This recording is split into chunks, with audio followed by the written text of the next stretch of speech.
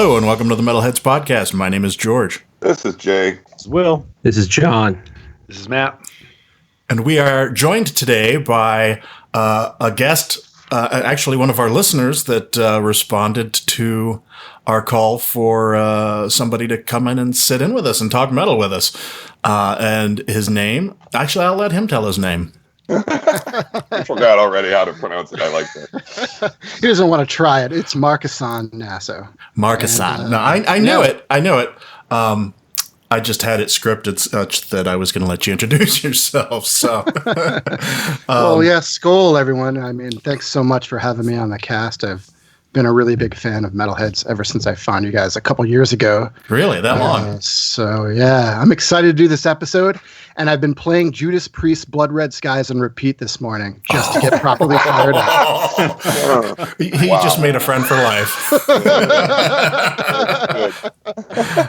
Oh, man. Hey, Mark, you're already on. You don't have to suck up that much, okay? There's just this natural inclination from everybody to just kind of suck up to George a little bit. I don't know what it is. I mean, like out in the real world, too. It's just... Well, I was being sarcastic. But... Yeah, people are always sucking up to me, that's for sure.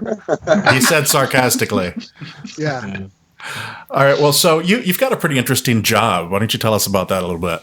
Well, I'm a comic book writer. I'm also an editor. I do a lot of different writings, but mostly I've been focusing on comic book writing for the last few years. So I broke into the industry a couple years ago with a book I do called Voracious. I was reading about that on Amazon, and I think I'm going to have to pick that up. Yeah, it's pretty cool. It's about a chef who travels through time, kills dinosaurs, and serves them at a restaurant in the present. Nice. Are you fucking serious? That's awesome. Do people know? Do people know that it's dinosaurs that they're eating? They don't know. No. Oh. Nice. Well, maybe you should read the comic, Will, and you'll find out if they know. Well, I mean, if I told you I was serving you dinosaur, would you believe me? No.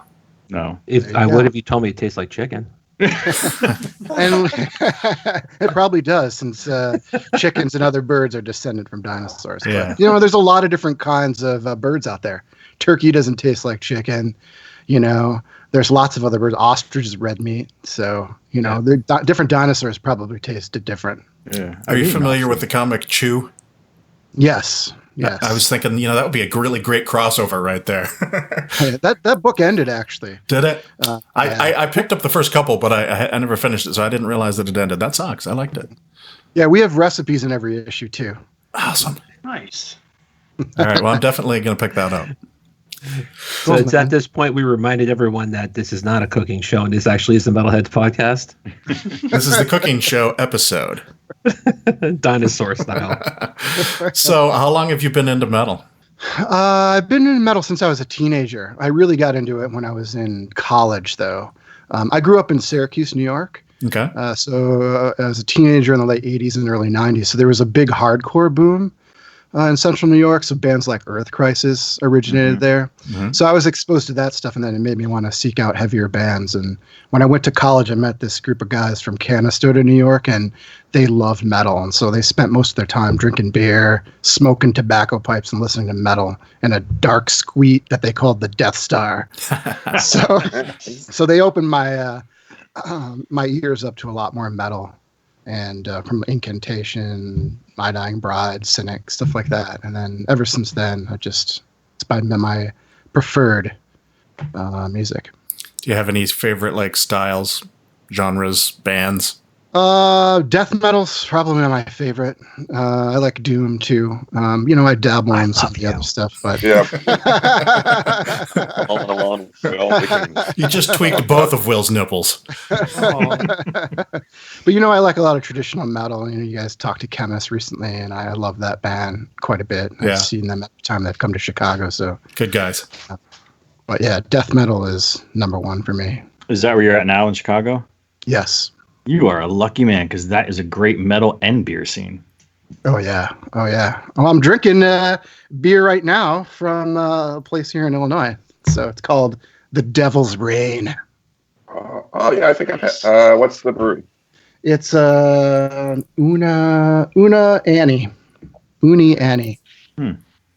So, Three Floyds is basically readily available to you at all times? Yes. Yeah. Nice. Yeah. It's I mean that's in I hate Indiana, you. but it's just a short trip. It's like a suburb of Chicago, Nice. basically. Yeah. So We met. Does any of their stuff go into stores at all, or are they just it's straight from the brewery? Or oh no, we have it in stores out here. Yeah. I can get it when to I'm go in to the Wisconsin. brewery.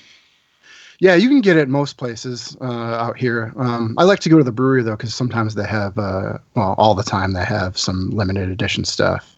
Nice.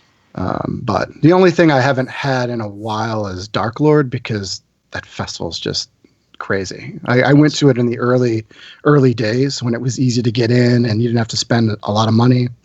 Now you have to go in for, I don't know, like $300 some or something, and you get 4 bottles, and Jeez. you get to see a lot of bands and everything, but it's just pretty expensive and crazy crowded. It's kind of what Surly's done with Darkness Day. It's like a 2-day thing now at festival grounds, but part of it was you buy like, I don't know, X number of bottles of it, and it was a bit more of a... Yeah, I love Darkness. I'm actually going to drink that next. I have a 2016 Darkness that I'm going to bring out. Nice. They have, I see why you like our podcast. Like this is Yeah, you just fit right in. man.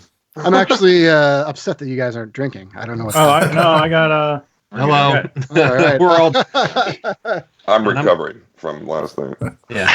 Well, I was going to From say a lot of I'm things. pretty convinced that Jay doesn't drink anymore because he doesn't drink on the podcast anymore, and his excuse is it's either I just ate, it's too early in the morning, or I'm recovering from last night. Well, not true, because I know Jay's staying up late watching A's games because he's always checking in beers after I go to bed. I get up in the morning and I see them all pop up on my screen. That's when I do it. I Yeah. did see you just checked into a Half Acre. Speaking of Illinois or That Chicago, I forgot to put in Daisy Cutter and 7 stills from last night, so I had to put those in this morning.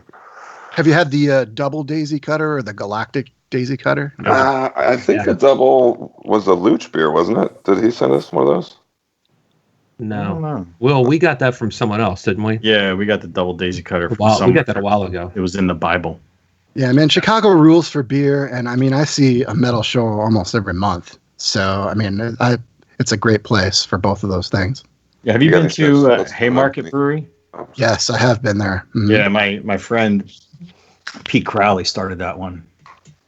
And when I was in brewing school up in Chicago, I went to Siebel up in Chicago, and Pete was the head brewer at the Rock Bottom downtown, and the guy was just making unbelievable beer. Not even school trained, just the intuition this guy had. And then he started Haymarket, and I haven't been back to Chicago since to go check it out and go visit. But I'm glad you know it.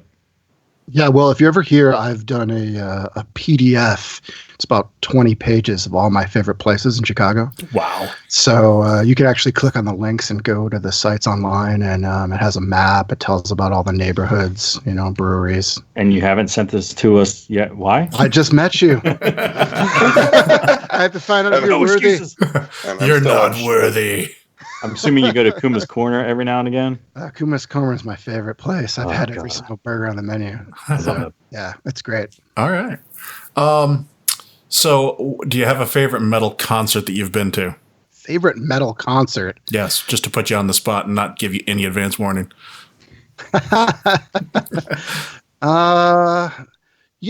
I think I'm gonna go with Iron Maiden. I saw him last year. It was the first time I ever saw him, which is crazy because I've been listening to Iron Maiden forever. And they played out here at a big outside arena, and it was just, I was not prepared for that kind of show. Just the props that they put on, and just the energy of the band, and they're old as fuck. So I couldn't believe it. They're jumping around and throwing guitars like 10 feet in the air and catching them.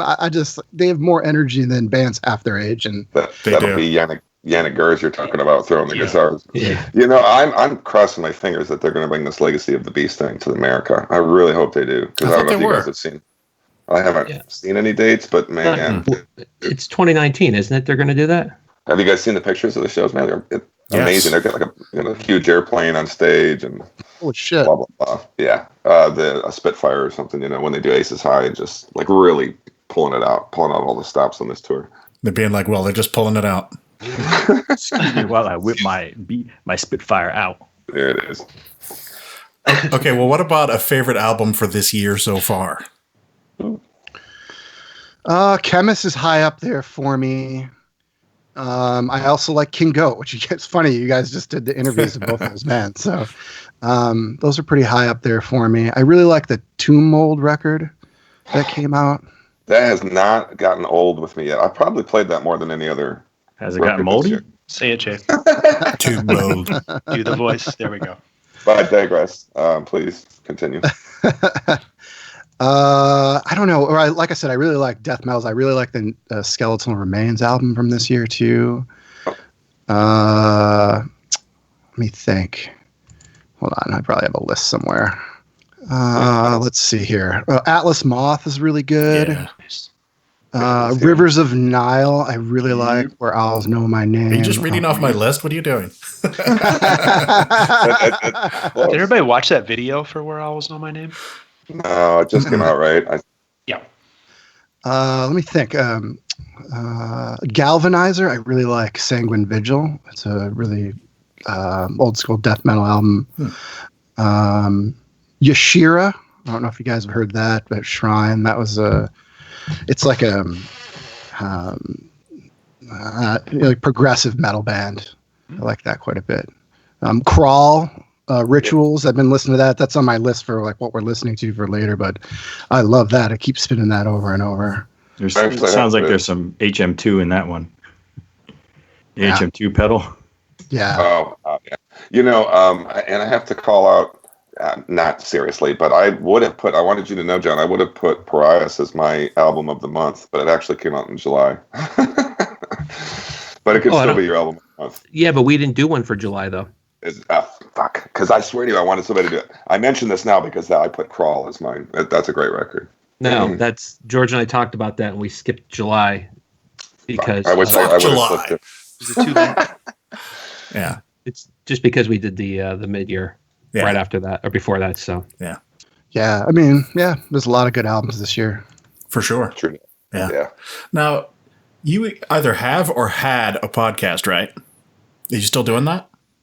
I still do a podcast with my friends, a comic book podcast. Mm-hmm. I haven't released it in a long time because when we first started doing the podcast, we were reviewing comic books, and then I broke into comics. Mm-hmm. So it's weird to critique comic books when all these people are now my peers. Yeah. So I had to shift gears a little bit and do something different. So I've been recording with my friends a bunch of podcasts, and I hope to launch it next year. They're kind of timeless, so I can just get a lot in the bag and then put them out. Cool. But they're basically versus casts. Like it's called the Pop Culture Kickdown. And it basically, you can take any two pop culture things, like a movie versus a comic, two comics against each other. And cool. I have like a ranking system for parts of the, like say a comic book, like best characters, best supporting characters, best face punchery, things like that. Face punchery. I'm using that, man. Yeah. Because I like to use the term jackassery. So that's I like that too. Face punchery is much better. Yeah. But it's neat because when we go through it, you think that maybe one's going to win over another. But then when you actually rank it by these, systems, these little things that make up the whole, sometimes it comes out a little different than you think. So it's been fun doing that. And then I sometimes do an interview podcast with comic book creators. I haven't done it in a couple of years because I've been really busy working on my own stuff. But I like that because I do an in-depth interview with a comic book creator where instead of just asking surface level questions, we go in deeper to how they create the comic. It's based on a single book that they're working on, not their entire body of work. So maybe I'll get back to that next year too. Cool. Before I get into my really important final question, where can people find Voracious? You can go to my website. It's markisan.com. It's Markisan. You can also go to Voracious Comic on Twitter or Facebook and find us there. And we're doing a bunch of updates. We have 2 volumes of the book out now, and we're working on the 3rd. So that's coming out pretty soon. And I'm going to be doing some other stuff. I have a heavy metal love story comic in the works right now. So that'll be my next book that comes out. Oh, does it feature George and John, or what's going on? Okay. It features you in your hand. I like dicks. Yeah, This could be I a got very on the short website story. immediately when you So, told us about it, and this is really good, cool looking stuff on your website there, and then also there's a great picture of you in a Viking hat. So, Markisan, do you also illustrate the book? I don't. I just write the book. Okay. So I basically come up with everything that happens in it, and then I write a script, and then the artist comes in and interprets it. And the artist is Jason Muir. He's my friend, and it's neat because we developed the book together, which is unusual for comics. But we live near each other, so we'll go out, have beers, and talk about it, and develop the book. And it's been a blast. It's our first comic book, and it's hard to break into the industry, so we're pretty excited about the book. And the first issue sold out, and we get to do a third volume, and that's pretty unusual as well, because it's an indie book. Our book's worldwide, but our publisher is small, because like I said, it's our first book. But is it on? Can you find it on what's it, Cosmicology? Comixology. Yeah, it's on there. Okay. Yep. Yeah, I can send you guys the PDFs too. I mean, if you want to check it out. Yeah, love to. We do. Since Will knows about Comixology, I think that means you read comics. I do well. I still read comics. I got it strictly for all the new Star Wars comics that are coming out, which are all now canon. So, although and I couldn't get to there's a comic book store not far from my house, but just getting down there once a week or once a month or whatever when they release stuff, and I miss it, and it's like I'm way behind. I'm like, I'll just do this Cosmicology thing, and it seems to Cosmetology or Comixology. Yeah, Cosmetology. Actually, can I now, get Markisan, if you listen to the podcast enough, I'm not the most intelligible person. So now you love death metal, so I give you a pass. Yeah, exactly. That was the perfect place to pause. I'm not the most well-spoken person.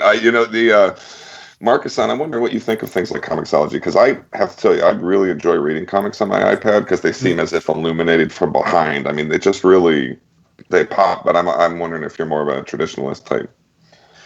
Yeah, I mean, I love Comixology. I read about a third of my books on Comixology that I buy. I am still really into print. There was a time where I had switched over to Comixology, and I found that I like to interact with the books, I guess. I don't know.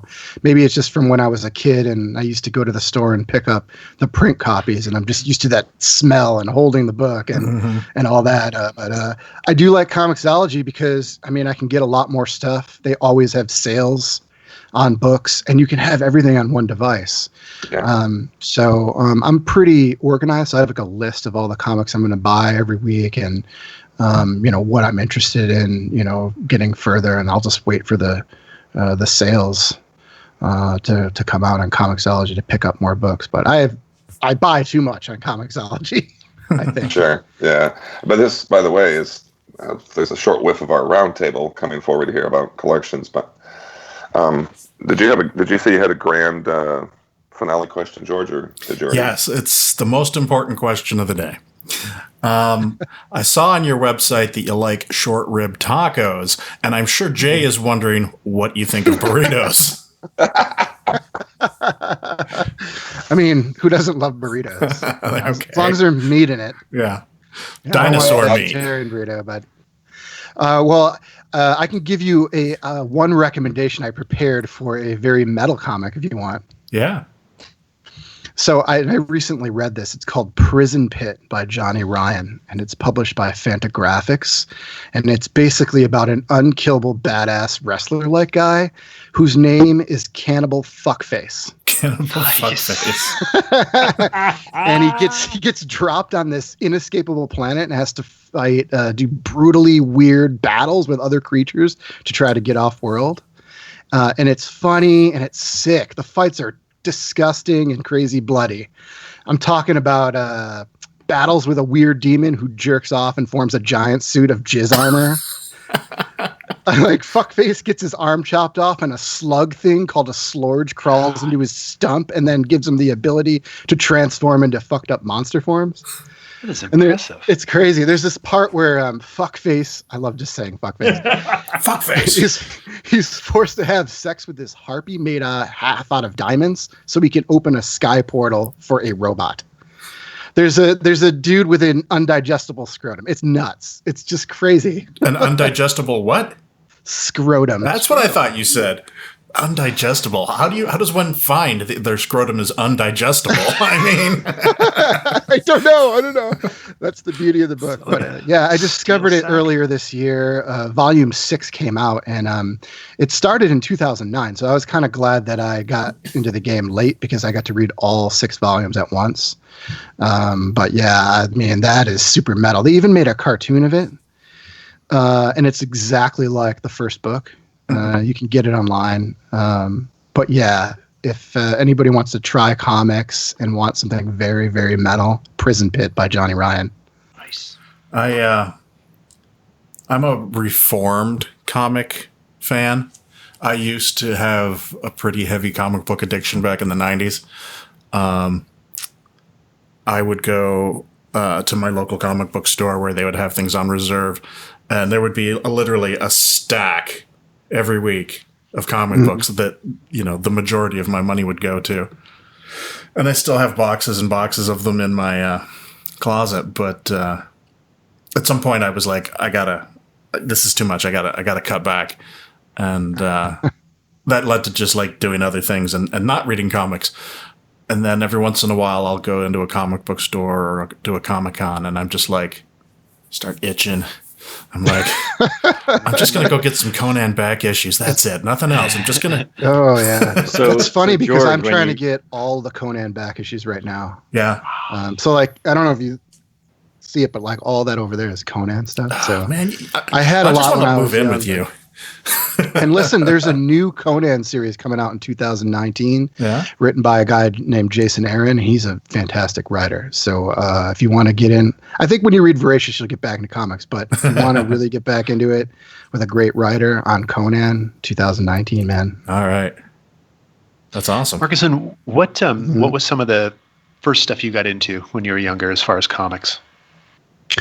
And we're going down the rabbit hole. I know. You gotta. My first comic I ever got, I have it framed like right above me, is a Batman 431. Nice. And I was drawn in by the image. I was in a mall, and the image is a Batman hanging upside down from a tree, and there's a moon behind him. He's all silhouetted. And when I saw that in the bookstore in the mall, I had to find out what it was. And when I read the book, that's when I got hooked, because it's all about Batman traveling to like Nepal or somewhere in the Himalayas to learn this special technique, this killing technique. He doesn't kill, but he just wants to learn everything he can, and it was written by Jim Owsley, who is writing comics still, but he goes by the name Christopher Priest now. And I actually got to meet him earlier this year, and I brought him that book, and he was shocked because that book's, it's pretty old. Yeah. I think I got it when I was like 12. So, and I'm 43 now. So yeah, he actually signed it, Jim Owsley, even though he had legally changed his name. So that was a pretty big moment for me, because I told him, hey, you're responsible for getting me into comics. But Daredevil was a big thing for me by a writer named Annie Ascenti. I actually collected her entire run into a hardcover. You can get a books bound, and that's kind of fun. I've been doing that because it's just easier to read them instead of like going through boxes and boxes of comics. So X-Men by Chris Claremont was a big one for me too. So nice. Awesome. Hey, Markisan, have you ever listened to the band Geezer featuring Geezer Butler and Burt Bell? No. Oh. GZR? Yeah, GZR. All right. Well, then I can't ask you that question because there's a Batman song. All right. Well, I'm ready to jump in. Let's do some metal. Yeah. So because we didn't schedule a band, when we don't do that, we tend to do what we call a roundtable. And John came up with a topic for us, so I'm going to let him talk about that. We are all big metal fans, obviously, and so are probably most people listen. But we never really talk about how obsessed we are with it. So I thought, why don't we just go down, as we were just saying a second ago, the rabbit hole, and talk about our obsessive nature, how we collect, how we store, how we display. just the whole 9 yards. So whoever wants to go can go first. Well, why don't we do like we normally would? We'll start with Markisan All right. Okay. and just work our way up from there. Cool. Sure. My wife got me a turntable a couple years ago, and now I have like 250 LPs. So most of them are metal. So she's always getting on me about, you keep buying records. Why do records keep coming in? I get that too. I know. I was like, I have an allowance and I'm staying in the budget, but so I've run out of places to put them. I have like I have to. I have these IKEA cubes. They're like has like 4 slots in it, and I have 8 of those, and they're full, and I'm stacked on top, and I'm like, so I really have to cut back on that because I just don't have anywhere to put them.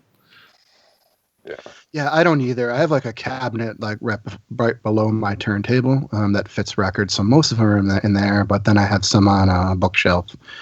I live in a condo, so I just need a house just to store my records, I think. Originally, when I started collecting, I was just going to buy my absolute favorite records on LP, but Spoken like a true junkie.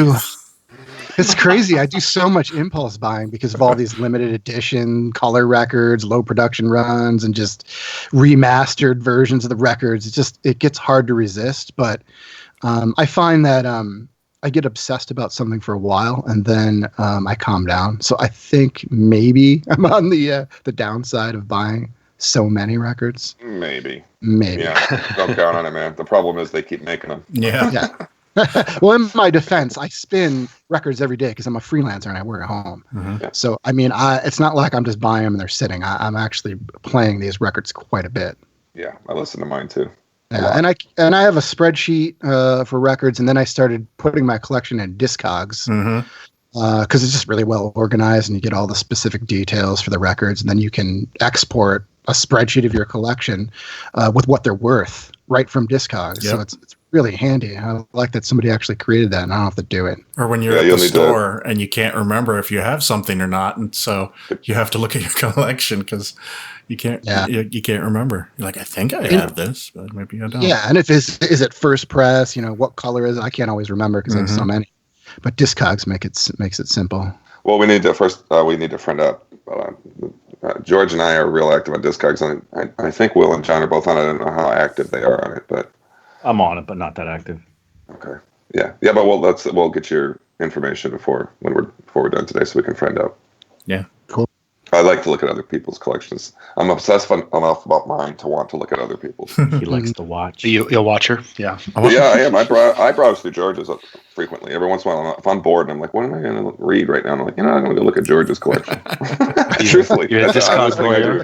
And then you get bored and you're like, all right, well, let me look at it. I only have a couple hours. I can't keep looking at this thing. It never ends. Jay's Friday night is eating a burrito and scrolling through George's collection. Wow. Yikes, buddy. I'm busy in here, honey. Don't open the door. All right. Well, Matt, what about you? And I'm going to be a total letdown. A few years ago, I kind of adopted this lifestyle of minimalism. And so I don't own much physical. I don't own any CDs anymore. I do have a digital library, which is obviously handled digitally. I was gifted a record player about 20 years ago, to which I worship. And most of my records have been like either some good used finds or hand-me-downs. I personally don't actively buy new vinyl that comes out. And to be honest, my only flow of vinyl in is what my wife finds at garage sales. She's very passionate about garage sailing, going to stores and just getting things used. And so there's always a lot of vinyl.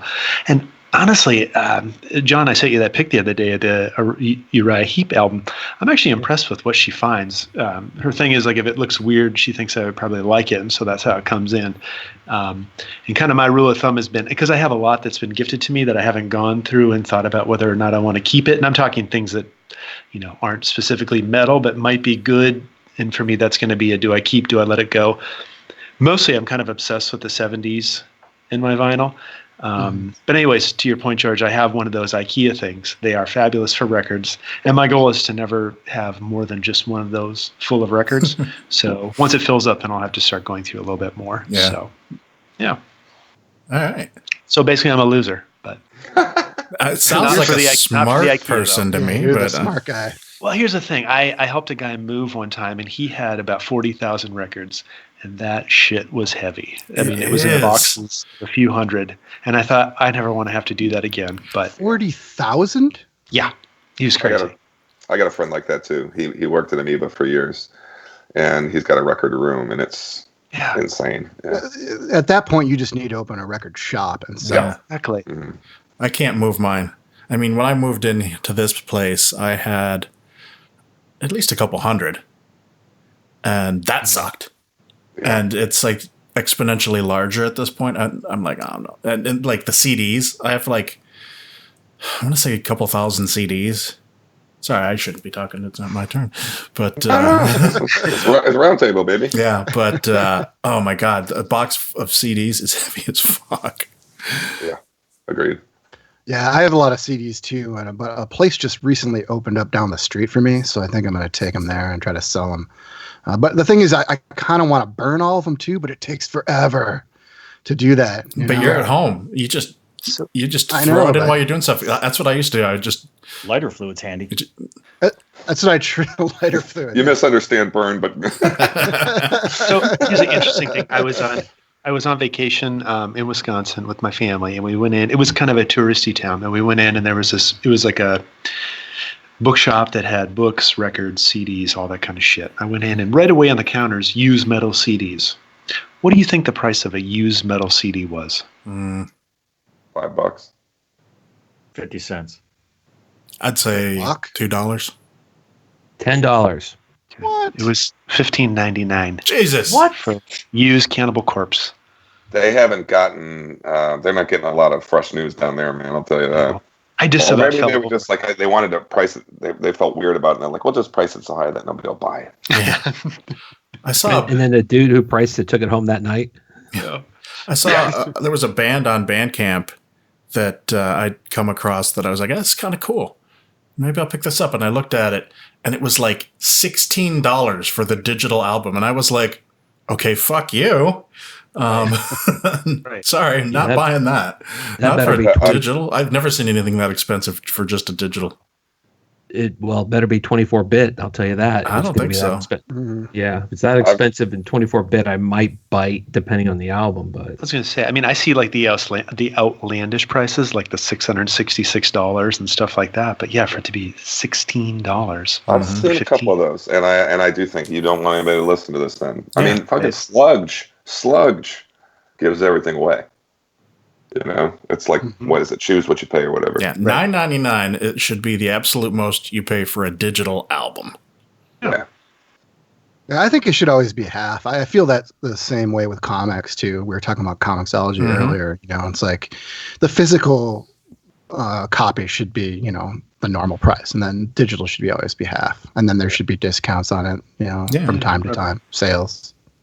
Yeah, and I also, by the way, I'm they don't have to, but I think every record label should do free download if you buy the vinyl or whatever. Yeah. You spent the money on it.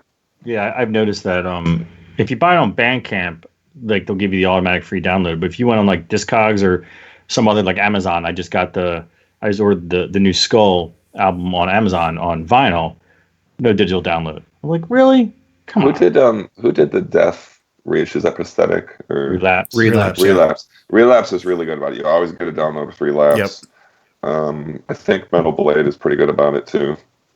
You know what I do sometimes if I don't get a download? I just contact the company, the album label, and sometimes they'll just send it to me. Nice. So I'm like, hey, I bought the album. You know, I'd love to get the digital download for it, and they almost always send it to me. Oh, that's so nice. I feel like just ask. You know, I've done that many, many times for things that I've wanted in life. So it works, and it doesn't cost you anything. You know, you'd be in the same position if you didn't ask. Yeah, that's true. I think that's the best advice we've ever had on this podcast. That's pretty good. Just ask. I'm full Ask of and you them, shall receive. But I like that you. what I'm getting here, though, is you're saying you do that with a lot of different products and things, and I'm starting to picture us all doing it like in restaurants and just sort of like, is there any way that I could just not pay for this today? Would that be cool? I eat so many burritos. Yeah, I've eaten a lot of burritos, Can I bro. just have a free one? That's right. All right, John. Just look behind him. Yeah. Obsessive. I'm so There's a reason why this is John's question. John's not in earthquake country anymore, and that's good because you'd be in danger in there.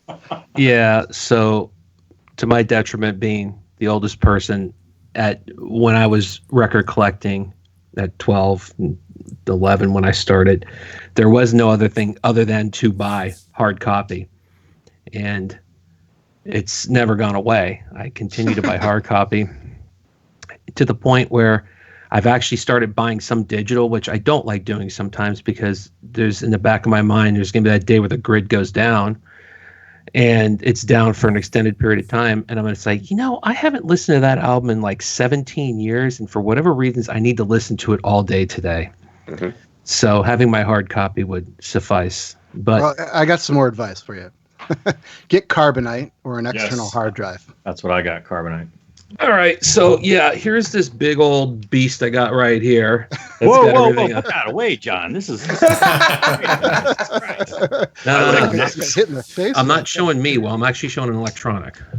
If it was me, you wouldn't see anything. I'm actually surprised it's black too. Well, Jay, it was the biggest one.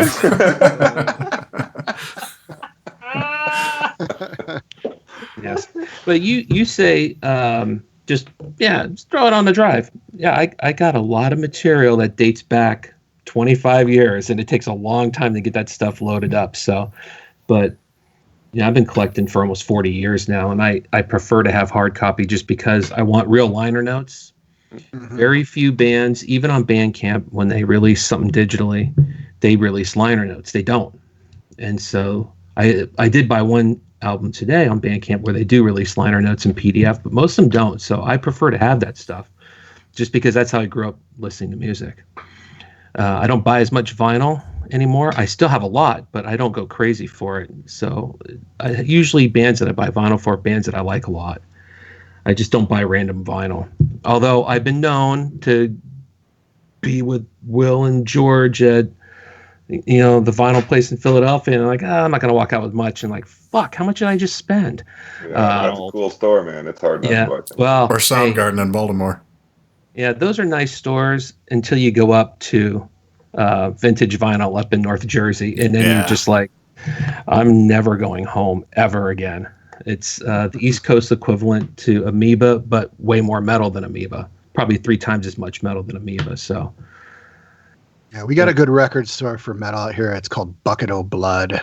Nice. Nice. And it's right around the corner from Kuma's. So, it's basically the best place to be. And I'm friends with the people that run that place. They're terrific. And they also have science fiction and horror books there. Oh, nice. But they have a really extensive metal collection. So whenever I go there, I almost always buy something. So let's do the timeline then. I assume you go drink first so that when you go buy, it's not an issue. Yeah, fuck it. I'll take 2 more. I can afford it. Actually, what do you mean first? I drink first, then I drink at the shop, and then I'm I don't know. I don't understand what you're saying. I'm asking if you prime the pump before you get in. That's personal. Jesus. That's after you're done buying? No, that's more of a question for Will. Are we ready for You Will? really know us, don't you? But and I'm not even going to get into how obsessive I am with how I have everything stored on my laptop. Will hears me frequently talking about Music B because I converted him to use that software. Yep. So we'll just keep it to the physical copy. I try to get as much as possible, but I have started slowing down a little bit just because I'm out of space completely. We moved into a smaller home than my last place, so I don't have the acreage to put all this stuff. So You should get one of those big black things, and you can have 2 of them in and around your desk. I like dicks. I mean, I see a little bit more room on that CD mountain back there. I mean, there's some walls. Yeah. So if you're listening, we're looking at each other on video on Skype, and behind John is literally, I see just from the vantage point that I have 1, 2, 3, 4, 5, 6, 7 rows of CDs high, and I'm sure it probably goes all the way to the floor. And then on the top row, there's one stacked on top of that.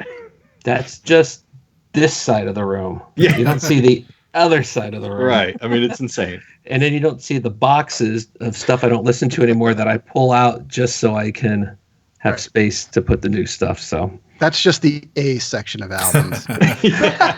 well, maybe up to B, if I want to be fair. But anyway, yes. If I was in my old place, I'd have plenty of room. But this house is a lot nicer. Will and George have been here, so they know it's a little more laid back than probably living in a crowded area. So anyway, I'm obsessed. Next. I have a problem. I admit that. Yeah, I'm a junkie, Yeah.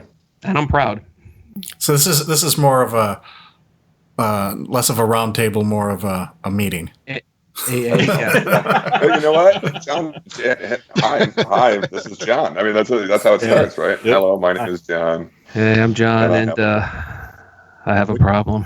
Is this the Alcoholics Anonymous meeting? Is this the vinyl? Is this the what addiction meeting is this one again? Sorry, it's too many. Hi, I'm Markisan. I'm a record buying asshole. All right, Will. I'm probably more like Matt. Hey, Losers Unite. I don't buy CDs anymore. I don't see the point for me, for how I do it. I'm mostly digital, but the one thing that you guys rub off on me a lot. I try whenever you get close enough. But the few things that I've done in recent years is, one, now that I finally bought a single family home last year, one of the first things I want to do is buy a record player. So I do buy vinyl now, but it seems like there's something coming in the mail about once a week. But I mostly just buy Doom albums on vinyl. I mentioned this before, just because I play when I play music in the house, it's always vinyl now, and it's really nice, and I get it, but I don't want. What happens is my wife comes home from work, and I've been home for a couple hours already with the kids, and then the first thing she's going to do is, if I'm playing like some sort of like death metal album, she's going, "Can you turn that off?" So I mostly buy Doom stuff, so no one is running around the house stressed out and screaming, And when I say that, I'm talking about my 2 kids and my wife. It's really just my wife. Kids will read you loud and clear. Yeah. Yeah, you got to be strategic, man. I mean, that's when you live in a home with other people, and it's interesting how you pick your music. Yeah. So most of the vinyl's Doom stuff.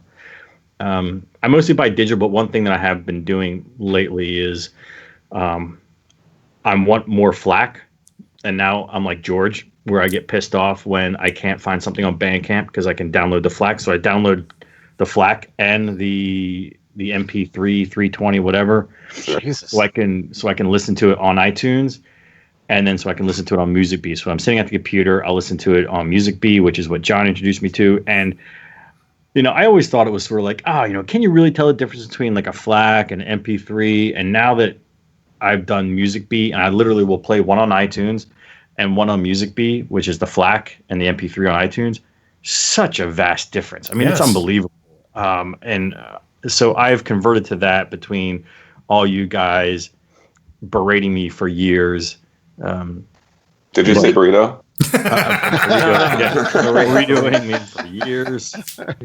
Yeah, but Will, even the big difference too, I think, is if you go headphones, you'll get way better quality with the FLAC on headphones than you would with an MP3 even at 320.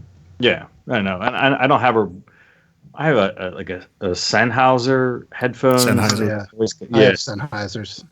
But they're not comfortable. They're like cute. And I remember I wore them one time on the podcast. Everyone's making fun of me for my giant, it looked like Princess Leia, giant earphones on. You should see my new set.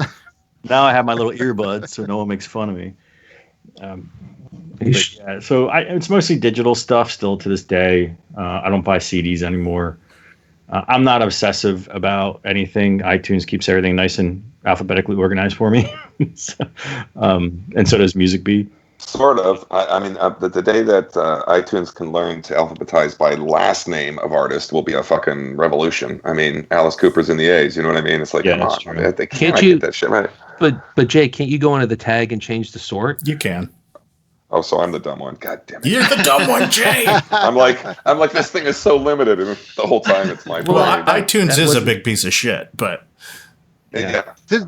When you buy from iTunes, before I haven't purchased from iTunes in a long time. I usually get from Bandcamp, but you can only get like 120 kpbs. Has that changed? I think it's 256 now, but that's still like useless. Yeah, Yeah. I mean, even They don't variable. I at got to all? get 320 at least. Right. I like FLAC, but I mean those files are so big. That's They're a so lot of big. storage. External man. hard well, you gotta drive. get one of those big black things like John. Wait, didn't you just tell me that you just need to get myself a big ass storage facility?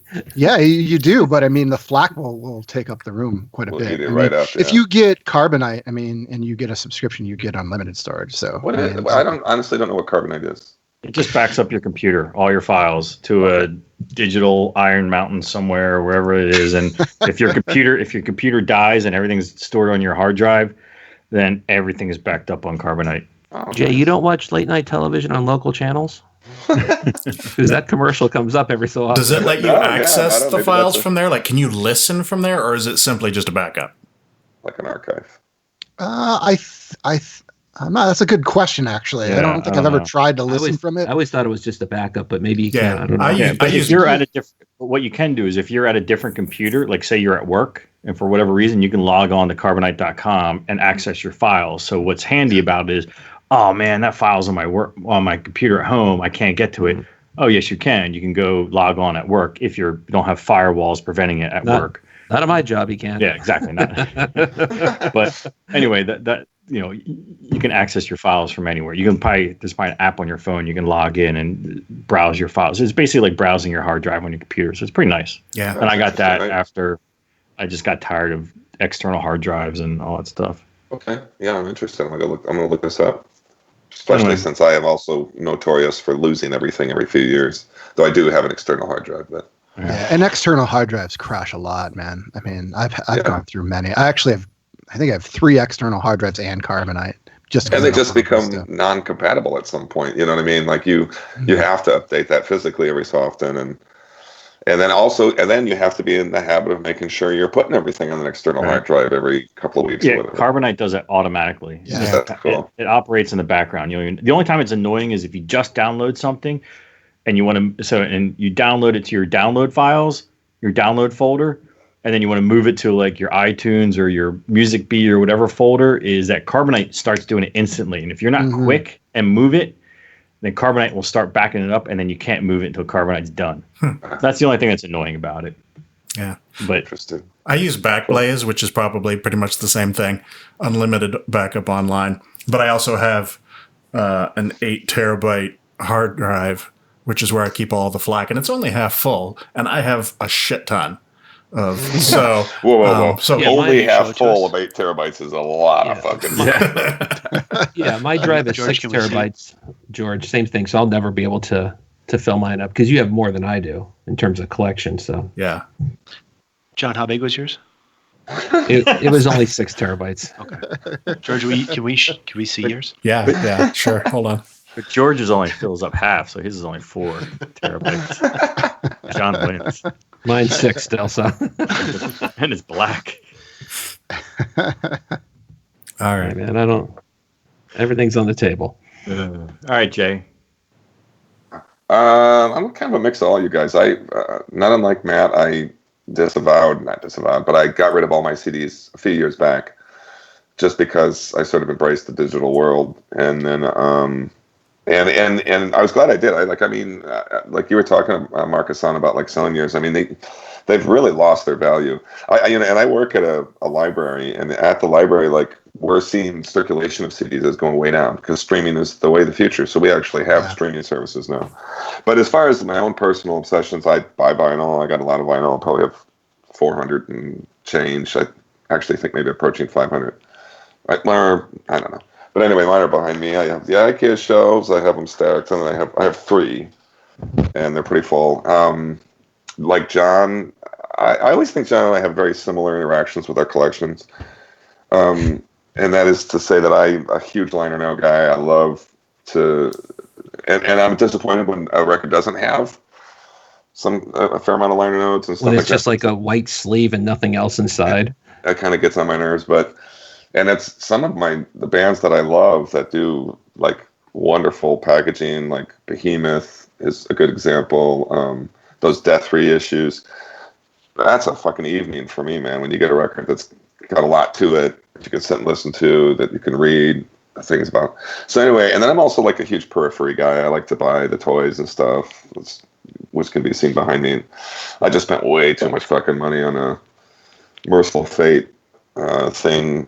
Those knuckle bones things, they're pretty lame, those knuckle bones things, but when they do somebody, like they do these statues, but when they do somebody with makeup, they can pull it off because it's not that hard to do somebody like that. And Did you get this? Fucking A, dude, where did you get that? Yeah, where did you get that? Super 7, man. Go to Super 7. So for everybody who's listening, this is a King Diamond figure. It's sold out now, but they do all kinds of metal figures, punk figures. They did the Misfits, the Fiend. I have that, man. Wait, super7.com or? Yes, super7.com. I do have the How Fiend. awesome is that, though? It even comes awesome, with the microphone, too. Well, you might go. So yeah, that's awesome. But I will say what I just bought is much better, and it's not out yet, but it's this Knucklebones thing of King Diamond and Merciful Fate. They have a King Diamond one, which I got, but now there's a Merciful Fate one coming out, and then a 3D representation of this album cover. Oh, sweet. Of Don't Break the Oath, and it's like literally a finger comes out at you. I spent like $400 on this stuff. But the also point there's being, some flames to it too. It is. No, it's wicked, dude. I'll send you guys that picture here. Cool. But anyway, it's and just other things that like are attached to the things I loved when I was younger and the things I love now. George, this is actually a copy I have for you. Sweet. Yeah, it's a graphic novel. I have that. And it's really good. It's there's such a good story in here about well, it's not a story, but it's basically Tom Warrior going through meeting all these different metal icons and stuff. Like Tony Iommi, but it's all done in this very Dio way. Like they hand him the sacred sword or whatever. And anyway, and then it ends with him sitting there listening to Welcome to Hell and as a kid, and he's imagining all this stuff. This is a great fucking book. Oh, yeah. Anyway, so it's like those things. I love to buy those things, and I love to have those things. I love to have visual representations of the things I love. And I truly will. This is also the room I play guitar in when I practice guitar, and all my toys and posters and stuff are in here. So go ahead. I was just going to say, I just went on the Super 7 website. So it's Super and then the number 7. Yes. They have the Iron Maiden, like Eddie, 2 Minutes or Aces High. They got the Killers album cover. It's all the action figures of Eddie, the Power Slave cover, the Trooper. You can buy all 4 for $60. They got I see the Misfits thing in there. And then I guess something like the Man from U.N.C.L.E. or something weird. I really regret missing the King Diamond one. I have the Fiend one, too. I have the Glow in the Dark from San Diego Comic-Con exclusive. Oh, nice. Yeah. Cool. Yeah, Super 7, they I hope they do a lot more metal toys because I would just make a wall full of those. Yeah, there you go, yeah. But it never occurred to me to go to their fucking website, especially. I'm really depressed I missed that King Diamond one. But that, so somewhere, all I mean to say is my collecting and the stuff I have, it's sort of holistic. I mean, I'm not overwhelmed with things. But I have more like signed posters and stuff than I could ever display. Like there's Alice Cooper things and Behemoth things and tons of other things. And so, but and it's just, I don't know, I'm sort of warmed by that. I love having the things that I love around me. And I'm a bit of a minimalist too in almost every other area, but I love to own. Yeah, we know. I love to own old records. I like to buy just like you, Markisan, I buy the new remasters. I have nothing against the new big packages. I love them. So some of my, I have like old Iron Maiden issues, but when the new ones come out, I buy those too, if it's something I love. Yeah, I mean, I just got the Crawl. It was like a box set, and it came with like a patch and like all this extra stuff. It's a gorgeous little box set, and I couldn't resist it because it didn't cost that much money. So a lot of metal bands are putting out it's vinyl, but it comes in like a package, like a box, and then it had a bunch of Actually, I'm using the coaster right now. I came with this sweet coaster and a patch and like a poster and like it's signed and they only made 50 of it. So it's like, oh, I really like this album. I think I want to get this. I think they still have some because that band's not super popular, but I don't get a lot of limited edition packages. Actually, when we go to news, the Metallica section, I talk about that, but I'll probably talk about that. But every once in a while, something comes up where, I just can't resist it, unfortunately. Actually, that's probably the perfect way to put it for me too. And like, so the box sets, the Metallica box sets, like those are some very formative, important records to me. So to have that amount of information and sound that comes in those boxes, I bought all of them so far. Mm-hmm. And likewise, and I wish like Iron Maiden would give Number of the Beast that treatment, stuff like that. So I have like some of my holy grails don't even exist. They're just things I want people to treat in a proper way. Long story short, it's really nice to be somebody who loved metal as much as I did when I was a kid and growing up. And then I have, I'm not rich, but I make good enough money to buy the things that I want now. And it's so satisfying to fill my house with all that I would have loved to have had when I was 15, Yeah. So anyway, George, this is going to be what George. Can I remind you of one thing, George, and that is that on an early podcast that I was on, we tried to come up with metal names, and yours was Scorched Earth because that's your theory when you walk through a record store. Yeah, I'm sure it's come up many times on the podcast that I'm a bit OCD obsessive about my metal music. And when there were formats, I was very obsessive about whatever the format was. I mean, I still have like 600 cassettes. Like I'm staring at piles of them right now. And like I mentioned, I have a couple thousand CDs and about 15. I remember those. You used to do those cassette porn pics. Yeah. On Instagram or maybe Facebook. Yeah, it was Instagram. Yeah, that was awesome. I'd take pictures. How many 8-tracks do you have, George? None. I was just old enough to miss that boat. And probably about 1,500 vinyl, I'd guess. I don't know. I stopped counting because, like I said, I had to just sort of stop buying vinyl except for, important things. I mean, I just got The Chemist from Will, and I got the new Inveraburo. Something else. But for the most part, I don't go out looking for vinyl anymore because I just don't have room anymore. And that was the same thing with CDs. I had so many CDs. I'm like, I had to buy custom CD racks. I had my dad make custom CD racks because he's like a woodworking guy. Because there just wasn't anything big enough to hold all my CDs. So when digital came along, I hit that pretty hard because I was like, all I need is hard drive space. And I have like a row of hard drives.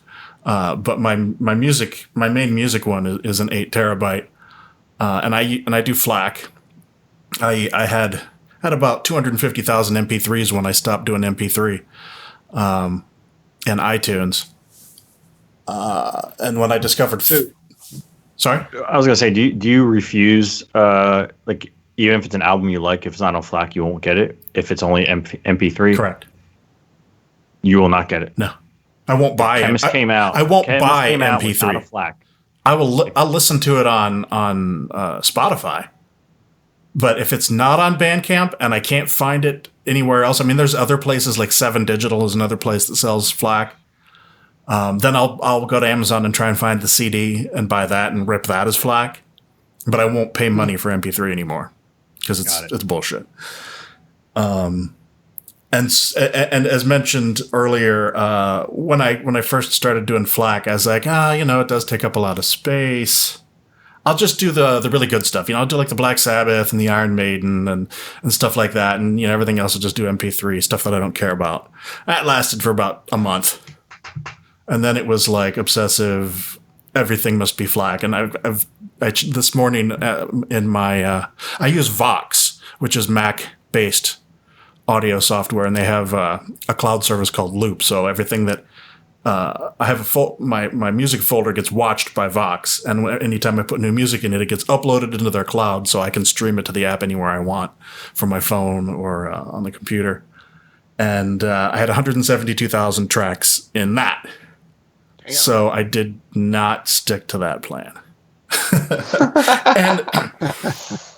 And when I first went MP3, I went through and ripped all my CDs.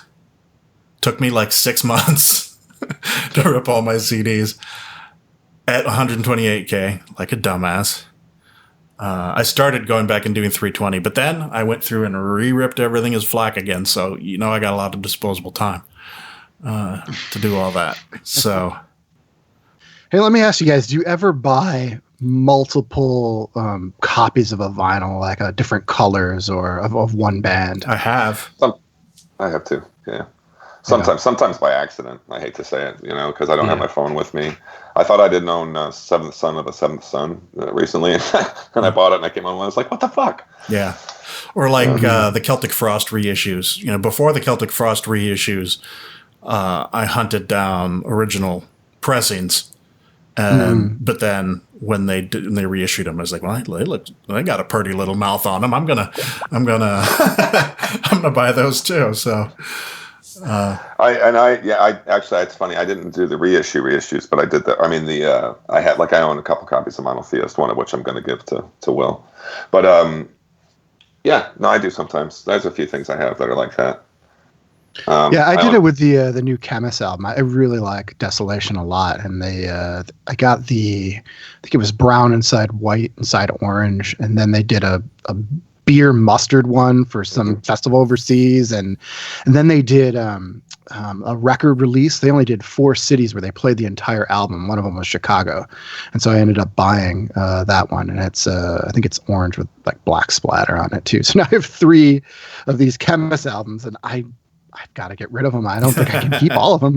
It's crazy. Yeah. Why do I have 3? And what's wrong with me? I bought an extra one and I sent it to George. I was like, because I just, what's wrong with me? I saw on Bandcamp, it's like, oh, vinyl came out and it was just a different color. So I bought it. I'm like, oh, I don't need this.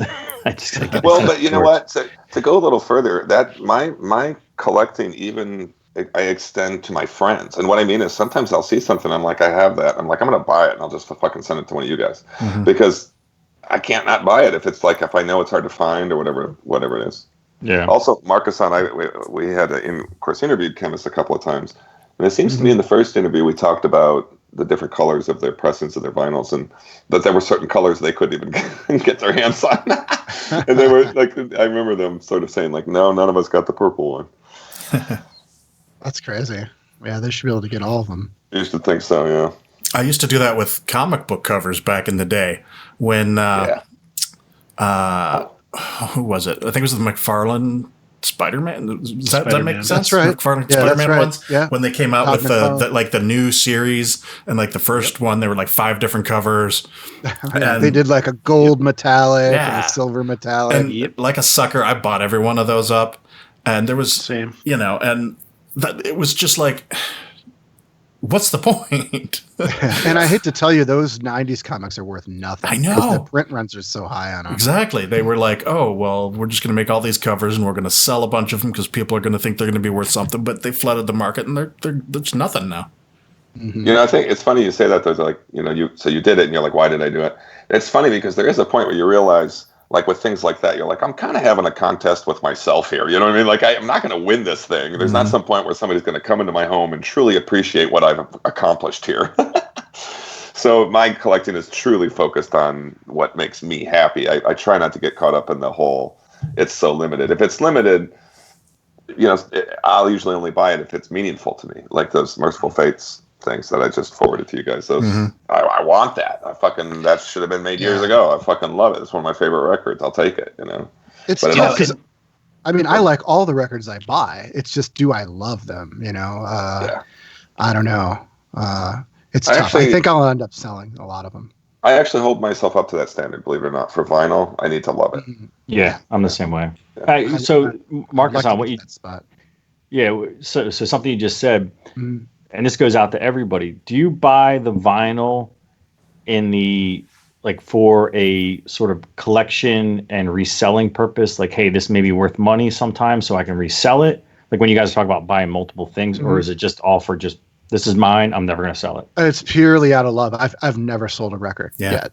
So even though I have Discogs, I haven't sold it, but I'm thinking about it now because the collection it's out of control. I don't have room for it right now, and I only have 250 records. You guys have way more. So, but I think about. I will say this. I do think about that sometimes. Like Nevermore's This Godless Endeavor just came out. I got that. Me too. But I spent kind of too much money on the original pressing because I didn't think it was ever going to come out again. So I bought one of the however many hundreds they made.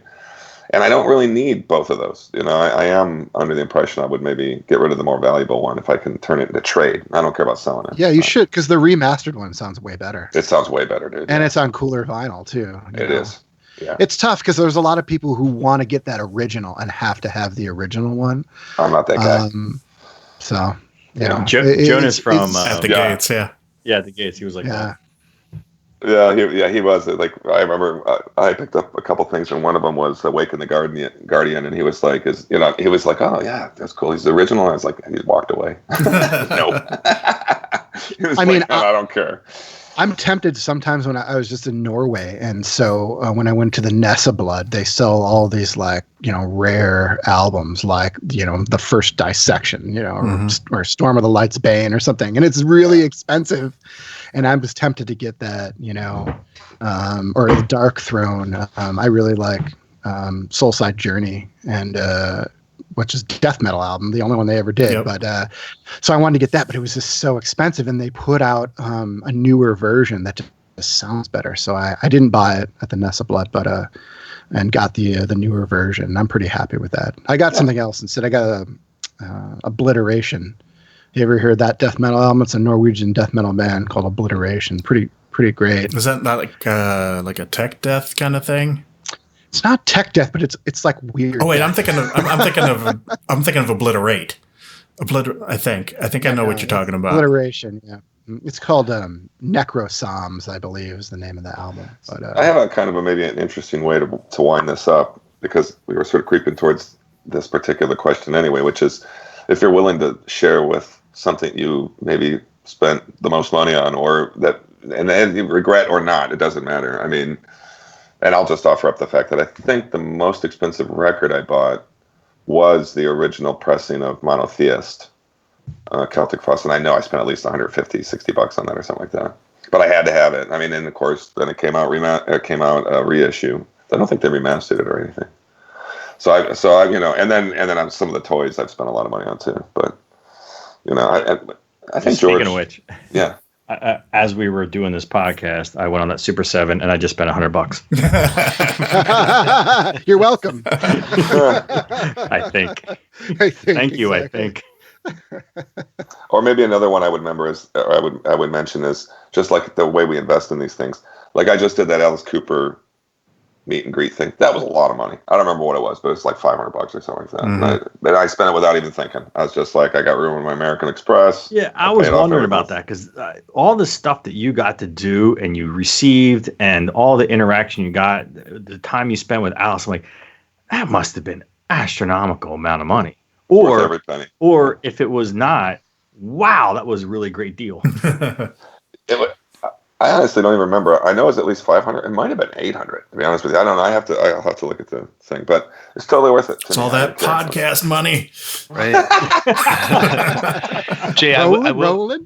Jay, when I'm on Facebook, that photo pops up a lot. It's anytime like I'm doing something, it says suggested to invite certain people, and you always pop up, and it's always that photo, and it always makes me happy every time I see it. Like every time he's got his arms around your neck, I'm like, this is a good day, If he had been, and I don't believe it's all about money with Alice, but if he had been like, yeah, I'll take that photo with you for another $500, I'd have been like, let me get my checkbook.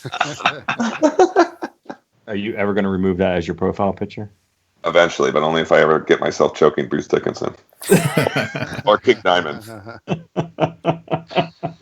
I will say, as the non-collector, the most expensive thing I purchased was Skeleton, which is Forever Abomination. I bought it at one of their shows so I could meet and take my photo with Chance, which I shared with you guys. To which I don't share with many people, but he signed it and we got the photo. So that's about as far as it's been for me. But that's pretty good, dude. I mean, I was happy. I'm sure you don't regret it. Yeah. No. I was just looking online at something. I did not buy it because I'm not insane. But my holy grail is a 7-inch Woods of Ypres Allure of the Earth. Wow. Hey, George, I can give you a couple extra. It almost never comes up because this was released by David, self-released. And the copy that finally came online was $400. And I was like, it's one song. It's hard, dude. It's hard. I know, but when it's something that's as near and dear to your heart as that is, yeah, it's hard. Well, Joel said I should ask. Let me ask. Joel said I should ask David's mom that she might have a copy that she would sell me, but I haven't gotten to it. So let me ask you this: if you're going to pay $700 for a 7-inch record, I'm assuming you're talking about records, or $400 for a record, would you play it, or is it like you don't want to even put a needle on this to possibly scratch it? I would play it. Okay. There's no records that I buy that I wouldn't play. Yeah, me too. Yeah, I'm the same way. I buy them to listen to them. Mm-hmm. I mean, the most expensive thing I ever bought was Fall of Afrotha. You ever hear that band? They're like God bless you, though. Crust. There's like an atmospheric crust band, and all of their songs are based on Watership Down. Huh. And they did a bunch of albums, and they put out a box set called The Warren of Snares. It's a 6 LP box, and so it has 3 albums that they did, and then it has like extra songs on 45s, and it came with a metal sigil and like a flag and all this other stuff, and it was long sold out.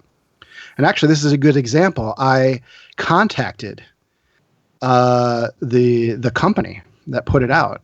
The label, and I said, hey, I really want to get this Warren of Snares box set. Do you have any left? And they're like, oh yeah, we do have a couple left. And so I ordered it because it goes for like $450 on Discogs or eBay or something, and so I got it for just the base price, which is, I think it was like $200 or something like that. But I love that band. I mean, that's a crazy concept, doing Watership Down, which is also one of my favorite novels of all time. So,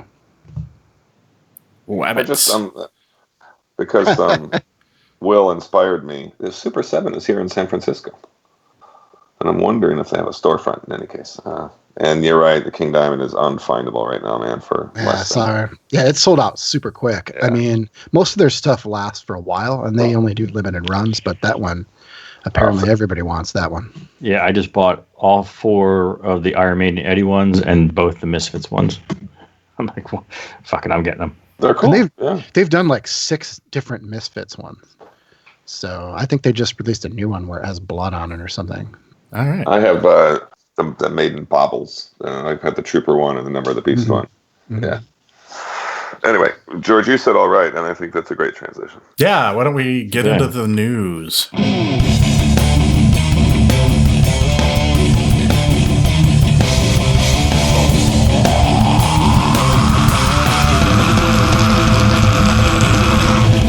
So Metallica's getting ready to release the 30th anniversary box set of And Justice for All, as they have done with the first 3 albums.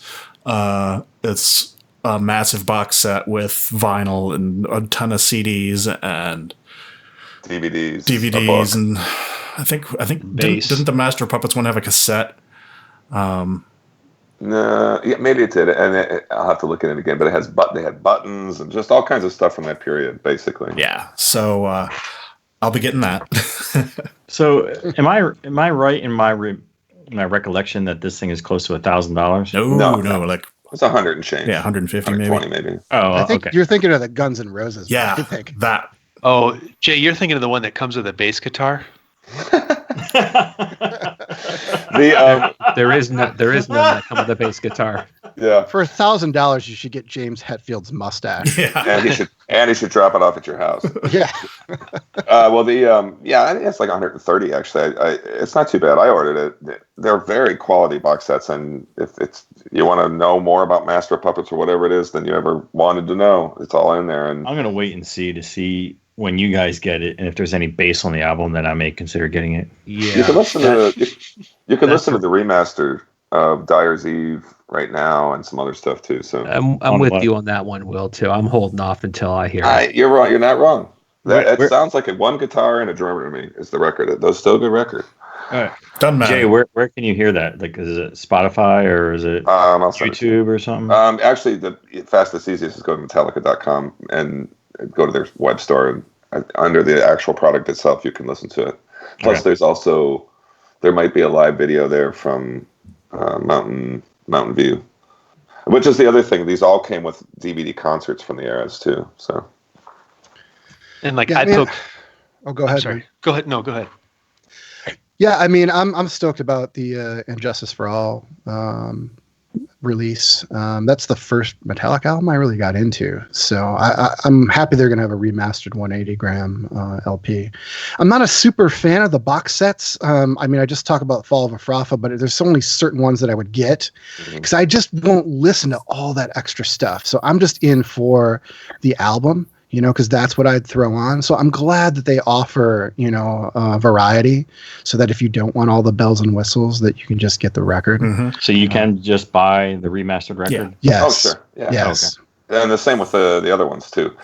This is all reflects the fact that Metallica owns their own back catalog now, and these are all coming out on their label called Blackened Records. That's 100% theirs now. They don't share those profits with anybody, so that's why they're part of the reason they're doing this.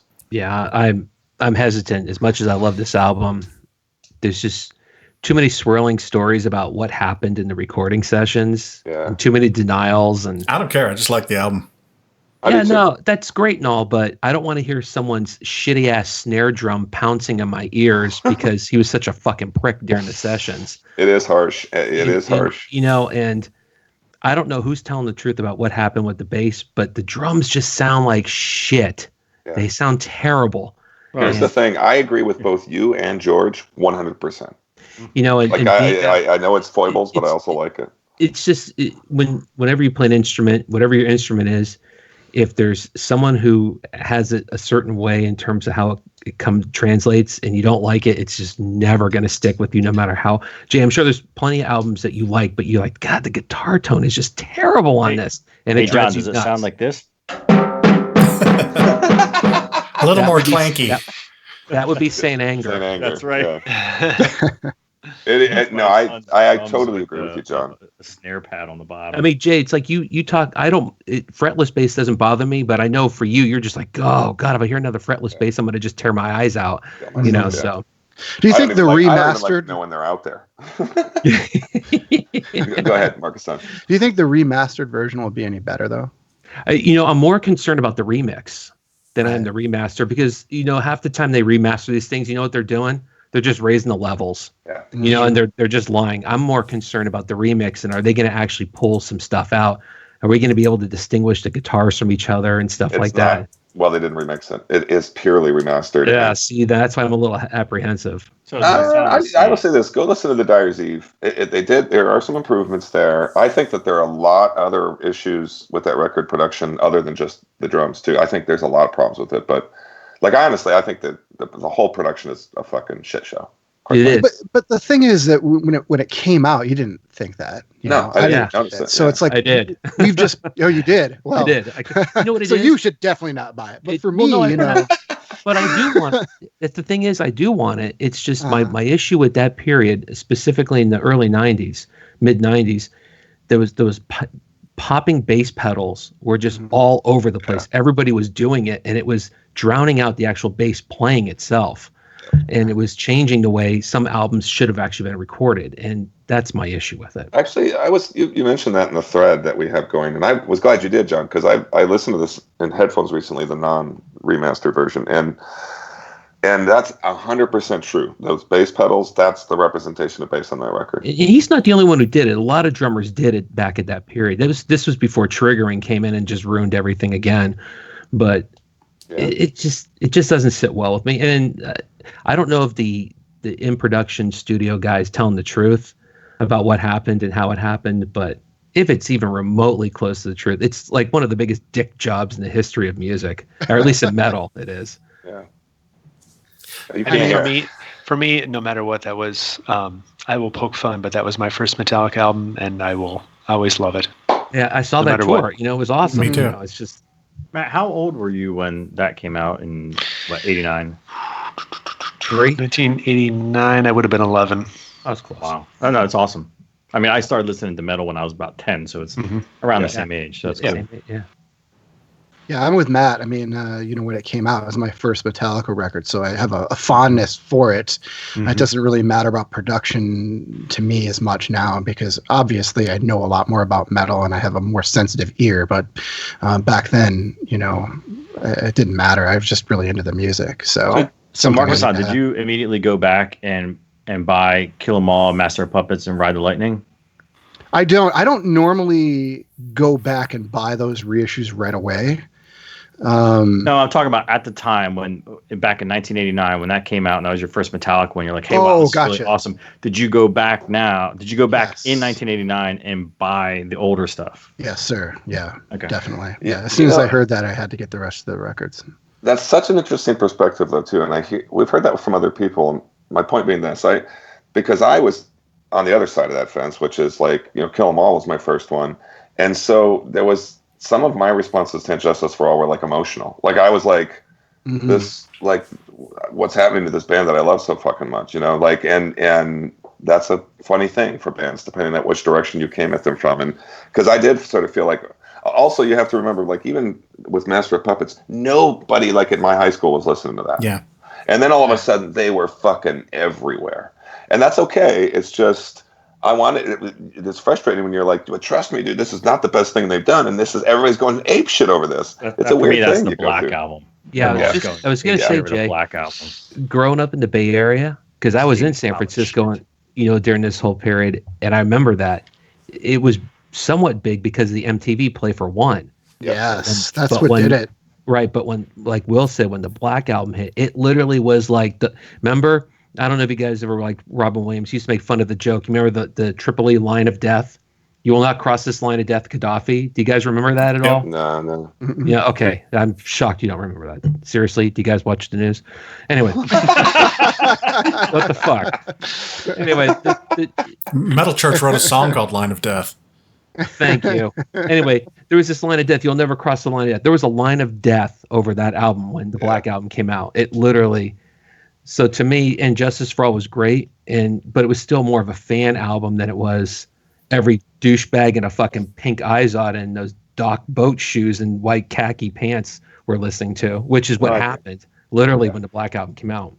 I agree. But I think there's just like this one heartbreaking notion, at least in the 80s, when there was a band that you kind of felt like was your thing. And people maybe even derided you for it. And then when it started to become more visible and they're filling Mountain View, amphitheater, it's a weird feeling. And that doesn't happen to me anymore. It's just like, but when you're a kid, that's because you're older and you don't care anymore. Yeah, that's true. But it's just funny. And that's not to say anything good or bad about it. It was just Injustice for All was the one for me where I was starting to be a little bit less enthused. Even though when I hear it now, it's actually better than I think I used to give it credit for. Do you think, Jay, a lot of that has to do with the fact that when you saw some of these bands, you were seeing them in smaller clubs or maybe theaters? Like an example, you would know this, like the Warfield Theater in San Francisco. You'd be like, wow, this is amazing. They're playing to 2,500 people. And then the next album comes out and they're playing at fucking Oakland Coliseum. Yeah, and you can't get a ticket. Yes, exactly. And you're out there like some jackass standing next to the guy who sells the shirts for $10 wrapped around his arms, and you're trying to buy a scalp ticket. I mean, that's what the great thing about metal is now, that you can go to these small shows and see like 4 different bands for like $16. And I went to the Chemist release show, and Phil is like standing next to me, rocking out to the band before, and then we chatted right before he went on to play.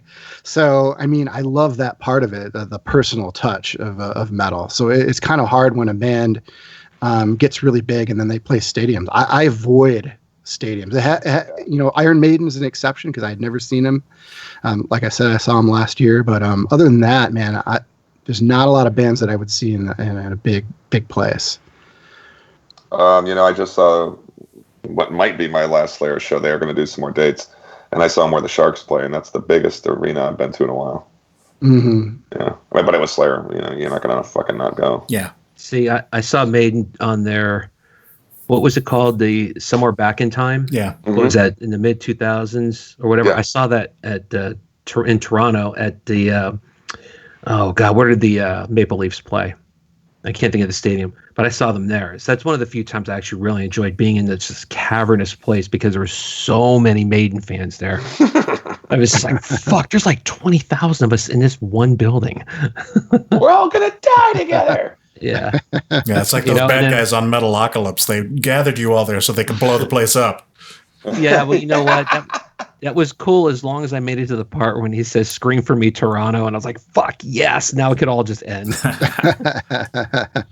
What are we drinking now?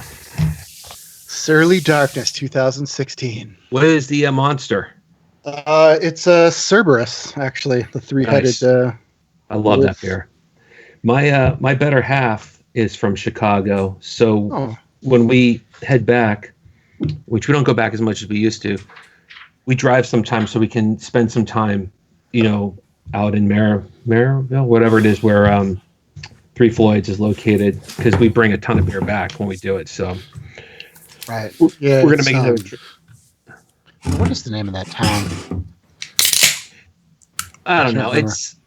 And we never stay in the town because there's nowhere to stay close by, so we have to stay near where her cousin lives out that way in Indiana. So. There's not a lot around Three Floyds, to be honest. No. There's one beer store that I want to go to, and that's it. There's actually a pizza place out there, Aurelio's, that we like a lot.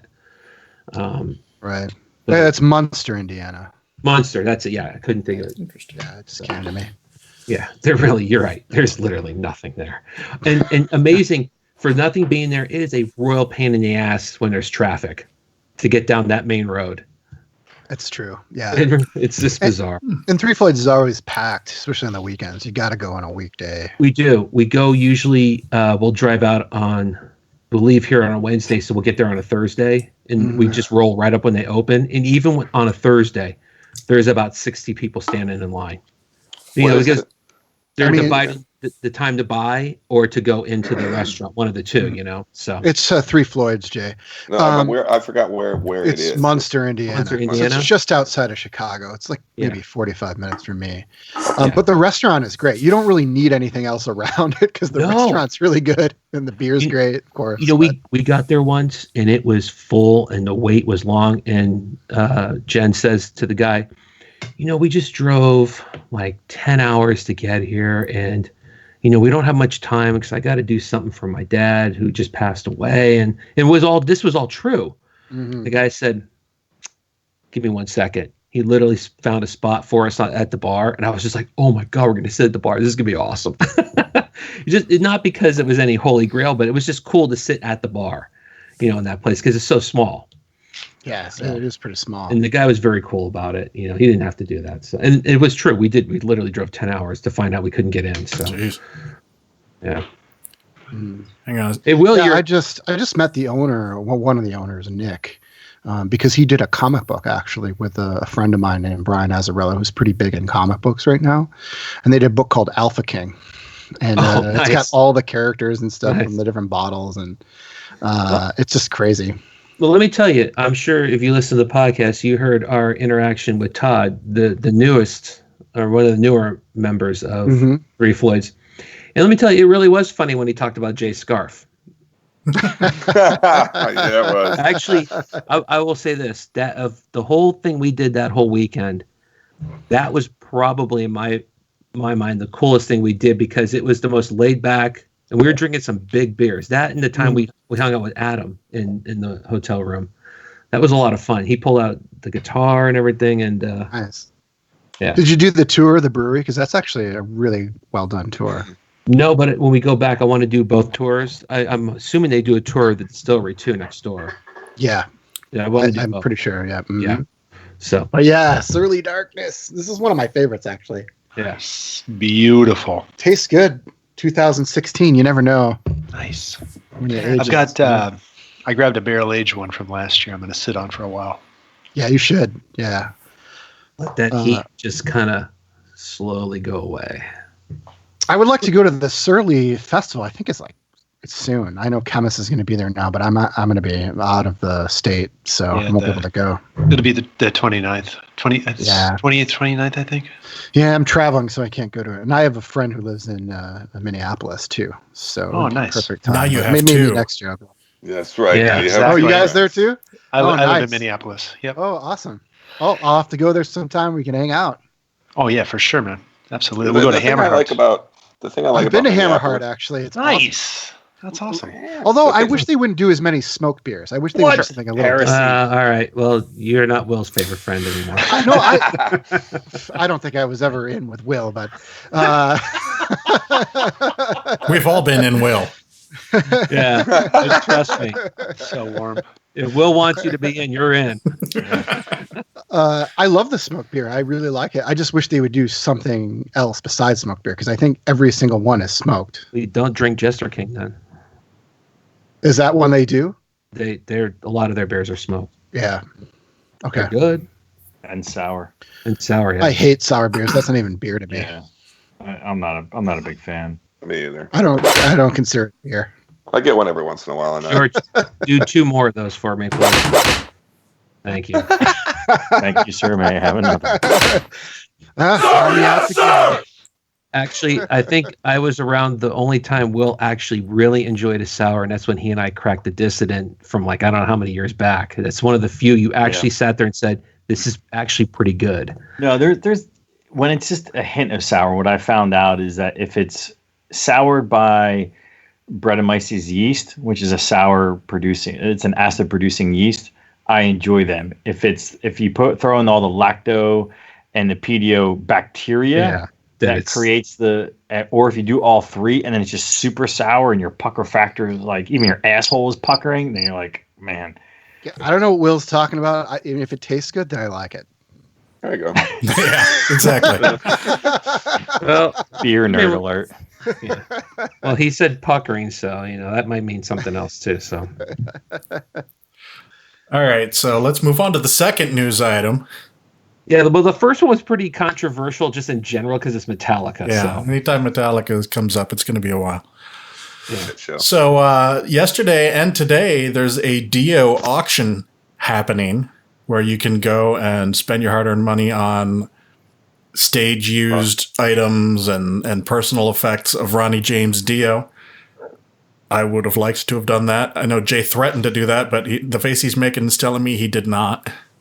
Got a story to tell, and that is that I literally, my work day ended. I had went through the catalog and picked out a couple things I was interested. One of which was a baseball signed by Pete Rose to Ronnie James. I saw that. Awesome to have. Wow. But and I like Pete Rose, by the way. So do I. That's a twofer right there. Yeah, but I'm an idiot. Basically, I couldn't get on yesterday, and then I was like, you know what? I could run it in the background while we're doing this today. So I got into to sign up today, and you had to fill out a paper application and whatever it was and send it ahead of time. Or not application, but a bidding. Oh, really? Thing. Yeah. So there was no doing it because some of the stuff they predicted was going to go for $50 to $60, and just some little skull he had on his desk. Well, I'd love to have Ronnie James Dio fucking desk skull. You know what I mean? Mm-hmm. So I fucked up. Hey Jay, who was running this? Was it Wendy Dio? It's a company called Weird. It's got to be her. Yeah. What is this for? It's definitely the state. I think it's for her. Is it? Yeah. Is it for the? I know that there's the cancer thing. Cancer thing that because I have a friend who's involved with that because he was actually one of his really good friends, and I didn't know if she was behind this to make money for herself or to do it for the Cancer Foundation. So I didn't read everything at the site, but to be honest with you, it did not mention it benefiting the cancer thing. So I think it's going in her pocket. Some of them there were some big. And I'm fine with that. That's fine. Yeah, I mean, and I'm sure she's got tons more stuff. But probably what's two of the cooler things that were for sale were the original artwork from Holy Diver and Last Sacred Heart. Yeah. Oh, the Last in Line, that Barry Jackson painted cover. It's fucking killer, man. And there's a lot more to it, I believe, than is on the record cover. Yeah, no, it extends out. It's like a panoramic almost. Yeah, it's really cool. But it's too bad. I honestly, I would have spent up to $200 on something just to have something around here. Yeah, I was going to do it, but when I saw the liner notes, it said it was just happening today. I'm like, well, we're going to miss it because I'm doing the podcast. My in-laws are in here. I didn't realize it was going on yesterday too, and I didn't research it. I just figured I go online, register, and just bid on stuff. Yeah. But apparently not. Yeah, apparently I not. like that they're doing 666 items too. Yeah, Mhm. yeah. But I mean, I'm 100% positive I can only fit one arm into one of Dio's outfits. Yeah. So that sexy red corset shirt he wore is totally off the table. Yeah. No, to be sure. I mean, there was a few things like some of his swords. I'm sure the guy had 100 swords, but have Ronnie James Dio's sword would have been bitching. I was looking at his passport. I'm like, I'd like to have his passport. Yeah. Yeah, I saw that too. I was interested in his passport. Probably because it probably has all his tour stamps in it. From all the different countries he played, and you could probably go, go look at old tour dates and see that's exactly when he got to Romania, whatever. But Hey, Jay, how much are those lower items going for? The smaller items? anywhere from $50. It was doable. Yeah. Yeah. Yeah. Though I don't know what they actually went for. Those were the pre-auction Oh, estimates. right. Yeah. And then, of course, the records, I think, like the artwork, they were predicting like tens and twenties of thousands of dollars and stuff. Yeah. So. Yeah. And I agree with you. It's fine with me that Wendy's getting the money. I assume she's getting the money. All right, so the rest of the news items are about new releases and such. So let's blow through those so we can get to more fun stuff. Except for the next one. Demons and Wizards are supposed to play Prog Power next year. I assume John knew about that. Yeah, I was there for the announcement the other day.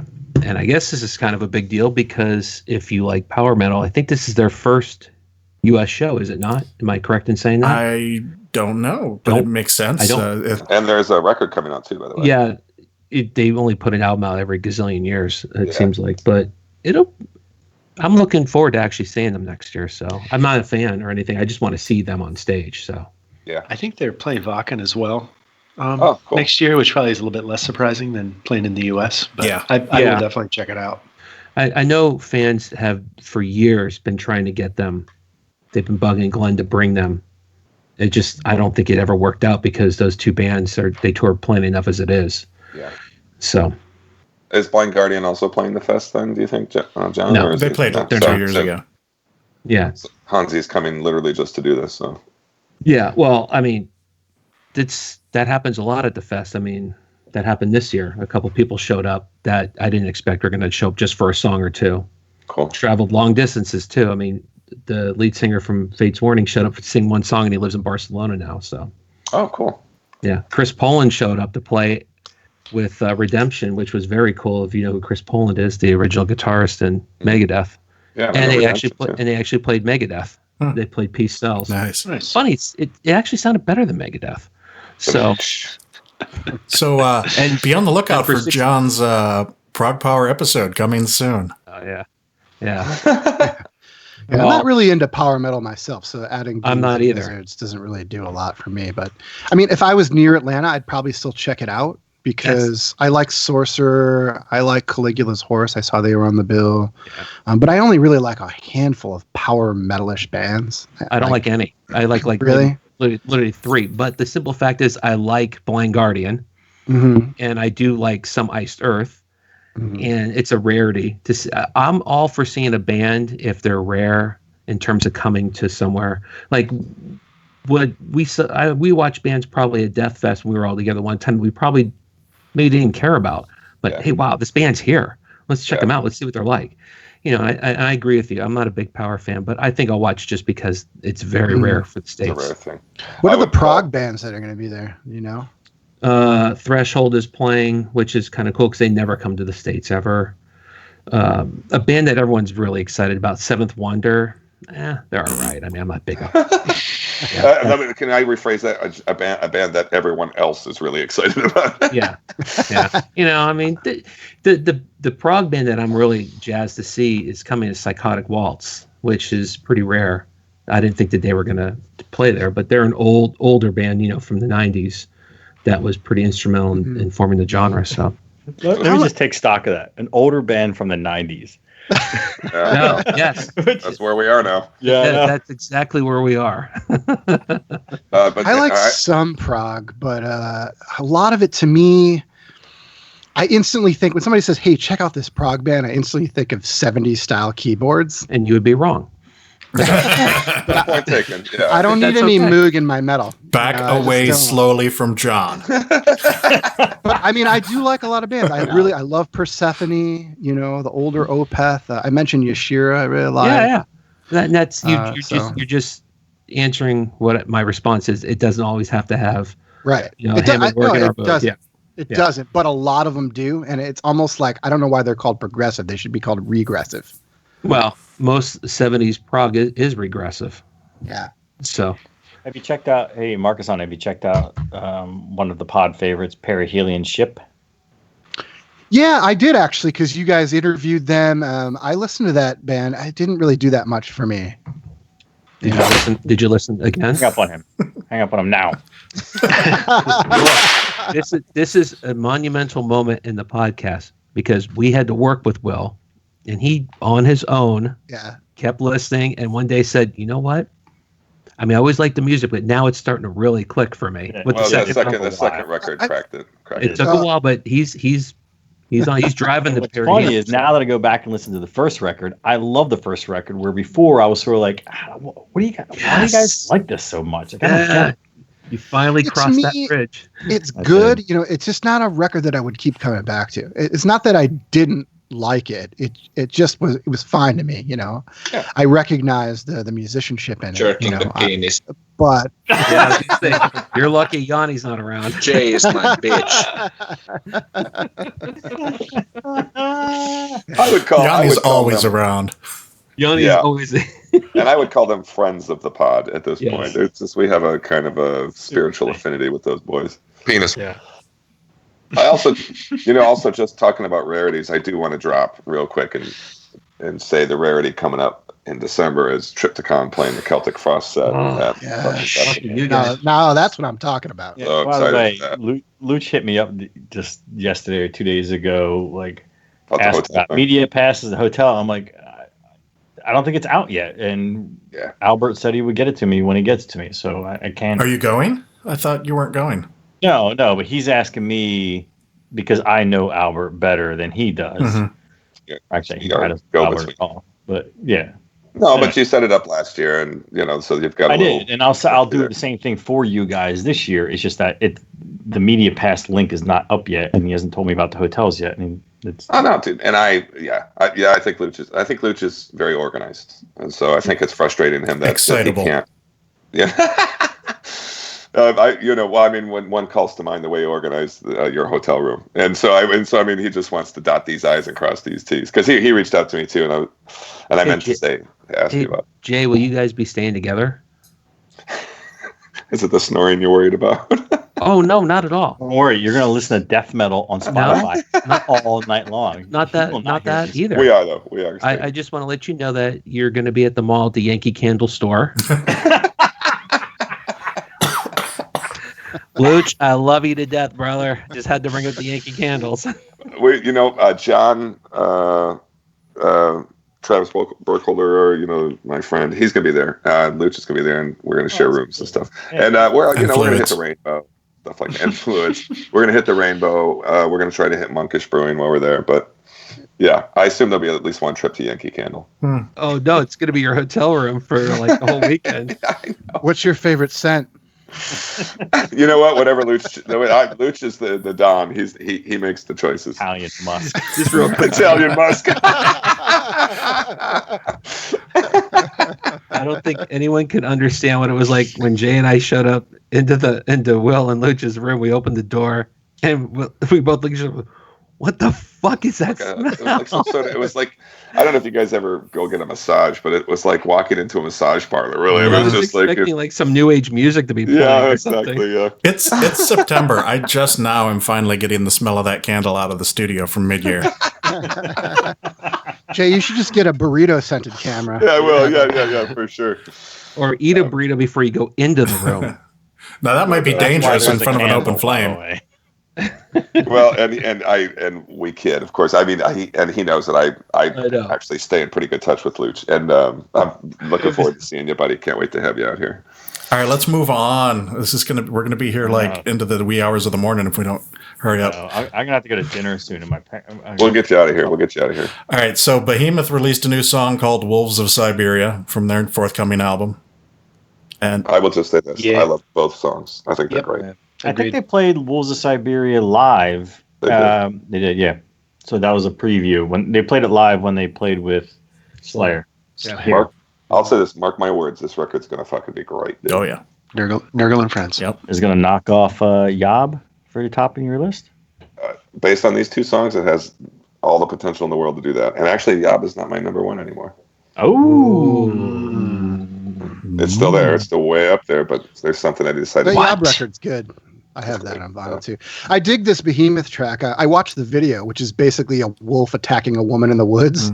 Yeah. And some dude on YouTube wrote in the comments, if you watch this video backwards, you'll witness the heartwarming story of a wolf finding an injured woman in the woods, licking her wounds, and showing her way out of the forest, which gave me a great laugh, and it made the song so much better. So thank you, YouTube metal guy. Thank you. that's hysterical. That is good, and that's exactly because that's the whole video is this wolf chasing her down. Yeah. Yeah. I say again, I think both of the songs are great.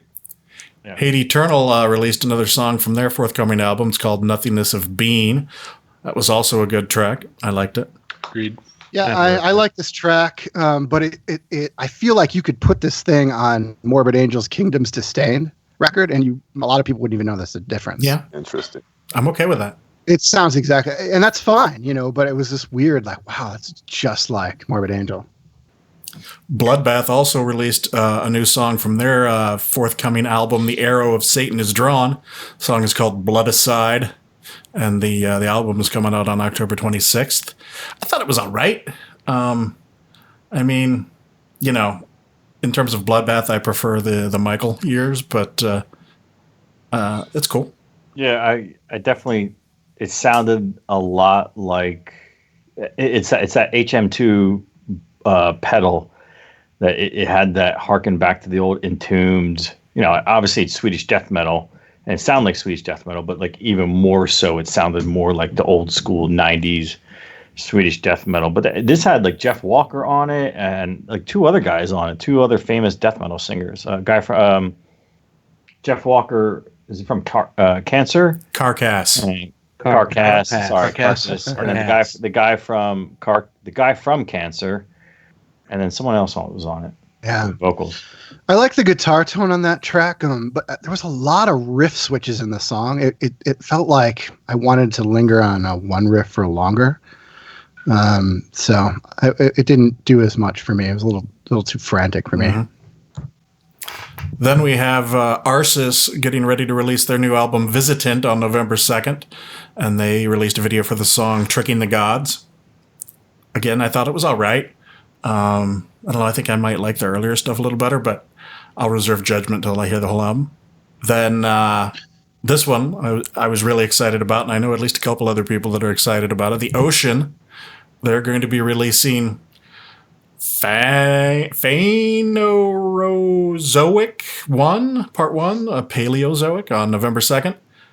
2-part album that's, I assume they're doing it like Marvel does their movies. A little bit now, a little bit later. And I think Volume 2 comes out in 2020. Yeah, so like another year and change. But the song they put out was awesome. So I'm definitely looking forward to that. Yeah. Oh, it's fucking epic, man. I love the Ocean. I spin Pelagio a lot. Mm-hmm. Yeah. So that song was really good. But I just love, as someone who does a lot of research on the Cretaceous period of the Mesozoic area. Yeah, I guess you would. I really appreciate all the Earth history concept behind the Oceans album. So it's just super unique, Yeah. So yeah, I'm definitely down for this. Me too. Likewise. The new Psychroptic album, As the Kingdom Drowns, is coming out on November 9th. We just got the promo for that.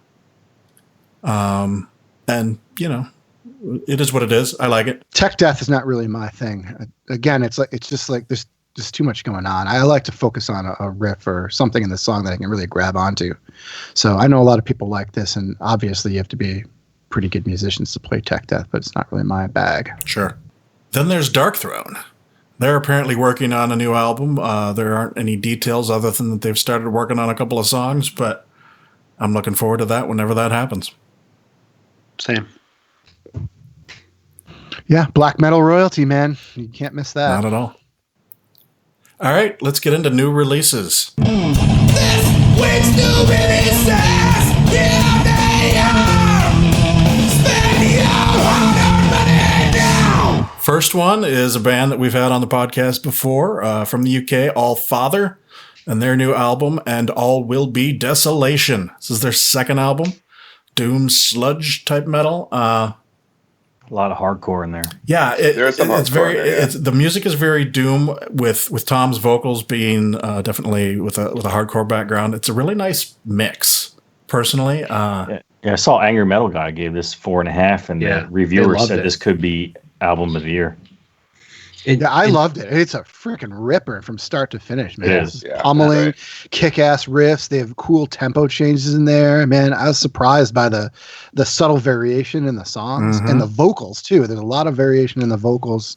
And I never really heard this band before, but this is definitely an album for the pits. Like, their live shows have to be insane because this thing is a rip. I thought it was way more consistent than their first album. It just sounds like they just are hitting their stride For sure. where they want to be. Not so much if they can do it. It just sounds like they're comfortable, and it was good. I like it. They always surprise me. I mean, not that it should be a surprise. Like, oh man, these guys suck. Wait, they don't suck anymore. And I don't mean that.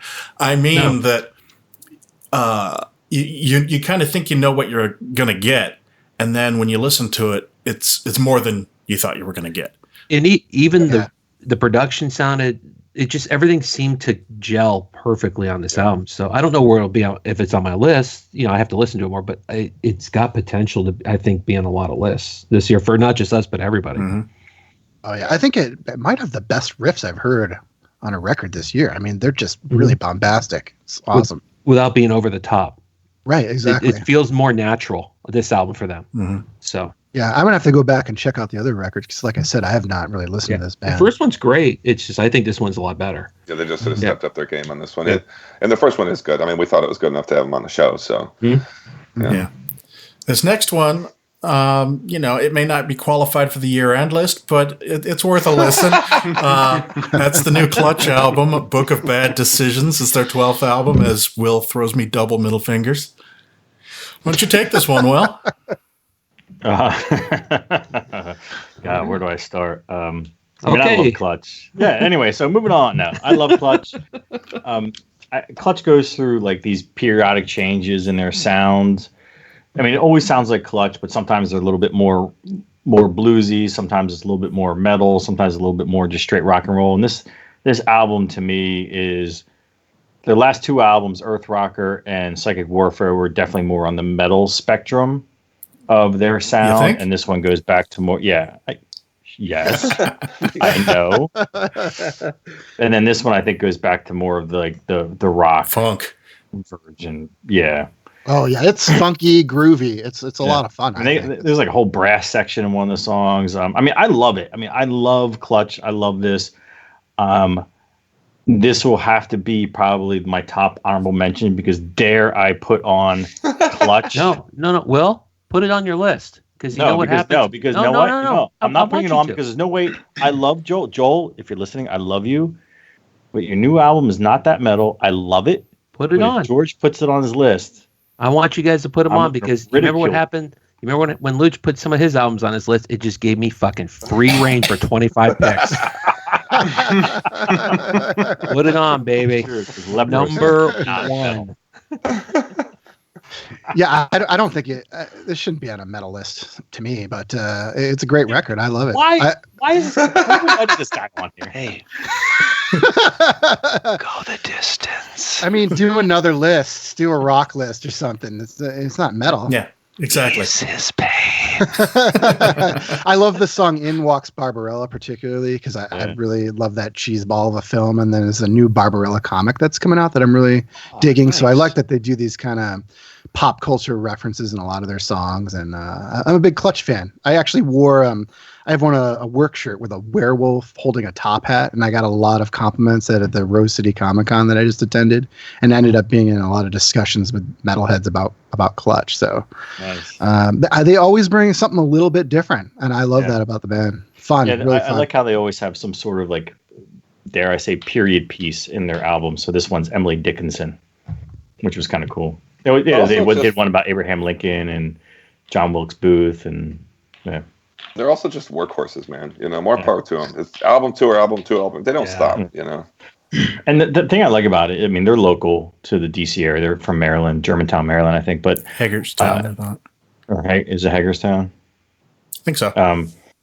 But there are very, whether you think they're metal or rock or blues or whatever, but no matter what, no one can argue with the fact that they're very talented musicians and very talented songwriters. Word. Oh yeah. Yeah. I don't know why I said word, but I agree. Word. They are dope. All right. Next up, we have the new Conan album, Existential Void Guardian. It's their 4th album. It's good. I'll tell you something. It's eclipsed by the Allfather, so it's unfortunately this came out at the same time because they're of a type, and it's good. Well, It's not Allfather good. You go listen to the Allfather record, but it is good. It's good, and I need to spend a little more time with it, but because I kind of like them. Yeah. I love Conan, so We saw it them sounds at like Death Conan. Fest, like not this year, but last year, I think. I saw him at Atlas Brewworks. Oh, yeah, Yeah. that too. Yeah. I really like this record a lot. I wasn't a really huge fan of Conan because I feel like the earlier albums, the kind of tracks kind of blended together, but I think they've really found their groove on this record and the last one, Revengeance.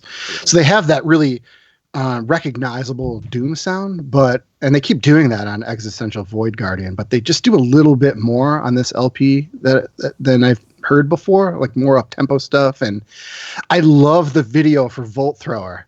It's like this throwback to the old Lord of the Rings animated film. Have you guys seen it from 78? The video is awesome. I watched it like 12 times. It's so good.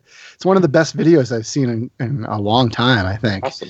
Cool. The only thing I don't like about this album is that fill-in song, the Pain Cantation. I'm not down with short instrumental breaks. I'm not buying an album to hear your warm-up jams, Conan. Leave that shit on the cutting room floor and just come at me with the full riddle of steel. Yeah, that's what I want. I think it's becoming more and more common where the track one is some 2 or 3 minute intro thing. I'm like really, you should just knock down the price of this album by $1 because I don't need this. And, George has very famously said a million times, skip the track 2 because track 1's a waste of time. And it's becoming more and more prevalent. Yep. It's a joke, dude. And I do skip them because if it's a minute and a half or less, I know it's just going to be bullshit. Exactly. And so I don't even. Unless it's Pig Destroyer. And then it's Which, by the way, that's half I the do album. like that. I do love that fucking intro, though. The Pig Destroyer intro is fucking cool. It is. All right. So next up, we have the new Deicide album, Overtures of Blasphemy. It's their 12th album. And I like it. Yeah, people are saying good things. I haven't heard it, but. Yeah, it's pretty good. Sounds deicide-y. Yep. Very deicide-ish. Glenn's doing what Glenn does. Yeah. It's solid, man. And this band hasn't always delivered for me, but I think this is like one of the better records they've done in the last decade, maybe. Yeah, they're coming back for me. Yeah. I like the first few albums. I kind of dropped off in the middle there. And I've been going back and checking out the last few albums, and I'm like, it's not actually too bad. I think the last 3 have been good, and I forget what was not the penultimate, but what is it? The trend ultimate? I don't know, whatever. The third or last one. It's had that song Conviction on it, and I just thought it was like the greatest Deicide song ever recorded. Cool. Then we have... You can hit the crickets now. Then we have the new Infera Bruo album, Cerament. We've been talking about that. Can't talk about it enough. Those guys are amazing dudes, and they put out an amazing album no matter what the fucking British rag Metal Hammer seems to think. They give it a 5 out of 10.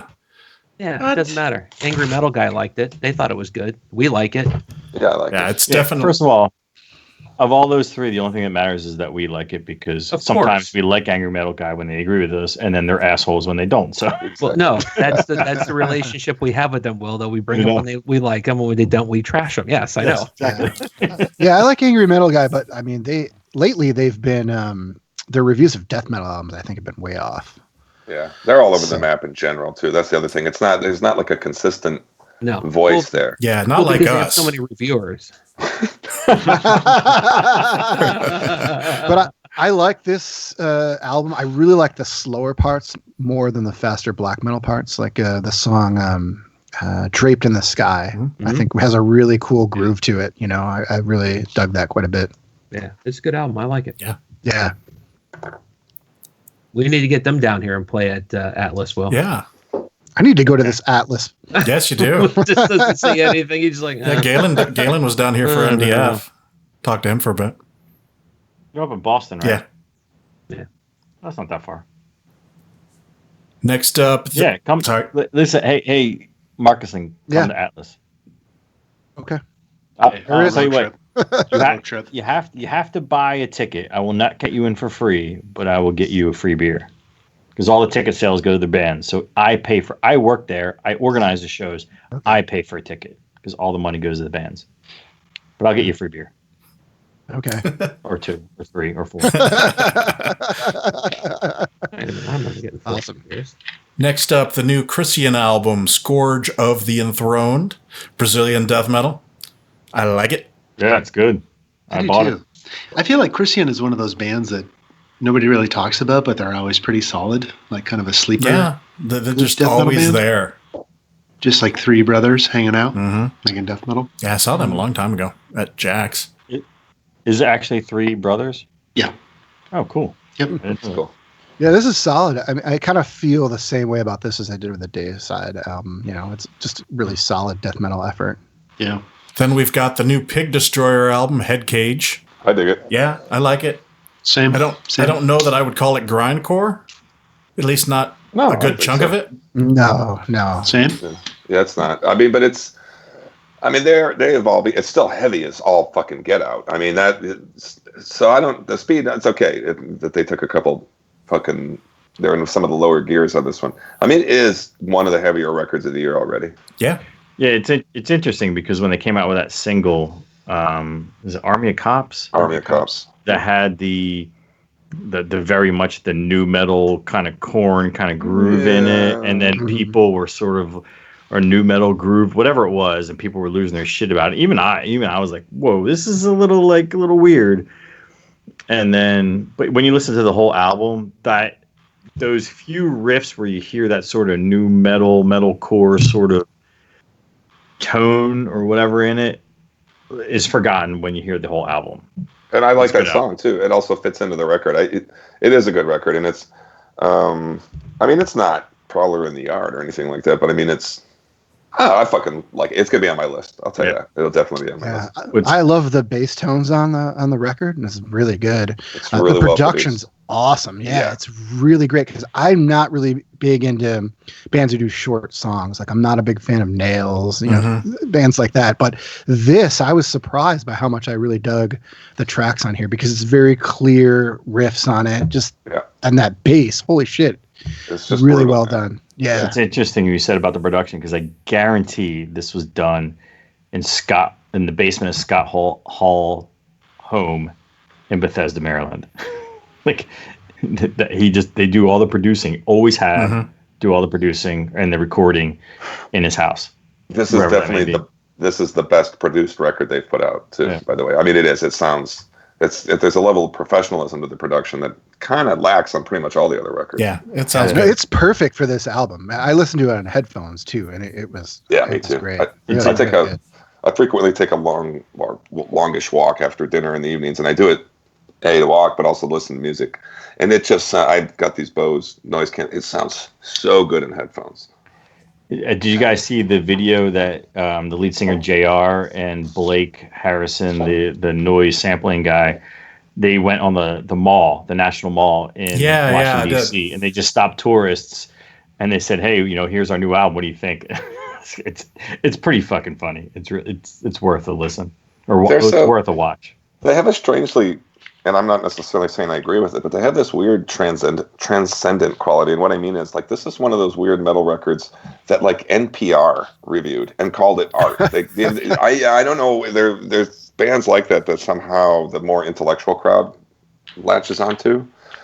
And people tend to feel that way about Pig Destroyer, which is fine with me, but because they are, I think, a bunch of bright fucking guys, but also, by the way, playing Decibel Fest. Well, they do a lot with very short songs. Yeah. You know, that's definitely an art to it. Yeah. And I do dig, by the way, Army of Cops, I think it's a great fucking song, but I like the whole thing.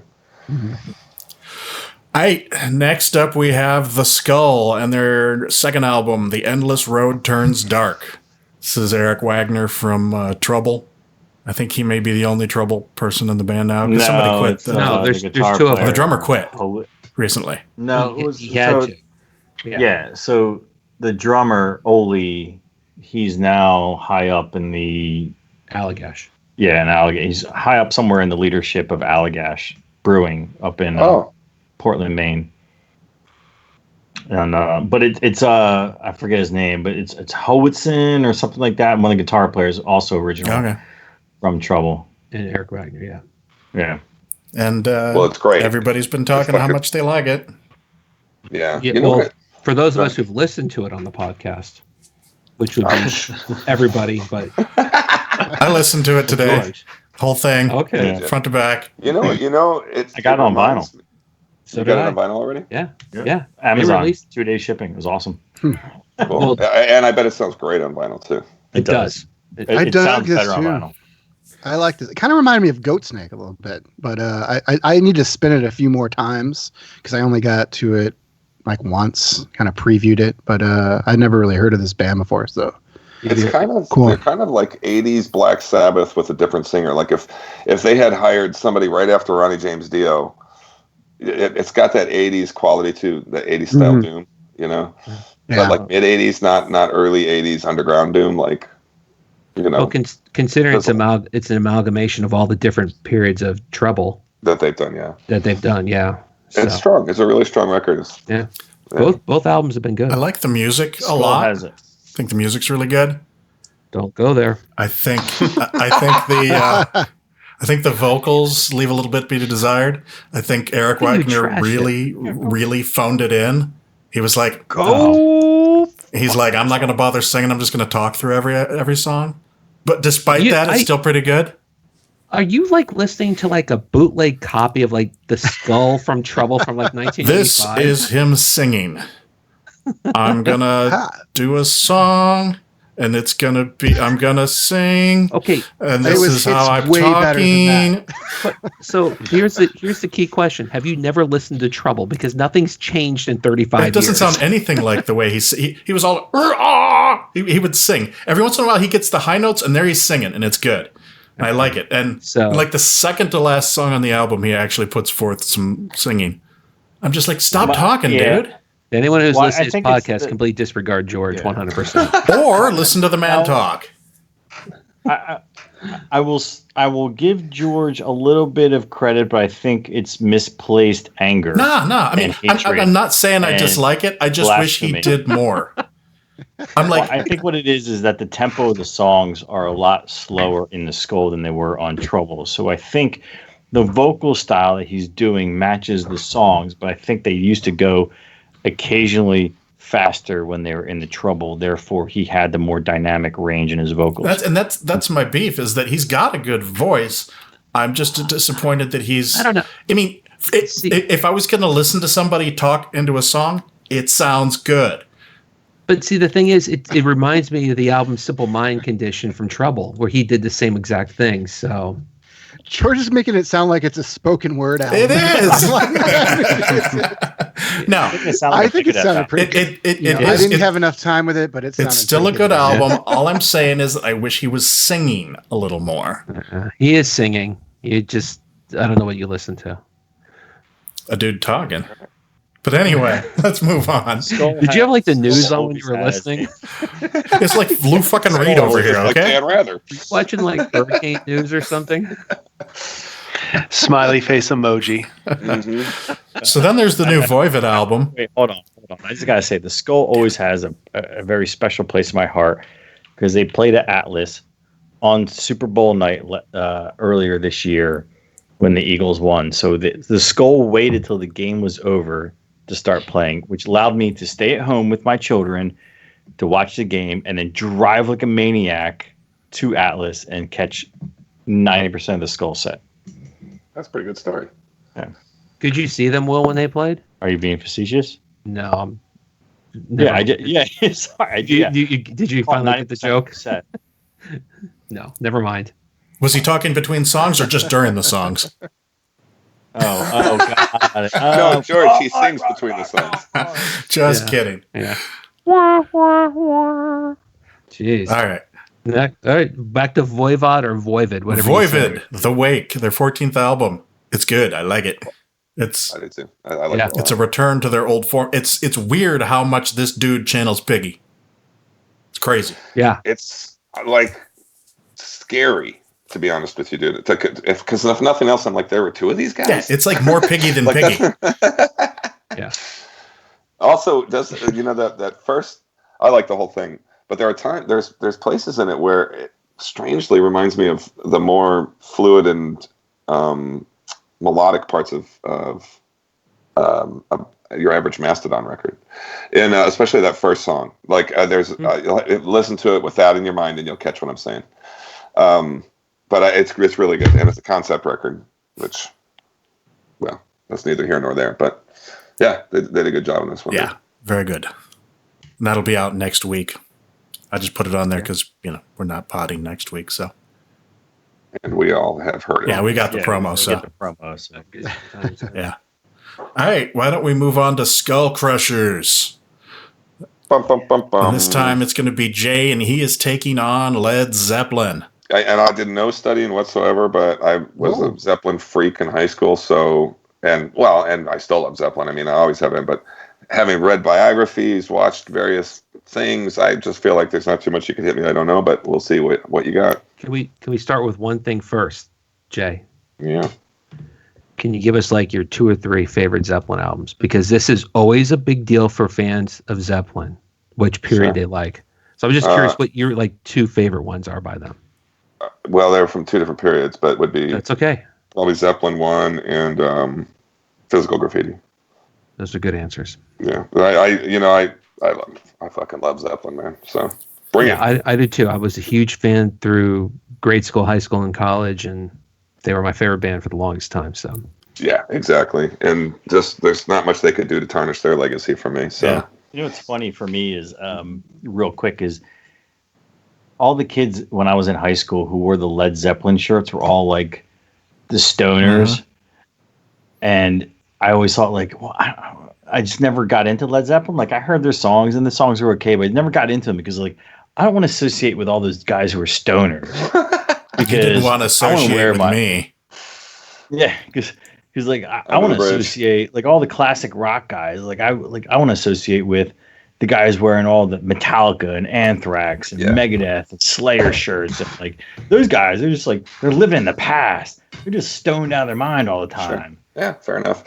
They might have even been kind of a quiet secret to me in high school because I was always wearing the Slayer shirts. I don't know that I went around and bragged to everybody how much I love Led Zeppelin, but I did. Oof. Oh, and I didn't have a problem telling anybody. Yeah.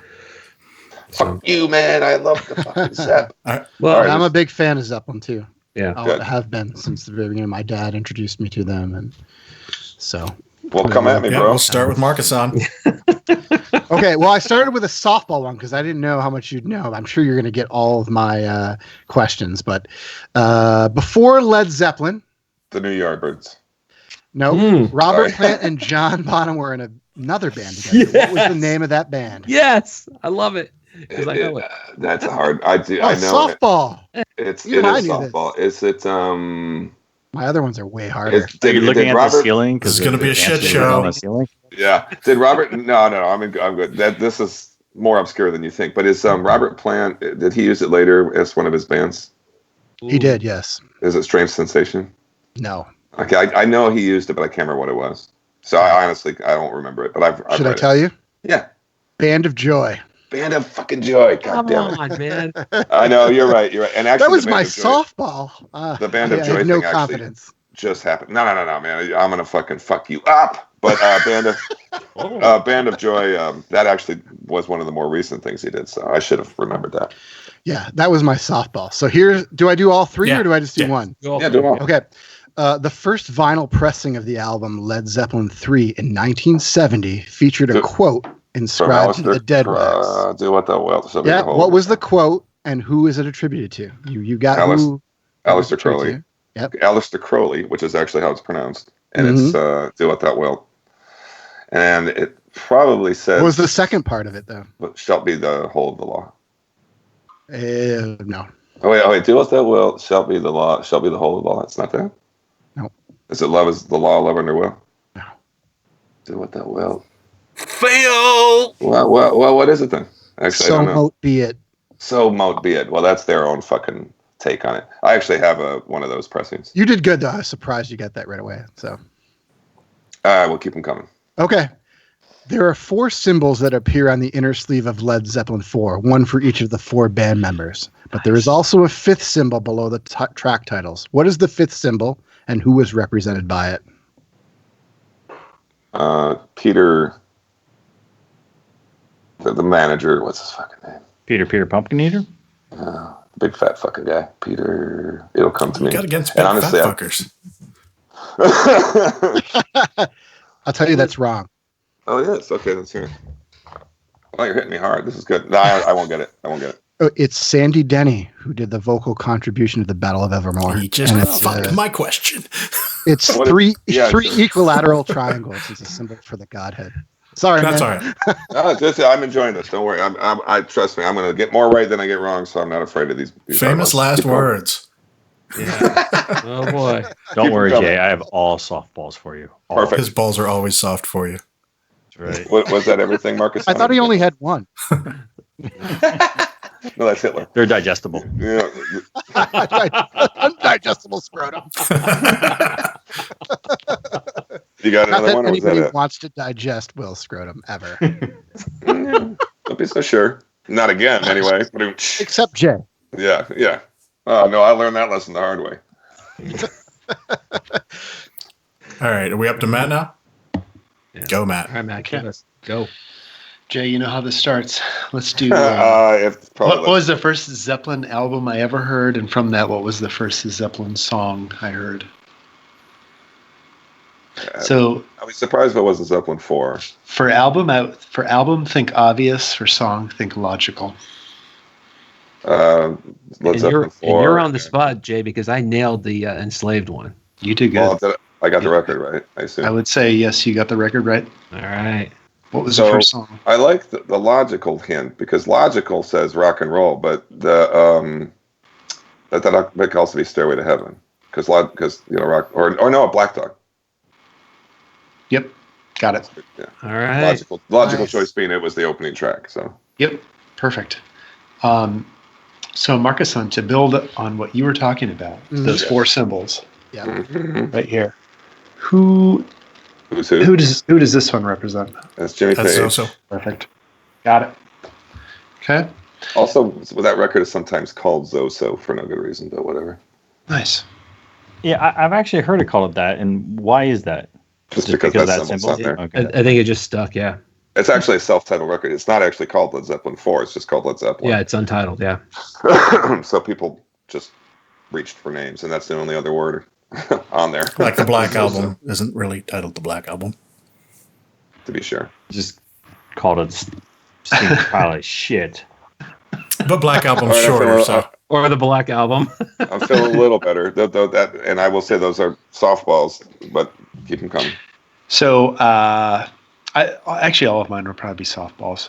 In terms of their name, Led, why did they choose to omit the letter A from the word lead? That's a good question. And my answer is not confirmed, but. Okay, well, that's even better. But yep. Were they afraid people were going to pronounce it Led Zeppelin? Got it. Oh. What other British band stole that type of spelling for their name? Def Leppard. Gosh. Def Leppard. Def Leppard. Led Zeppelin have been credited with a major impact on the nature of the music business, particularly in the development of blank and blank. So these are two, I would call it like subgenres of music. Any idea? That's. Can you kind of push me in a direction there because I'm not quite sure. You mean that? Yeah, go ahead. One of them, the initials are AOR. Oh, okay, album oriented rock. Okay, and the other one is, well, I'll let you guess, but it's more about location versus music. Location versus music. I'm not sure if I understand. Where the music takes place versus the music itself. Wow, I can't. People often lament that there's no bands that can fill a blank anymore. Arena or stadium. Both are correct. Okay, fair enough. Nice. Well, sorry, I thought he was going to say butthole. I'm there. Or condom.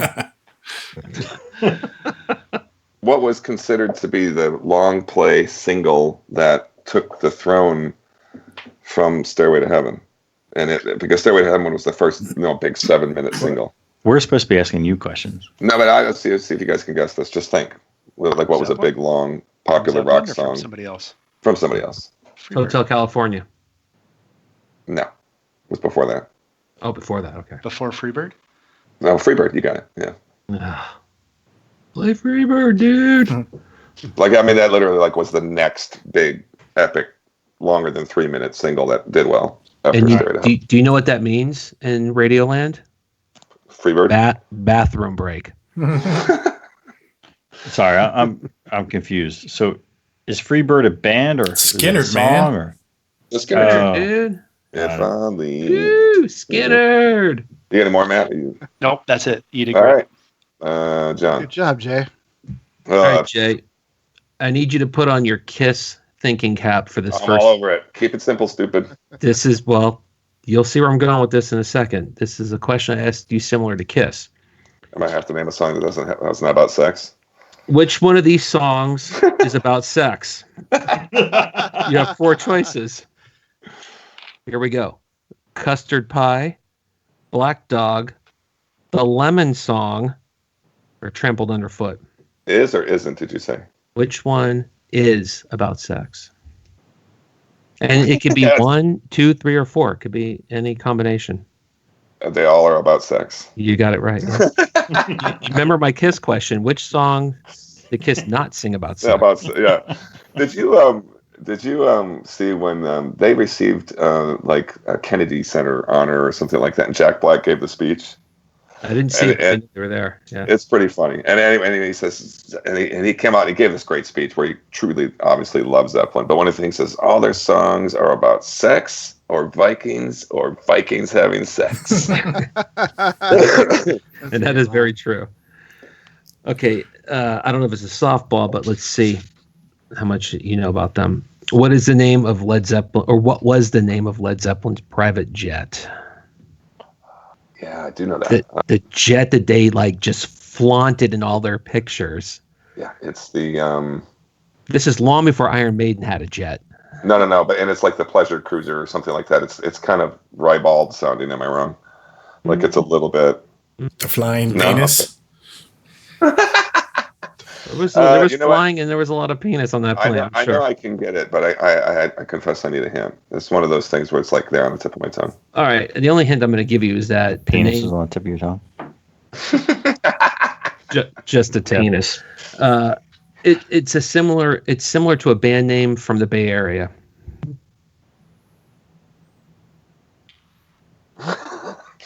You're gonna be like, Did they build this city? Keep going, Jay. Keep going with that. Oh, did they call it the Starship? There you go. Yeah. Yeah. Okay.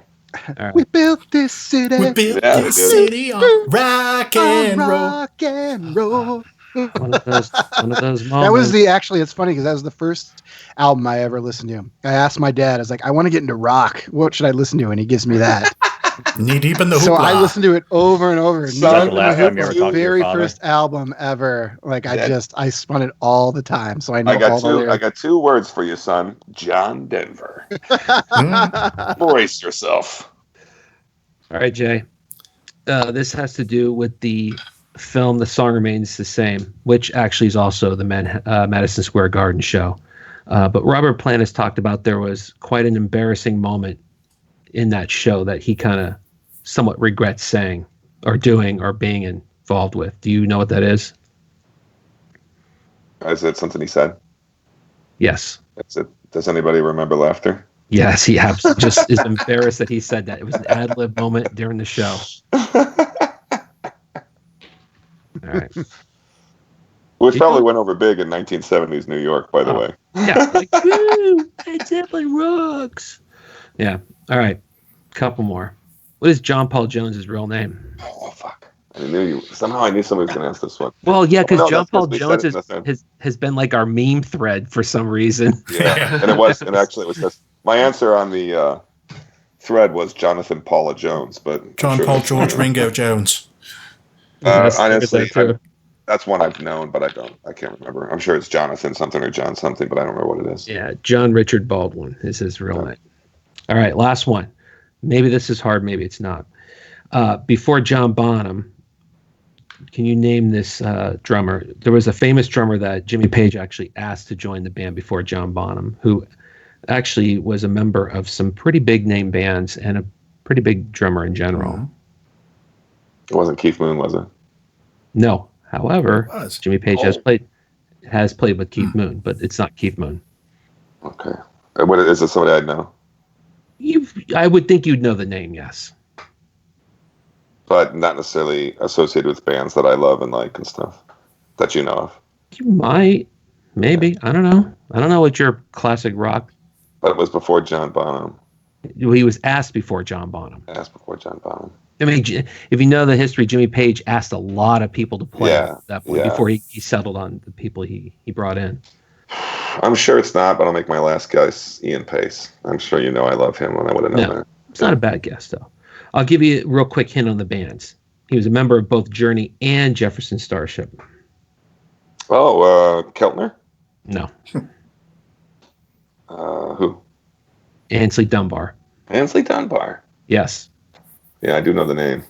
He's played with everybody, but he actually was asked first to join. And he wouldn't join, I believe, because he said, aren't the Yardbirds kind of just done? Aren't they old? And I think that was his reason for not joining. Good choice. Good choice on his part. Just the biggest fucking band in the world. All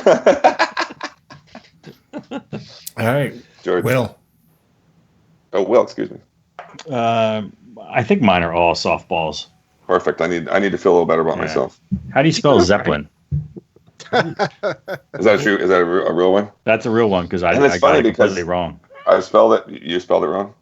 When I was looking it up and stuff, I spelled it wrong. When I was doing Google told me I spelled it wrong. Is it? And it was because you either put 1 or 2 P's in it. And it's funny because every time I type, I have to. Let's see. It's ZEP. Trying to remember if there's a second P. Yeah, ZEPPELIN. That's correct. Yeah, I forgot the second P. I didn't do the PP. Just well, no, it's I'm not joking that if I find myself doing a Google search or something, I would always pause there and be like, is it 1 or 2? I forget. Will just said he didn't do the PP. Oh boy. All right, softball number 2. Name the first 4 yes. Name the first 4 Led Zeppelin albums. Okay. 1, 2, 3. Self-titled. Yes. Which Led Zeppelin album was released on my 10th birthday? Ooh. Okay, and I'm not going to cheat and ask you what year you were born, but I'm going to guess it was Coda. Correct. November 19th, 1982. I turned 10, and Coda was released. It's funny because I was a young man at that time, but I actually bought it at a record store. Probably, it was real close to the time it was released. Anyway, please. Some of us were in high school. I would have been 11. What year was Now- that? 1972 or 82. 82. Yeah. Okay, That was 4. 7. Which, by the way, no matter what you think, one way, left, right about Coda, but fuck, there's some really good stuff on there. Yes, there is. We're gonna groove, especially. Jesus. Fuck yeah. I don't know if this is actually true or not. So this is more of a discussion. How did Led Zeppelin get their name? And I heard a story. I don't know if it's true. Well, I do know how they got it, and to be honest with you, I'm not sure who the quote is attributed to.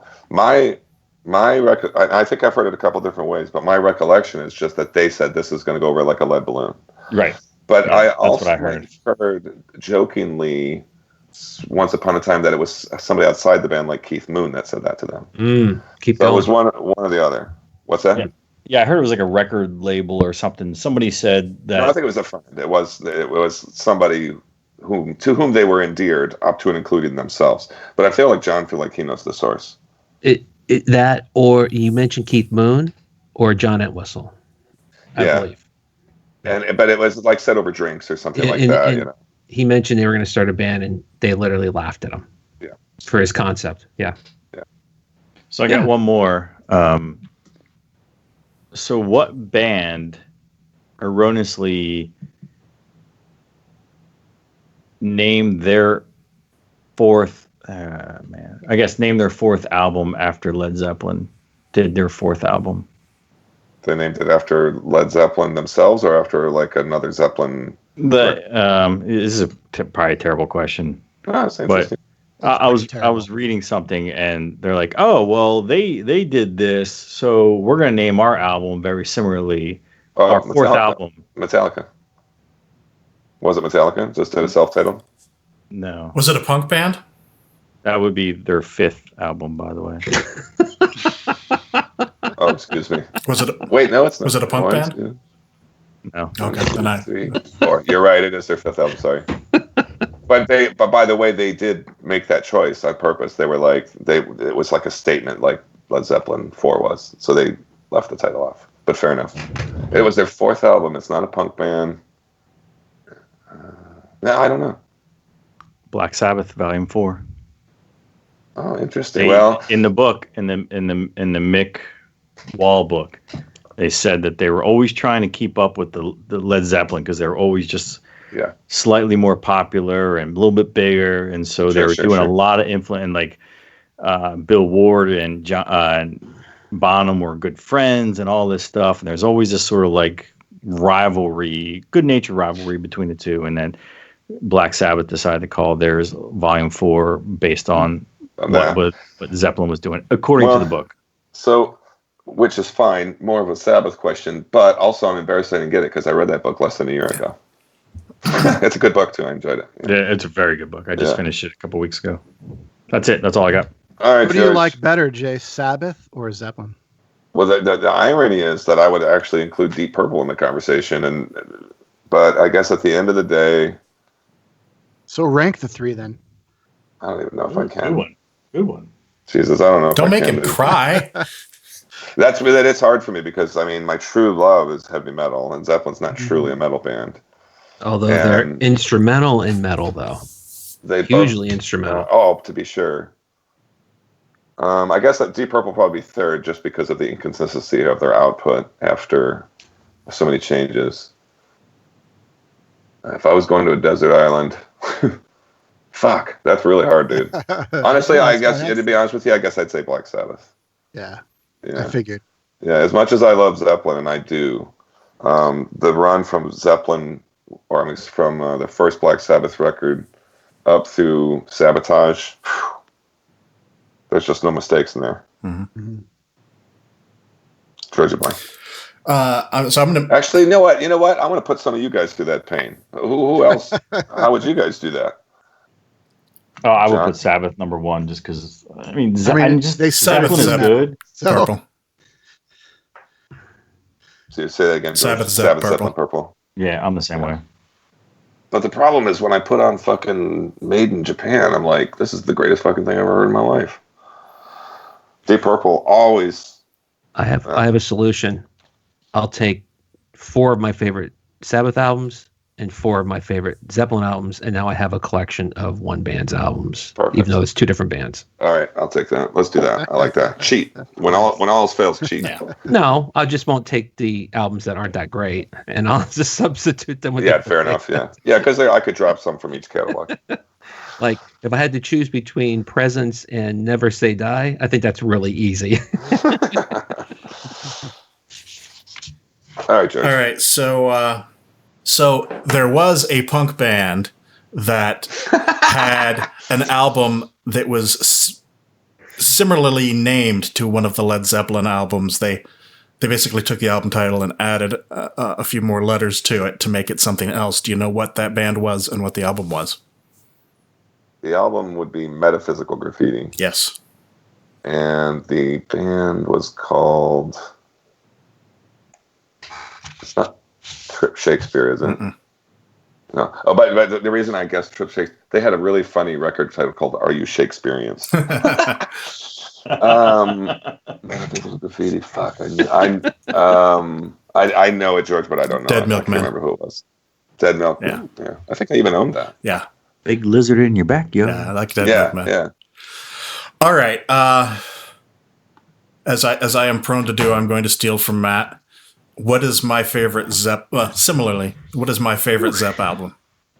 Your favorite Zepp album? It's probably something weird because you're always weird. Nah, dude. I'm not Every weird. time you tell me something, I'm not weird. it's right in the 4. bucket. No, it's not that weird. You probably would. Okay, it's not 4. It's not It's 4. not 4. Don't think too hard. this It's is- one of your favorites. No, Physical it's one of my Graffiti. favorites. Oh, okay. Yes, Yeah, Physical Graffiti. All right. Okay, oh, that's a good choice. You get more bang for your buck out of that one. So on that album, there are 2 songs back to back that have some of the most insidious earworm riffs ever. What are those 2 songs? Can you define earworm riff for me? Riffs that completely get stuck in your head. Oh, that gets stuck in your head. Kind of like the song from Frozen, "Let It Go," just gets stuck in your head. Except when it's you're with not. daughter. Except it's the riff, not the vocals. Is it Kashmir? That's one of them. And the other one's back to back on this. Mhm. It's right next to that on their album. Is it Trampled Underfoot? Yes. Ah, there you go. I was listening to it That's a today, good and I was question. like, God damn, that's fucking evil. Back to back, those things. And anyway, There's a lot of good Does anybody want to build a snowman? so this sort of came up, I but love you the fact that you have children. You can feel my. this sort of came up, but you didn't answer. You didn't give the full name, so I'm going to ask it anyway. What was the name of Zeppelin's famous manager? Peter Grant. Okay, there you go. All right. See, I'm sorry, I'm doing these out of order, so I have to read them. When played in reverse, what does Stairway to Heaven supposedly say? My sweet Satan. Here's to my sweet Satan. Yes. Da-da. Is that actually true? If you play it backwards, that's what it says. I've got a long story to tell that I'm not going to tell in total, but I'll just tell you, I went to a church one time where they tried to do that.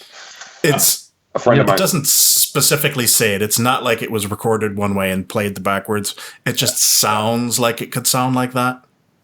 Yeah. You know. Yeah. So, how many Grammys have Led Zeppelin won? It's a 2-parter, by the way. Stop Googling. Oh, no, I'm staring where I'm hoping to find answers. But the answer, I'm just inclined to say the answer is 0. But they may have gotten some lifetime achievement bullshit or something. Yes. Obviously, I'm wrong. So, yes, they have them. That is the second part of the question. How many Grammys have they won? Is 5. How many of those were before they broke up? 0. Oh wow! How fucked up is really? that? I'm not surprised. So how They did were not what were the well- Grammys for? After They were all that? like achievement awards. Like within Oh, the did last they 5 win years. for or like so. how the West was won or something? Yeah, They which probably is like, did. Yeah. unreal. How good that is. Did Robert Plant win a Grammy for solo? I think he did. He might have. I didn't look that up. You might have probably around that Now and Zen period or something. Or I think he any did one a of those- collaboration with some singer and then He won did. a It was that Grammy. country thing he did, wasn't it? Oh, Or- that's right. Yeah. Wait, so Uh, is Robert Plant, Jimmy Page, or That would have John been a good Paul question. Jones, or any of them actually doing any new music now, Plant. like 2018 or Well, Jimmy Plant Page just put out an album. Yeah, he Yeah. hasn't stopped. who? And John Paul Jones has been strangely active with people like Josh Homme and people like that. Well, he also does a lot of I think soundtrack stuff too, and producing and everything. And Jimmy Page, every once in a while, surfaces and says, "I'm working on new music," but it never materializes. No. And I'll tell you this right now. I know everybody knows this, but there's no reunion. It ain't gonna happen. There's never gonna be a Zeppelin. No. Yeah, No. Robert's not going that direction. He kills it every time. Yeah, and I don't blame him. He can't sing like that anymore. He's not gonna do that. Is it because of that, or is there some like animosity sort of thing? No. No, I think he I just think says he doesn't want to go backwards. I think they all get along still, don't Yeah. they? Yeah, they can. Yeah. In fact, they just collaborated on this Led Zeppelin book. That's just like a big photo essay, which actually I mean to purchase eventually. I really like that Page Plant album, Walking into Clarksdale. Yeah, it's cool. They finally did what they always wanted to do, which was to kind of use that music from Marrakech and all that stuff. I was so impressed that when they got back together, they said, "Let's do that," because they used to talk about doing that. Anyway, All right, I have one last one, and it's a book. It's a page from Will's book. It's a lyrics one. okay. There can be no denying that the wind will shake 'em down, and the flat world's flying, and there's a new plague on the land. I said that as plainly as I could, so I wouldn't give it away. Yeah, but I do know it. So just give me a second. No denying. Say it again. There can be no denying that the wind will shake 'em down, and the flat world's flying, and there's a new plague on the land. The Rover. Yes. Got it. There can be no denying. Nice. That's a great fucking song. You know what song I love on that record? Night Flight. I just heard that today. I received a message from my brother across the border. You know, George, when you said you're going to do lyrics, I thought you were going to say, "What is this song?"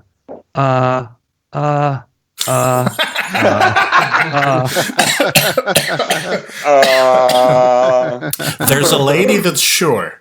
That's right. I'm wondering if Will can sing Let It Go right now before we get into the next section. Oh, am I muted? Let it go, let it go. Can't hold it back anymore. Not bad. That's pretty good. That's pretty good. Can I get sued? Thanks, Will. Yeah. All right. That'll get right. Make it. All right, good job, Jay. Yeah, Well done, Jay. Well done. I would have hoped for more out of myself, but Oh, I do love Led if Zeppelin. any band we did, Jay, they by far had the most information to pull from. To be sure, I can't. Yes. Yeah, You did great. All right, so next up, we are going back to Will, who is going to do my greatest song ever. Hit it. So I thought this was going to be a little harder, but then when I actually started thinking about it, it came pretty quickly. You And did? I guess that's why. I came quick. Two pump chump right here, man. As expected. Yeah, we expected no less. So the way I kind of processed this in my mind very quickly was that there's themes and then there's bands. And if there's themes and those bands sync up, that's where I'm going to go. So I think after spending most of my adult life in the Marine Corps and running around third world shithole war zones on a constant basis, war is always a subject matter that I tend to like in my heavy metal. And then being a Slayer fan, they have a plethora of songs that go where you have the subject matter in there, you know, whether it's Mandatory Suicide or Ghosts of War.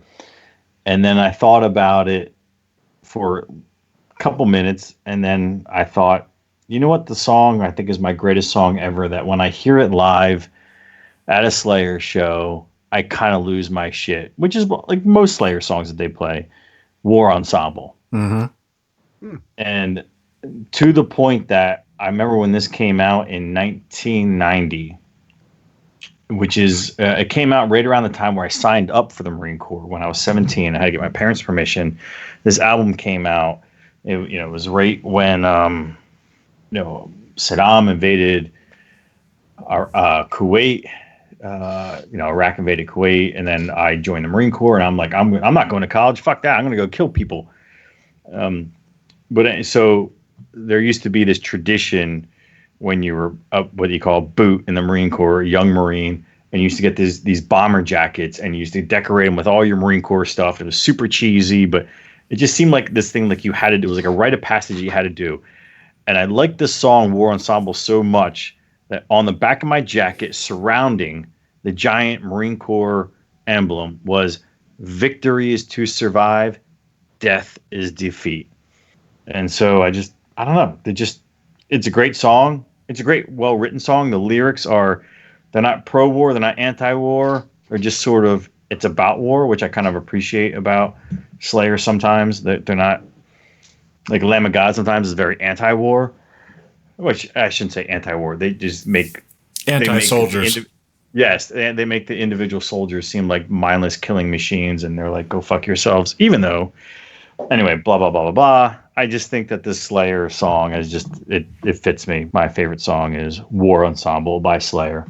You know, I agree with your sentiment too about that, because like you never would have said like, oh, they're a bunch of fucking Nazis because of Angel of Death and stuff like that. Slayer was always sort of like social commentary, but without an investment. You know what I mean? Like they talk about things in a historical context and stuff, and they get away with it because I don't know, they're not taking sides. Right. Yeah, and that's what I like. I mean, and then so if I looked at a couple of my honorable mentions, so to speak, the ones that I wrote down that I was thinking about, Disposable Heroes from Metallica. Again, it's a little bit more of a commentary, so to speak, but I can't say that it's incorrect in some ways. Sure. But it's just a phenomenal song. And then Mandatory Suicide, which the title would sort of kind of emote that it's some sort of like you're brainless, but if you read the lyrics, it's not. Now, one thing I like about Mandatory Suicide was that because I was a sniper in the Marine Corps, I always liked this the line in the lyrics: "A sniper blazes you through your knees, falling down. Can you feel the heat?" And then I threw in, not that it has any emotional connection, but I just think it's one of the greatest fucking songs ever written, "Season the Abyss" by Slayer. I know it's about a big acid trip, which has no emotional connection to me, but goddamn, I love that song. and nice to just sit here and praise Slayer for a minute, dude. Having all of us seen now, all of us took our turn, right? Everybody saw him, was going to see him on this tour. I don't know if you got to see him, Markisan. I did not. I was actually out of town. I really wanted to, but I got like 4 of my friends to go see him. We'd never seen him. I'd already seen him 6 times, you know, so sure. Maybe even more than that, actually. So I was sad that I didn't get to see the final goodbye shows, but it was, it was funny. I think George was the one who said so, and I felt more emotional than I thought I was going to. Yeah. Because it's just this like party that's been going on, and party's not the right word for it, but. And also, they just were brutal. They just come out, and they just fucking song after song after song after song. I'm like, this is going away. This is too bad. Yeah, I was sad because I knew they were going to bring it because it's their final tour. But, the important thing to me is that I saw him when Jeff Hanneman was alive, so. Yeah, me too. Many times. So, Did you ever see him with Jeff and Dave together? Yeah. Yeah. Will, I was going to ask you, did that Slayer song, come out before you went into the service? Because that was on the Seasons in the Abyss album, right? You're right. So that came out in 1990, I believe. Okay. Or was it 89, 90? 90. South of Heaven came out in 88. Yeah. So I signed up with the recruiter in the Marine Corps when I was in 1990. And I saw them it was either September or October of 1990. They had that Week in the Abyss tour. I've told this story many times. Won't belabor it, but they did a few small club dates at Slayer's height in 1990. Did a few club dates, and one was at the Trocadero in Philadelphia. And so you got to see Slayer play at a pretty relatively small venue, and it was absolutely the most insane concert I've ever seen in my life. And just to get that close up and personal with Slayer at their height of their popularity, it was absolutely insane. So, I like to think of the Army Recruiter's Office, Marine Recruiter's Office of those periods, saying, "Here's your pamphlet. Your pamphlet. Here's your hat. Here's a Slayer record for you." I remember seeing them in Central New York a long time ago. There was a big fight. Like there was crazy mosh pit, and there was a big fight, and I think I beat up like 3 guys because they were were picking on one of my friends. It's always like my biggest Slayer memory. Awesome. For any future trivia, War Ensemble was the first Slayer song I ever heard, and so that is will always kind of hold that spot in my heart. Nice. That's an awesome coincidence. And a good place to start, too. Yeah, nice. Absolutely, absolutely. All right, why don't we move on to our top 5? We made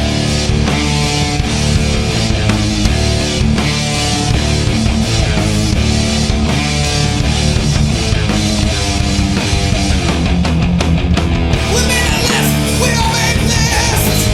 We made a list, man, we all made a list.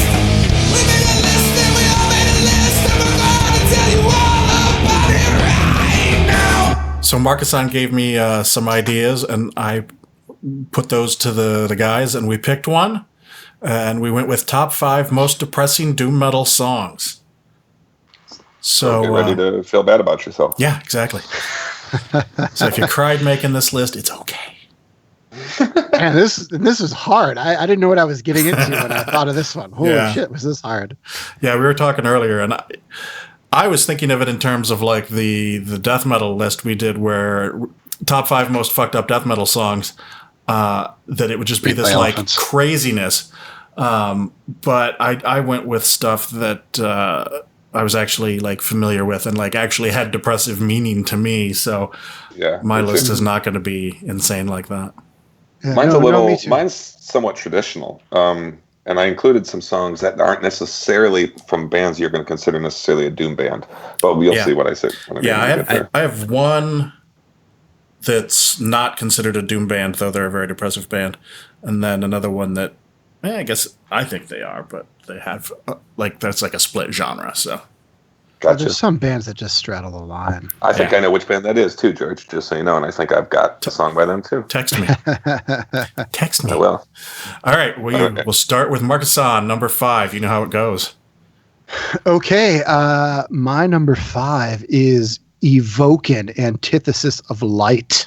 2005 album, just a really bleak as hell song about life and light ending.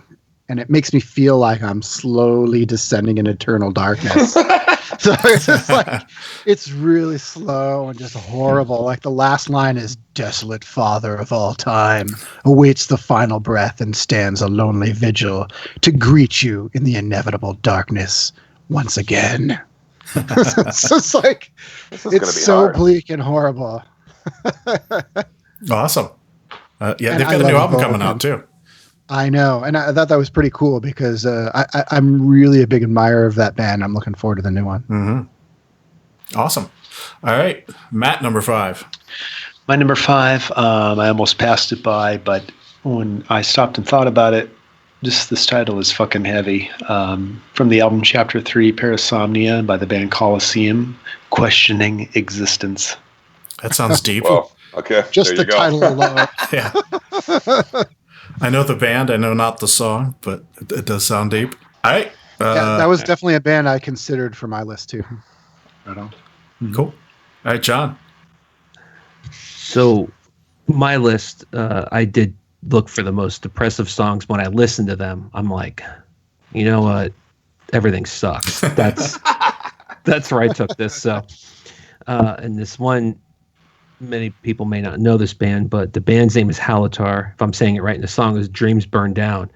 And this is the guy from Swallow the Sun, who also had a project called Trees of Eternity with his lifetime partner. I looked at Trees of Eternity just because I was like, oh, I know that shit's going to be dark. But I was like, well, that was when she was still alive. I should have gone the way you did. Yeah. And this is the album that he released after her, but she sings on the very last song on the album, and that's Dreams Burn Down. And if you know anything about him and Swallow the Sun, he is really taking this hard. You know, he doesn't tour with Swallow the Sun right now. So I just felt like, fuck, when I'm listening to this and I just think of his pain, you know, I'm thinking, this is bullshit, man. Fuck. You know, because I like the Trees of Eternity. So I just found this to be very depressing.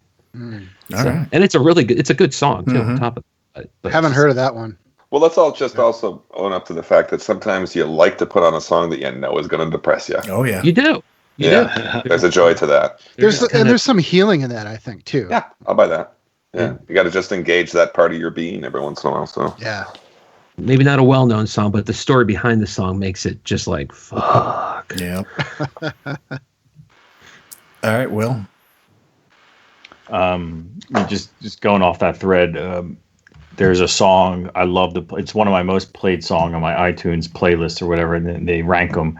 But it's not on my list. But Paul Bear, "Worlds Apart." I put on that song. I'm just like, whoa. I was wondering if you were going to put that on light. there. Yeah. You know, also, even though it's not one of the heavier things, Ashes off the second record is really just pull you right down, dude. Yeah. So, along those lines, my number 5, "Devoid of Redemption" by Paul Bear off "Sorrow and Extinction." Just love the song. Just I went by title, so I only went by things I have in my collection, and then I just went by song title. And like mostly look at the song title, like, and then think of the song. I'm like, yeah, it's a pretty fucking depressive song. So, yeah, "Devoid of Redemption," Paul Bear, number 5. Nice. My number 5 is a band that I have always sort of thought was a mix between like Black Sabbath and Pink Floyd. And when I tell you who it is, you might be like, what? But when they get into depressive modes, man, it's fucked up. And I'll just, without any more delay, Type O Negative, a song called "World Coming Down." Holy shit. Yeah. That whole record. And I don't mind telling you, I have 2 songs by them on my list. That record breaks my heart every time I hear it. Yeah, I should have had some Typo on my list. It just didn't occur to me somehow. But yeah. Well, I mean, they're not. Pete's songs were so just like real and depressing and just like, damn. And he had this sort of just very basic way of, he's a poet. Like he could just say something and without any flowery language, he cut right to the heart of certain matters. In any case, that song is pretty rough. That whole album is on my honorable mentions. Yeah, it is. That record. I'll tell you right. My number 3 is awful. Also, "Everyone I Love Is Dead." Yeah, yeah, exactly. And also, everyone dies, I think, or everything dies. Everything dies. Yeah. Yeah, but neither of those are my other ones. So, what do you got, Georgie? My number 5, "My Dying Bride, Grace Unhearing" from Like Gods of the Sun. John, you just broke John's heart. Either that or he's taking a really well-needed dump. Definitely sounded like a dump. I feel better. Yeah, you look better. All right. Well, back to Markisan. Back to me, and my number 4 is "Mournful Congregation, A Slow March to the Burial" from the June Frost 2012 album. We're going Funeral Doom. I mean, you got to for this category you almost. You got to have a few in there. So, I mean, everybody has experienced some kind of death in their life, and this is just very mournful. The lyrics are all very sad. "A father and son, and a son to a father, now claimed by the coldest hand of death. Faintest scent of fresh cut white rose petal, choked by the musty scent of fresh turned earth. Funeral they march, funeral they march." Let's keep going. So, yeah, I've had a lot of death in my life, so that song is something that I've listened to quite a bit. Can you guys excuse me while I go slit my wrist? Yeah. That was rough. It really was. I was like, come on, man. Stop. Yeah, I wanted to. I looked through some Funeral Doom too because I was like, that's got to be the way to go. Specifically, Skepticism, because I'm a big Skepticism fan, and while they didn't make my list, just because I felt a closer connection to these other songs, I will give them credit as the most depressing live set I've ever seen. What was their album that they did they recorded the entire thing live? Ordeal, I think it was. Yeah, yep, that's it. Oh my God. When they played It's MDF phenomenal and depressing. in broad daylight, it would have gone off so much better at night. But they're all dressed up in like party clothes, like tuxedos or whatever, and the singer's got like the tie is undone and the top button's done, and he's just like emoting when he's not even singing. He's just like moving in the most like depressing way. I was like, my God, it was awesome and depressing. So yeah. And there's a lot of bands that you could put on this list. When I was listening to them, I thought some of them were more depressing than others. And then, so I really went for songs that emotionally made me not feel depressed, but connect to those dark feelings inside, Sure. you know? So, but you can go a number of different ways with this question. All the rest of mine top are 5. songs, are go-to songs for me when I'm depressed. So So just a credit to, you know, all 6 of us right now that we went through this exercise and we didn't kill ourselves. So, hey, good on us. Good on us all. Hey, cheers, everyone. Hey, Will, we're only on number 5. Yeah, I think that's Well, we're on 4. I just did 4. So. Or 4, yeah. top 5 group Everyone's gonna start therapy. making nooses and like number 2, you're putting her naked, and number 1, you're like, I'm jumping off, motherfuckers. Like an airplane. All There's right. children present, Will. What are you doing? Oh no, she my daughter left. All right, Matt. Yeah. Similar to Will, I was the title of the song was probably the driver for me, and then I got into stuff that was in my collection. So my number 4, The Thought of This Depresses Me, from the album The Guessing Game, Cathedrals, Cats, Incense, Candles, and Wine. Nice. Like that combo just depresses the shit. Yeah. It sounds like a really depressed old lady. Unless it's a Yankee candle. Then yeah. Well, no, then everybody feels. Then it's a Friday night at Luch's house. Chocolate pecan surprise. What? That's right. I feel so young. All right, John. All right. There's way too much fun here. Let's bring it Yeah, come on. Why are we having down. All right, so I'm going to follow George's footsteps. There are 2 bands that could fill my list for like 50 songs. One of those is Catatonia, but I did not go there. But I did go with My Dying Bride, The Dreadful Hours, from their album The Dreadful Hours. If you've heard it, you know what I'm talking about. There may be a fast moment in the song, but the beginning and end, you're just like, fuck. Yeah, they're pretty good at that depressive stuff. Yeah, you literally could fill the whole thing up with their catalog. So, agreed. Yeah, I had My Dying Bride from Turn Loose the Swans as my runner-up, Crown of Sympathy. So I mean, there's just a lot of really great. How do you choose one? Mm-hmm. It's very hard. Yeah. All right, Will. My number 4, both in song title and in the actual song itself, No Hope in Sight, Paradise Lost from The Plague Within. Nice. Yeah. Good song. No, it's depressive. You're not supposed to say nice. You're like, oh, sad. I mean, like, bad. nice. Sad. I need a weeping sound effect. Yeah, we need a. Oh. You need some sobbing sound effects right now. There you go. There you go. There you go. Sample that. My number 4. First off, let me just say, you know what? I totally overlooked a record that you guys just reminded me of, even though you didn't say it, which was I didn't choose anything off of that last Swallow the Sun record. Yeah. That fucking thing was depressing. But that stated, my number 4, and might not surprise you that I chose something by these guys, off of 4 Phantoms by Bell Witch. There is a super depressing track on there, the 3rd track, and it's called Suffocation, A Drowning, 2, Somniloquy, The Distance of Forever. And they have this guest vocalist that comes in on all of their records, actually, that he's done. And it's just, I can't describe it. You're just going to have to listen to it. It's just like, oh my God, it just pulls you down so far. And it's about somebody basically floating down the sort of river of souls, having died and realizing how insignificant they are, and also how they've been sucked into one of the more negative currents, but that probably, it's well deserved. It's good. It's a really good song and a great record. So, have you guys seen Bell Witch live? I've seen them twice. Yeah, that's really interesting. You know, just the 2 members on there. It was a very but what different. he does too with his hands too, I didn't understand. I always thought he probably multi-tracked. He doesn't multi-track. He's fucking doing that all with 2 hands. I know. Yeah, I saw him. Impressive. I like them a lot, and they were great live. So, Georgie boy, My number 4, Candlemass Solitude. Yeah. Yeah, that's a good one. Waiting for that one. Yep. Yeah, I thought about it. Oldie but a goodie. Oldie but a goodie. All right. Yeah. Back to Markisan. Candlemass. Number 3. Number 3 is Shape of Despair, Reaching the Innermost.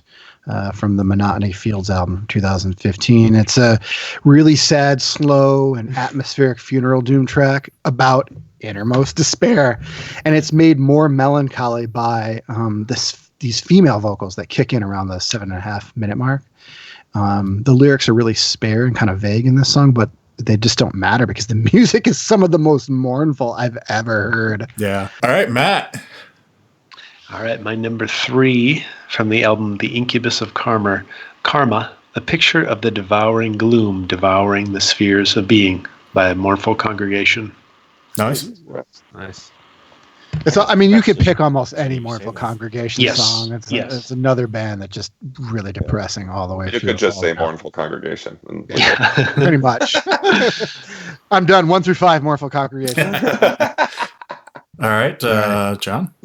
My number 3 is actually from an album this year, which actually made my list this year. And that's the only reason I probably put it on, is just because it's kind of fresh in mind. It's the only song I have on here where all 3 titles, the album, the band, and the song, are just like, man, this blows. The album, or the band, is called Collapse of Light. The album's called Each Failing Step. And the song's called... I can feel you getting depressed as you talk. A Place to Die. John, keep your head up. Keep your head up, buddy. Fuck up, little John. camper. Love you, man. Yeah, I don't know if you guys have had a chance to listen to this album, I've but heard they call themselves a doom band, but this is a very funeral doom-esque song. So All right. that's it. That's all I have to say about it. My number 3, pretty obvious one. Everyone will think of, probably not on your list, but Black Sabbath, Hand of Doom. That's a good one, man. Yeah. It's all about taking heroin. It's like they have a song about pot. They have a song about cocaine.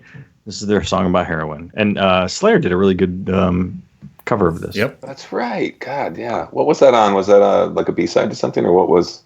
I forget. Yeah, me too. But I do remember hearing it. Yeah. A fine choice. My number 4 is, or wherever the hell we are here. 3. Is the other Typo Negative song that I chose. And based on what I suspect was the nature of Peter's death and I think the way his body had fallen apart. The first actual song, minus the intro, on that same record is called White Slavery. It's about cocaine addiction. And it's so fucking depressing. And, the chorus is, I lost myself again. It's a nightmare, but it's clear. It will end, but when? But then also, just in classic Peter, style, there's some humor in the song at the sort of late chorus. And it says this: let me say, Pepsi generation, a few lines of misinformation. Watch your money flow away so quick. To kill yourself properly, Coke is it. But it's such a good song, and it'll burn out, especially when you know about him and how he, like I say, probably died. I think his body just kind of deteriorated from all his coke use. Yeah. It's a great song. My number 3, the song title stays the same. The song remains the same, but the band changes. Black Sabbath, Solitude. Oh, nice. I'm surprised to hear so much Black Sabbath on this list, actually. That song is really fucking depressing. It's beautiful, but it's depressing. It is, And so is, like Changes. You could almost choose if you wanted to. I mean, I would call that a doom song for where it comes from, and I consider that. It's a Caitlyn Jenner theme song. I'm going to change. Okay. Wow, Will's singing a lot. Yeah. Give me another beer. I'll sing some more. Hey, we should do a karaoke episode. Yeah. Every answer we say, everything we say has to be sung. What is your number 2? My number 2 is loss.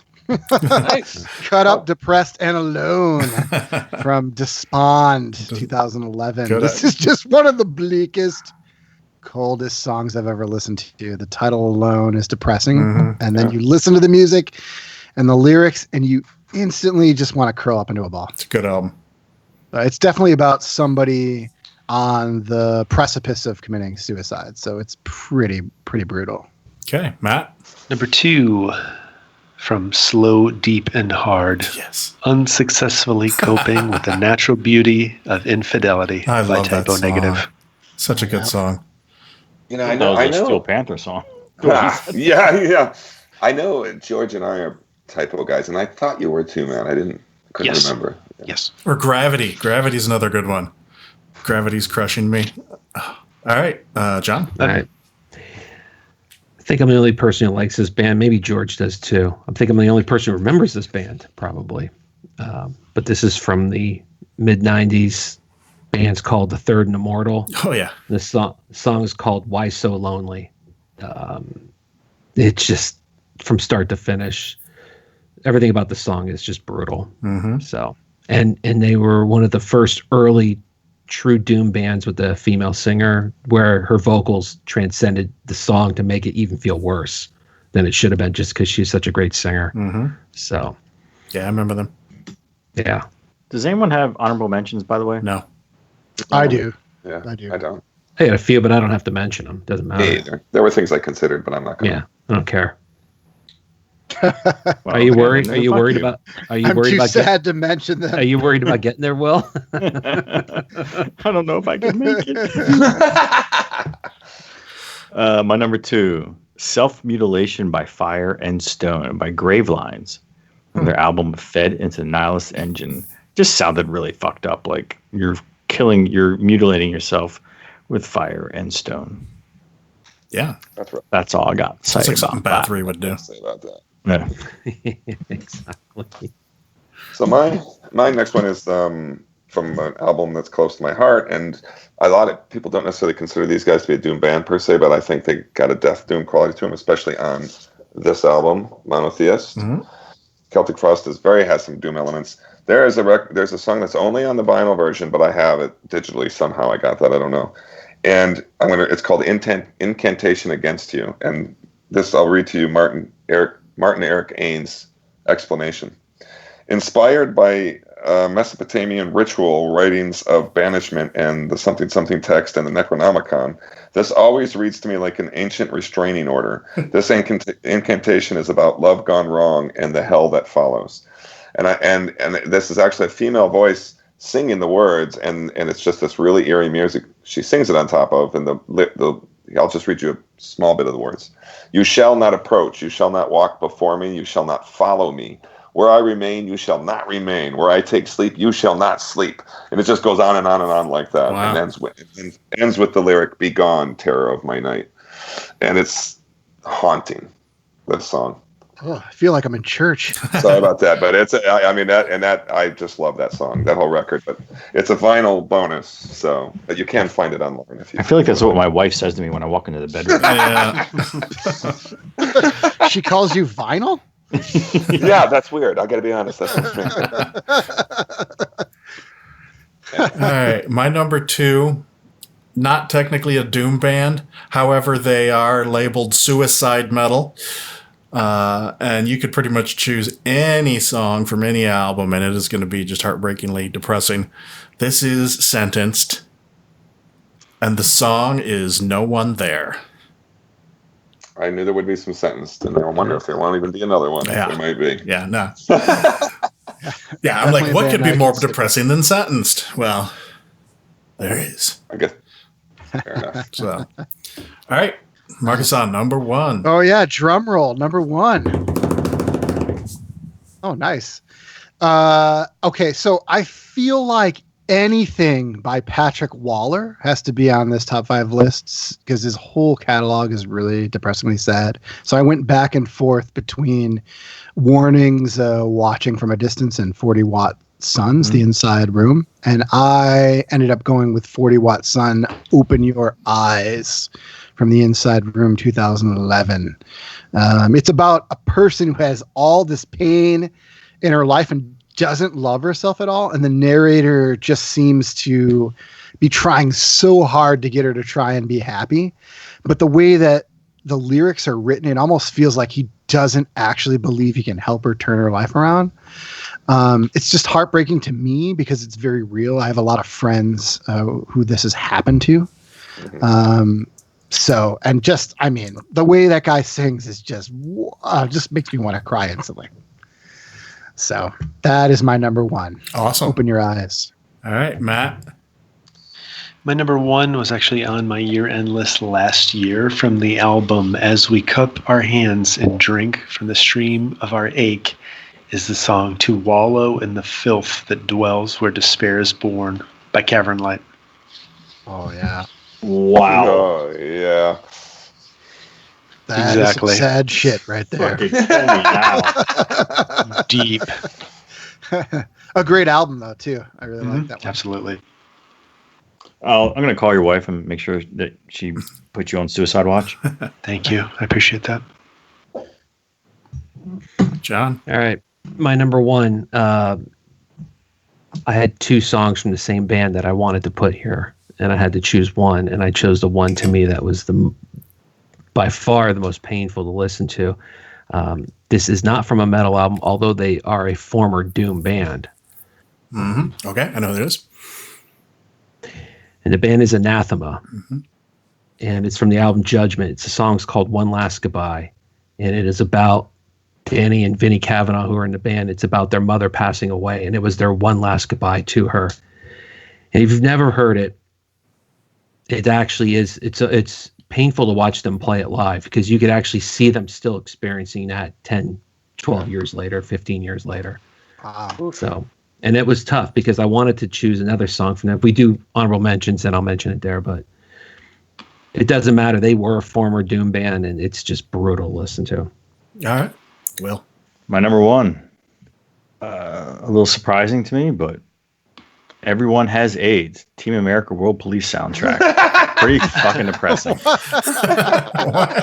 AIDS. Everyone has AIDS. AIDS. No, sorry, that was my joking number one. Though it is pretty fucking depressing if everyone had AIDS. Yeah, for sure. One of my new favorite bands in the entire world, they have a song called Rot in Solitude by Temple of Void off their first full length of Terror and the Supernatural. Nice. Just think about it. Rot in Solitude. Yeah. God damn. That's some cold shit right there. Man, at least you don't have AIDS. AIDS. Hey, you know the good thing about AIDS? You only get it once. Oh, fair enough. You know what? Every cloud has a silver lining. Wow. Well done. That Temple of Void album is awesome. It is, yeah. Yeah. Okay, mine is an oft overlooked but sometimes polarizing album this comes off of, namely this one, Black Sabbath, Born Again. The title track on this song, on this album, the song Born Again, broke my heart when I was a kid. And so when I listen to it now, it still breaks my heart, but it also reminds me of my youth, which is horrible. And I lived out, I had a good youth. I just mean, it's gone. Blissful thoughts of youth. Yeah, it's gone. Thank you, George. That's succinctly put it. But so I do want to share some of the lyrics because this is the way the lyrics go. As you look through my window, deep into my room, at the tapestries all faded, their vague and distant glories concealed in the gloom, the icy fingers of forgotten passions softly brushing my lips at the tips of my primitive soul. Anyway, this whole thing, and I can always picture that scene, looking into this stale room. And the whole point of the Born Again is that he's saying, look at me, and you'll feel better about yourself. It is such a good song. And I probably heard that song 500 times, and I never get tired of it. Black Sabbath, Born Again. And just an amazing delivery of vocals by one Ian Gillan. Awesome. Fantastic. Love that song. It's a good song. Clearly, Black Sabbath is your number one over Led Zeppelin. You don't even think about that at all. You're right. Wow. I don't know if there are any really truly depressing Zeppelin songs. I'd have to think about it. Yeah, I don't think so. But in any case. Yeah. Maybe the song where they didn't get laid. The one that got away. Gallows Pole, maybe that's about it. That's a little depressing. Okay, I'll give you that. Even though it's a jump. In My Time of Dying. Yeah. All right. Doing pretty good. Dazed and Confused. 10 years gone. And Dazed and Confused is also prototype Doom, if you ask me. Yeah. So, George. Alrighty. My number one, more known as a black metal band, but it's a black doom. And also, maybe not quite as depressing as Sentenced, but definitely up there. And I had a tough time picking the song because there's so many good ones. You will not be surprised to find that my number one is Woods of Ypres. and the song is Modern Life Architecture, which not only are the lyrics extremely depressing, but the music goes... I mean, this could almost be Funeral Doom. It is so achingly slow, and the way he sings it, it's just like... And he uses the idea of like a city like slowly crumbling and going to ruin, and it's actually his life, and how you make plans and you build up these things, and then despite your best efforts, everything just comes crumbling down, and it is just fucking depressing. You might be pleased, I think, to know, George, that as when we do a list like this, sometimes I think we all probably Google just to see, top 10 most fucked up songs or something. And I did look for depressing doom songs. None of them influenced my list, but one of them was like a Reddit thread, and somebody mentions a Woods of Ypres song. So I thought that was interesting. I should have written down which song it was, but yeah, so you're not the only one who thinks he wrote a lot of depressing stuff. So there you go. So yeah. Well, it's really cool because there's no overlap at all on any of our songs. Yeah, that's got to be an absolute first. Usually there's something. You're welcome. Even on our messed up death metal songs, there was some overlap. Yeah. Oh, that was a great cast. That was funny. Especially I with feel like we could George's do that, like, co-worker on Z, it. yeah. That's perfect. Oh, Yeah, man. she was fun. All right. All right. So that was our top 5. Now we will move on to the... Can I just mention one thing, George? I just thought of this. Moving on. Just kidding. Go ahead.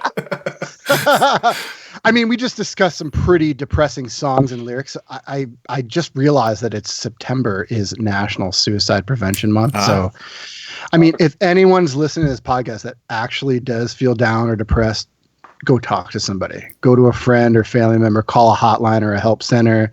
You aren't alone out there. Absolutely. There's many people in this world who care about you very much and will listen to you. So, I just wanted to say that.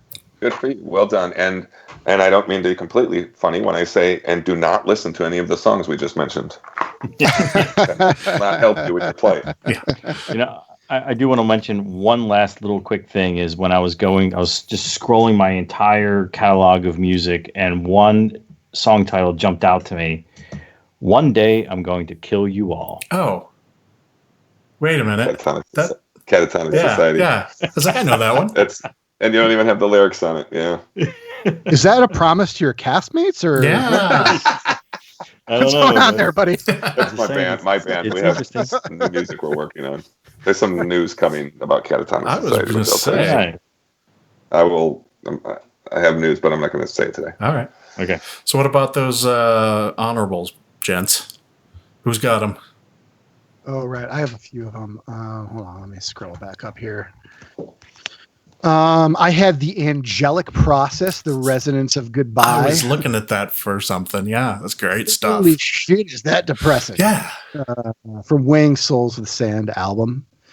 A band that they kind of straddle a line for Doom, and that's why I didn't put them on. But this actually is a pretty depressing song to me.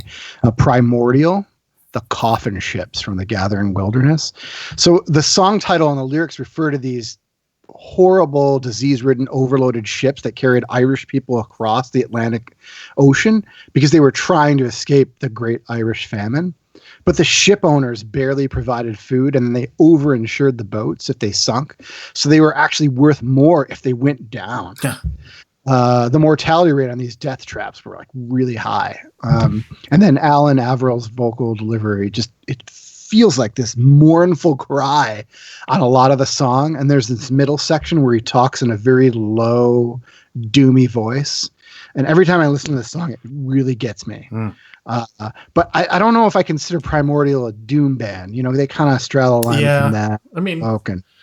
It's close enough. I mean, yeah, Doomy elements. Yeah. So that would be like tied for my number 5, I think. I mentioned My Dying Bride, The Crown of Sympathy from Turn Loose the Swans, Lycus, Mirage from Chasms. That fucking whole record is pretty. I love that record. Pretty sad. So, but Mirage, I think, is the saddest one on there to me. And so those were my honorable mentions. John, you had some? Yeah, real quick. Cathedral, Reaching Happiness, Touching Pain from the Force of Equilibrium album. Shape of Despair, Quiet These Paintings Are, off of their Angels of Distress. We mentioned, or I think somebody mentioned Warning, Watching from the Distance. And then the other one that would have been my number one, which easily could have been, is another Anathema song called Lost Control off of their Alternative 4 album. All right. Any other I'm honorable? going to say. Oh, go ahead, Will, if you had a list. I just got two. Demons in Stained Glass from Rotting Kingdom, their self-titled album. I just thought it was kind of cool. If you think about like Demons in Stained Glass, it's probably about the church and how inside the church. Yes, it seems to circle that theme. Yes. Yes. Yeah. It seems religious to me. I'm not sure. Yes. Okay. And then this one I just thought was interesting. Filth Bitch Boogie. It's just by Church of Misery. It's all the Church of Misery songs are about some different serial killer, and this one's about Aileen Wuornos, who was portrayed by Charlize Theron in the movie Monster, where she was like a prostitute who like killed a lot of the Johns that she was sleeping with. And if you look at her, if you do a quick Wikipedia about her life, I don't blame her. God damn, like she was fucked up, like raped and everything by like stepdads and all kind of dads, and oh my God, I don't blame her for killing dudes. I really don't. Yeah, that stuff doesn't happen in a vacuum. I mean, it does sometimes when you're at gain or whatever, but I mean, sometimes those people have a bad history. Can I just say that Filth Bitch Boogie should be the new name of the podcast? Do the Filth Bitch Boogie. You already have your opening theme song, apparently. All right. Anybody else? Matt? Jay? Yeah, I was just going to say one, and it just because it's kind of a weird one, and I don't know how to explain it, but it's really, I find it a very depressing song. Whenever I hear it, it's kind of strangely beautiful, kind of depressing. And it's off of Diary of a Madman, and it's You Can't Kill Rock and Roll is the most strangely depressing song to me. You might have to put it on to kind of call that back, but it's just this whole leave me alone. I don't want to hear your promises anymore. And Randy Rhoads wrote some really beautiful guitar stuff for it. And it's just this weird anthemic song that somehow isn't. It's a strange, it pulls up a strange mood in me. Oh yeah, I love that song. Yeah, it's a great song. That's awesome. All right. Well, why don't we move on to what we are listening to?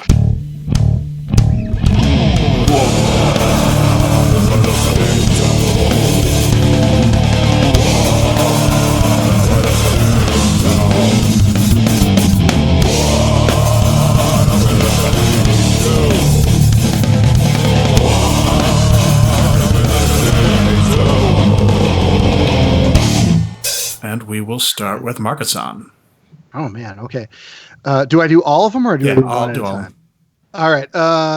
We mentioned Conan, Existential Void Guardian. I've been listening to that a lot lately.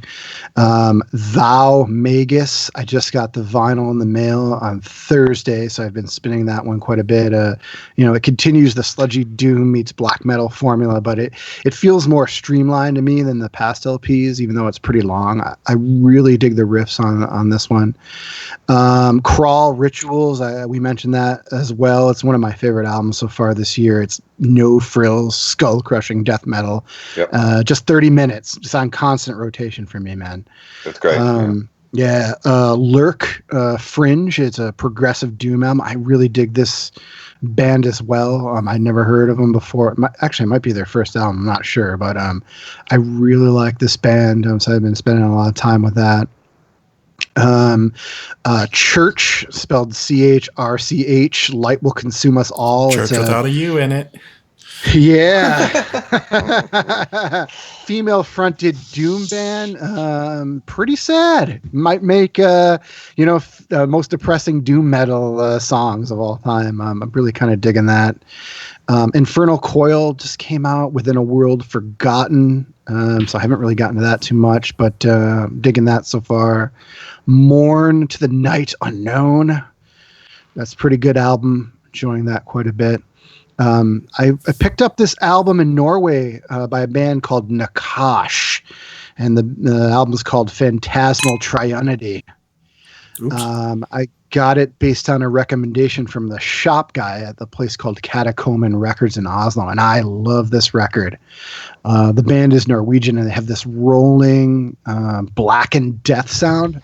Just really killer, catchy riffs of black metal vocals on this one. And it was just really cool to chat with the record store guy about what kind of metal I like, and then get this album. It might be one of my favorites this year, so that's pretty cool. And I've been listening to a band called Talons. It's more of like instrumental post-rock, but I'm kind of digging it. So I have to give it a few more spins. And then Oak Pantheon from A Whisper. This is the Oak Pantheon's second album from 2012. It's remastered. They got a new album cover for 2018. It's like this melodic, uplifting blackish folk metal with growled vocals, acoustic passages, some cool, clean vocal harmonies. It feels like it's inspired by Agalloch, like old Agalloch. So if you dig that band, then you'll probably like this. My wife actually told me about this album, and she does not like metal at all. But she does structural engineering projects. She's a structural engineer. And one of the band members, his name is Tanner Swenson. He plays guitar, bass, drums, and does vocals. There's another guy in the band too. But so he's on it. So that's how she knew about this band, Oak Pantheon. And I've never actually met the guy, but we've talked about metal over email, and I've texted him on my wife's phone. But I'm quite enjoying, what he's doing in the Oak Pantheon. So it's just cool to find something that I probably never would have found if not for that. Awesome. So that's it. Sweet. All right, Matt. So after the last issue of Decibel, I revisited some Ripping Corpse, Dreaming with the Dead. I did that too. I did not know that was Eric Rutan. Yeah, same here. Pleasantly surprised. Band from Italy, some death. They're called The Secret, and their album Lux Tenebris. I believe this is a one-woman black metal project, Nachlieder, and her album Lynx. Been listening to every album by Wormrot. I have been doing that all year. I cannot get enough of them. The new Infera Bruo, enjoying that quite a bit. Also listening to some Mourn, To the Night Unknown, very high on that album. Mm-hmm. Will, I think you threw this one out. Is called In Hostinga, some black and thrash from Norway. I think that was Jay. Yeah. Oh, was that you, Jay? Yeah, that's a good record. Nice. I sold it as a sort of slightly enslaved-ish, and like older enslaved. Anyway, I like that record. I listened to it quite a few times. Mentioned previously, Christian Scourge of the Enthroned, a band spelled O-U-T-R-E. I want to say Outre. And that album, Outre, the album Hollow Earth. Night in Distortion by the band Owl. A band called Descent. Towers of Grandiosity. A band called Planks, and they have an album called Funeral Mouth. That is actually, I think it's like 3 or 4 years old, but somehow I stumbled onto that. New Pig Destroyer. A band called Hyperdontia, Nexus of Teeth, some decent death from Copenhagen. Dentist metal? Yes. It's weird. I couldn't get past that. Like, I was like, this is too much. It reminds me of the dentist too much. Mm-hmm. Although I should point out, I've never had a cavity in 43 years. I saw that. That's insane. Well, that's just crazy. That's nuts. Never had a... Do you have false teeth? Are you a robot? No, and you will kneel before my perfect mouth, Jay. I will. And then last for me would be basically all the Rivers of Nile albums. Sweet. So good. So good. I love that band. Yes. They got their hooks in Matt bad this year. Real bad. That. Is that going to be your number one, Matt? Possibly. They saxed me up. All right, John. We've already mentioned most of these. The Skull, Endless Road Turns Dark, Inferabur, Sarament, All Father, and All Will Be Desolation, The Voivod, Voivid, The Wake, maybe not necessarily metal, but they have some metal in them. King Crow, the Persistence. And because of this band being named to Prog Power next year, I went back and pulled out Insomnium's Winter's Gate from a couple years ago and been spinning that a lot lately. So Cool. that's it. Yeah, mine's real short too because we've mentioned most of them. But the Conan, the Deicide, Crisium, Clutch, The Skull, Pig Destroyer, Voivod, Allfather. The only ones I'd add is there's a new Decibel mentioned these guys in one of those little online streaming articles. Hellrad out of Philadelphia, their album Counting Sins. Man, I just really like these guys. It's kind of like a Motorhead stoner rock kind of. I don't know. It's kind of it's definitely in that vein, and they're from Philly. Hellrat. So they're Hellrad, Hellrad. Okay. And no, I'm really digging those guys, and I've been emailing with them, and they may play Atlas the day before Thanksgiving, and then Good travel Green day. Dragon, yeah, and then Green Dragon, kind of a stoner doom band. I mentioned it or sent it on the messenger to everyone. I really like that, and then I got the new Suicidal Tendencies, still psycho punk after all these years. Damn. And I'm kind of annoyed that I just missed they did a 30th anniversary show at the 930 Club here in DC, but it was the same night as the Atlas 5th year anniversary party, so I missed it, but I have a soft spot for Suicidal Tendencies. So, What's the record like? are these punk songs? I mean, because I know they already did something called Still Psycho after all these years, but this is Still Psycho so punk? I guess it's more punk stuff. Okay. Yeah. So it's if you have listened to their later catalog stuff, they've gotten kind of more back to the first album. It's much more punk stuff. It's not that crossover metal thing that they were doing in How I Left Tomorrow or Lights Camera Revolution. Mm-hmm. You know, I don't know if I ever told you guys this story, but when I saw them with Megadeth last year, I got to meet Mike Muir and got a picture with him and all that shit. And I asked him, Gave him a Pepsi. I said, "What's?" He said, I asked him, "What is the song "Clap Like Ozzy" about?" Like, I mean, I get it, but I don't necessarily get it. And he told me, and he said when he was a kid, he was watching the California Jam on television because they showed that on television, and that one obviously Sabbath played. Well, there was only one. There might have been two. And anyway, and he said, in all these serious rock artists coming out and doing stuff and blah blah blah. And he said, then Sabbath came out and Ozzy just does this whole clap thing, and he was like, "Who's this cool motherfucker who's just having the best time of his life?" So his whole thing is clap like Ozzy, like, dance like nobody's watching type thing, and that's it. And so that's like one of the philosophies he lives by is clap like Ozzy. Nice. Anyway. Yeah. Nice. I'm curious. Are you recommending that record? Well, I mean, I could obviously go listen to it, but I'm just curious because I have a soft spot for them too. I mean, I like it. It's Suicidal Tendencies. It's suicide. Yeah, it is what it is. It's Suicidal Tendencies playing a whole bunch of punk songs. So cover songs? I don't. I'm not even sure because I'm not into punk at all. So I shouldn't say not into punk at all, but it's not my genre of choice. So they could be all cover songs. They could be all originals. I'm not even sure. Right. It sounds good. It sounds like good Suicidal Tendencies. It's fun. Cool. Yeah, I would say pick it up.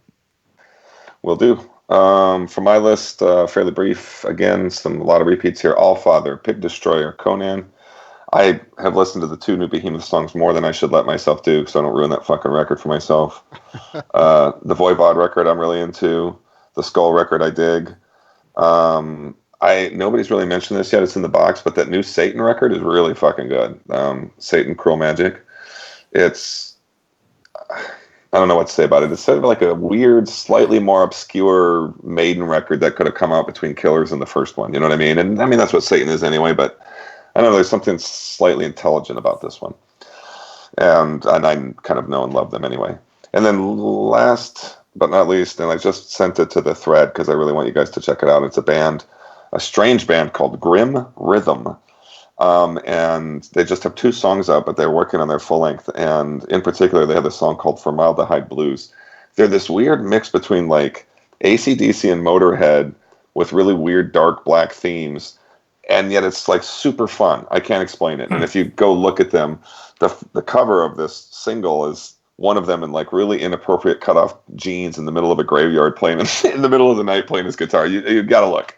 The song is great, Formaldehyde Blues, and it's sort of a takeoff of Down Payment Blues by AC/DC, but it's still kind of like early Venomy Motorhead too. I don't know how to explain it. So I really would like to suggest these guys to you guys. Grim Rhythm. There's only 2 songs you can listen to, but I've seen it on the Bandcamp feed a lot, like a lot of people picking it up, but I looked at the cover and just skipped over it. So it's slightly tongue in cheek, but also kind of like serious balls out. So try it. I will. I think you in particular might dig it. Yeah. All right. So. Try it. Take your balls out. Yeah, you never know. How many times have I had to tell you, George, if we try it, you might like it? And I'm talking about the things we did in private, but you know what I'm saying. Green eggs and ham. That's right. Anywho, that's my list of poop. Sounds good. All right. Well, as you probably know, I haven't really been listening to much music lately. Yeah, so this should be a short list, right? This is going to be an extremely short list. Oh, So, boy. all right. First up, we have the new Alice in Chains, Rainier Fog. It's their 3rd album without Lane, and it's pretty damn good. Do you consider that metal? I'm curious No. what John's. But, I well, thought John made a point in a picking way, it I up, mean, too. they always, everybody always says how Alice in Chains was more of a metal band than a grunge band because of, they were all big metal fans.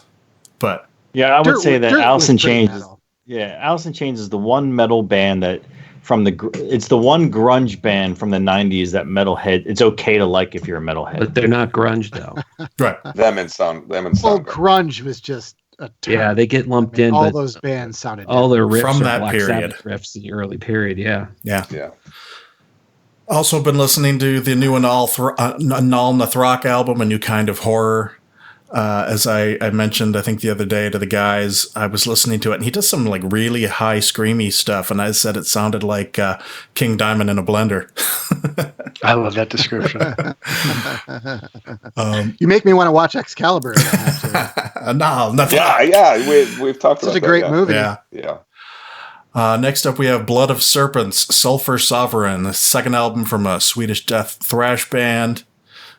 Then we have Cast the Stone, Empyrean Atrophy, an EP from a band from Missouri. It's a bunch of the guys from Scour, which I don't care for Scour. That's that other Phil Anselmo band, but these guys are pretty cool.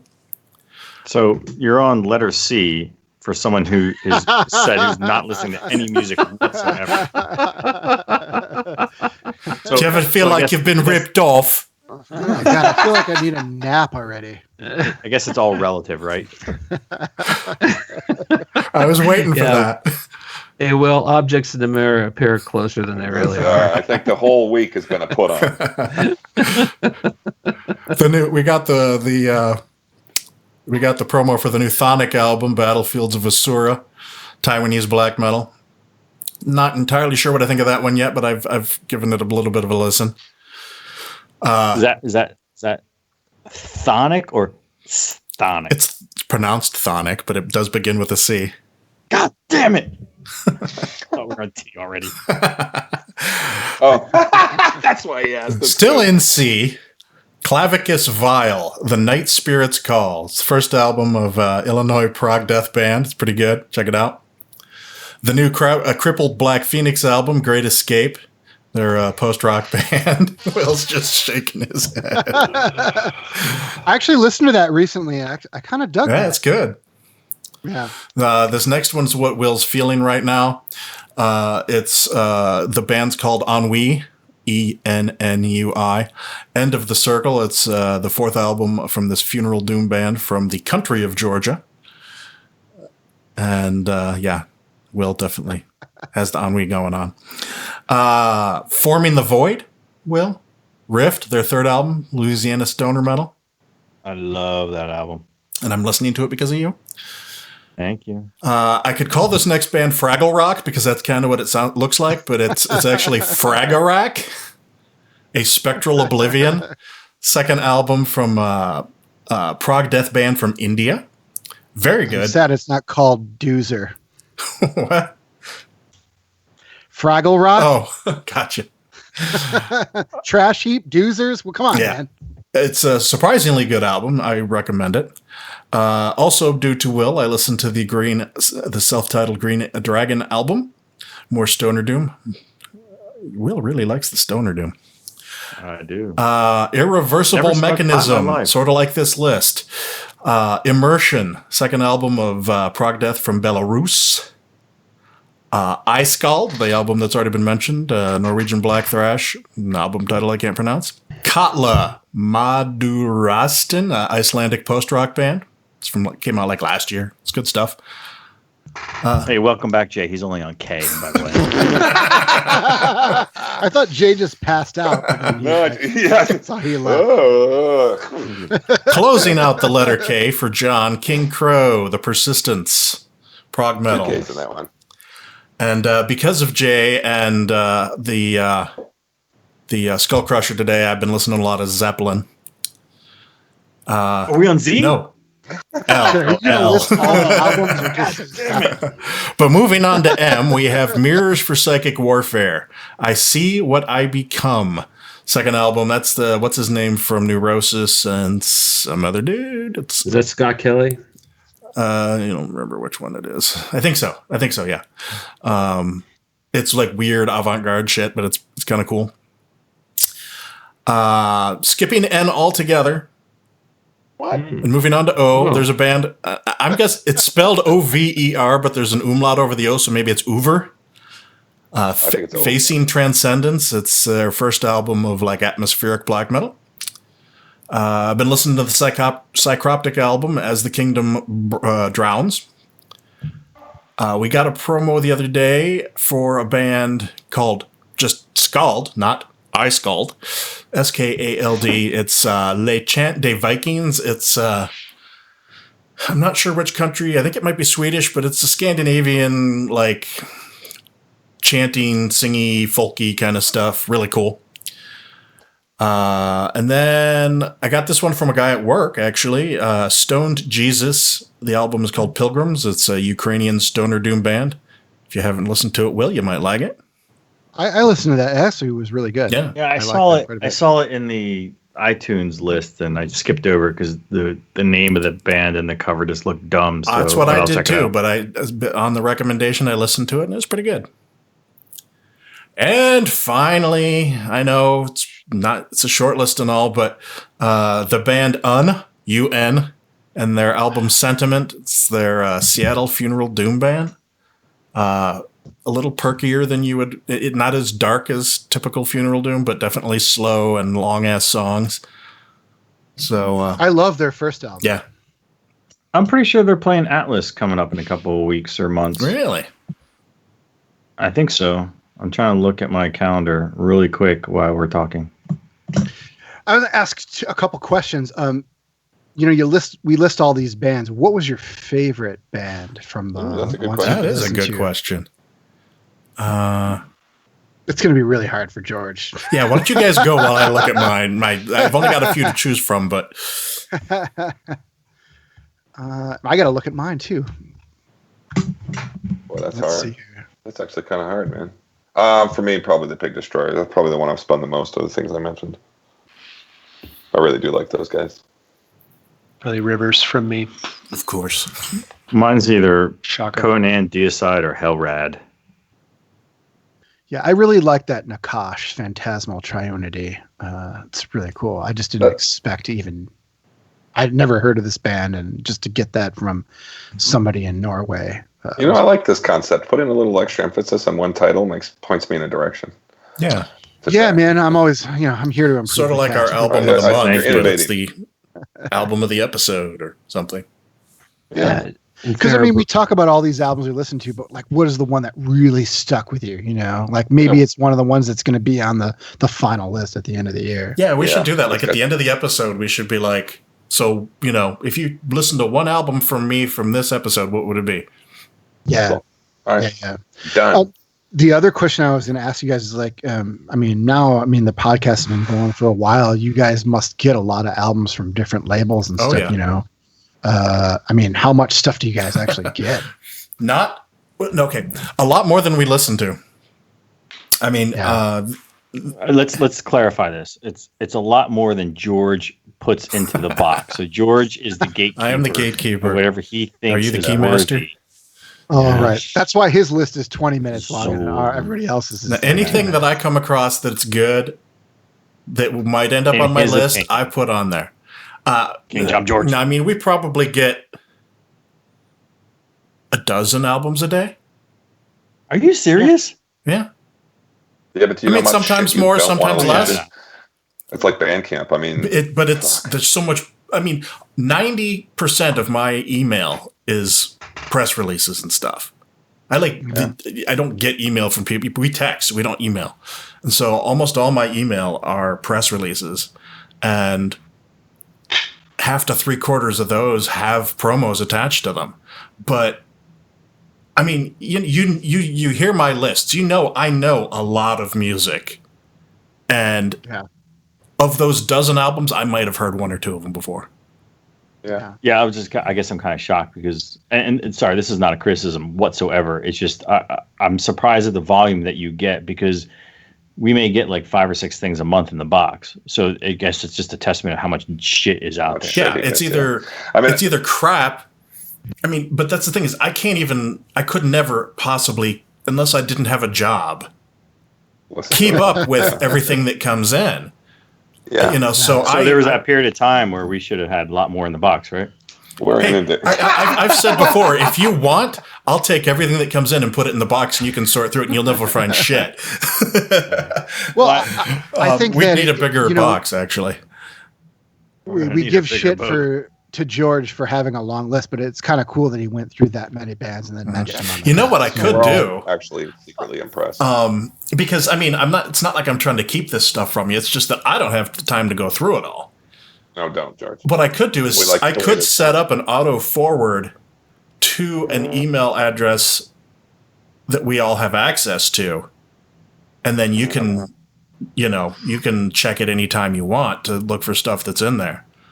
Twinky Winky Stud. I would do that, George, just because maybe they'll listen to something that you haven't listened to. Yeah, and then because they'll talk about it on a cast. Because so much stuff comes in that I'm like, is it a band I know? If it's a band I know, I'll look at it.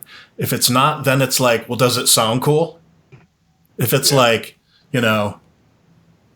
How many bands have we not heard because they had an introduction that lasted 30 seconds? It's like, I'm out of here. Well, no, I mean, I won't even listen to like 99% of this stuff. It's like, oh, well, their name is dumb, or their album art looks like a third grader did it, or, there's just nothing that makes me want to stop, download it, unzip it, and listen to it.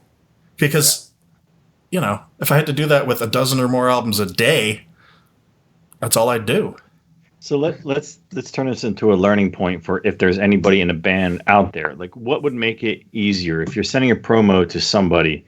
Would it be, here's an instant link to a song that we think is the best song, so you can listen to it very quickly? Because I'm guessing that what you get is all zip files, that exactly what you said. You have to download it, then unzip it, and then listen to it. But they could have a link to a song like on YouTube or something. It's like, okay, I click this link. This is what they think the best. I'm saying that not for your, but I mean, because we even get stuff on Facebook. We got something from an Italian record label today. They're like, hey, Abbondanza. No, I mean, I agree with. I mean, if I was going through that many stuff, I would like, they send the press release, they have a link to one song. It's like, this is very indicative of our sound, but we also have a link to the rest of the album too. Listen to this, and then maybe you'll want to listen to the rest. You gotta have, because that'd be easier. Yeah, I mean, you gotta have a professional look about you. If your album cover looks like fucking third grade crafts and arts class, like the new Voivod one. Unfortunately, yeah. I mean, I like OA's artwork, but it's not really my style. But yeah, if it's terrible art, I'm from the 80s. I used to pick up albums based on what the album art looked like. As we all did. Yeah. And so it's not that good albums can't have bad album artwork, but if I see really cool next artwork, to 100 different records, I'm like, ooh, what is that? But also, if it's in a stack of 1,000 other records, you're not going to grab it. Right. It's it's having a leg up on the other guy if you have really cool album artwork, or if your band name is good. I'm going to listen to Metallica over Raging Butt Fart. You know how many bands we get that have piss Is that Lars or Ulrich's vomit side band or something? or shit in their name that it's like, yeah, whatever. I'm not taking you seriously. Doesn't mean they're not good, but I don't have time for that. Well, because I like this suggestion that Markisan has made, I have been meaning to suggest to you guys, unless you think it would elongate things, that at the year end, be prepared to say when you say your albums, to say what your favorite song on the album is, at least in the top 10 or something. I'd like to know that. That's too much work. Fair enough. You can if you want to. Says the guy who increases the amount of albums for the mid-year and the year-end every year. Well, you figure that's 25 albums that I have to sit down and not only do I have to figure out which 25, but then I have to listen to each of those albums and pick a song. I mean, I'm not saying it's impossible. Your favorite song is probably on your favorite album, so you could just mention that, Jay, when you list your favorite album. Yeah, I'm not against it. I just don't know if I can do it. Yeah, not a separate list. I meant you would say my number 5 album is this, and my favorite song on it is this. Oh, right. Yeah. But then I may do that this comes up because I always have fuck those guys. Do it yourself. I'll start my own podcast. As you wish, Jay. But will you edit it for me, George?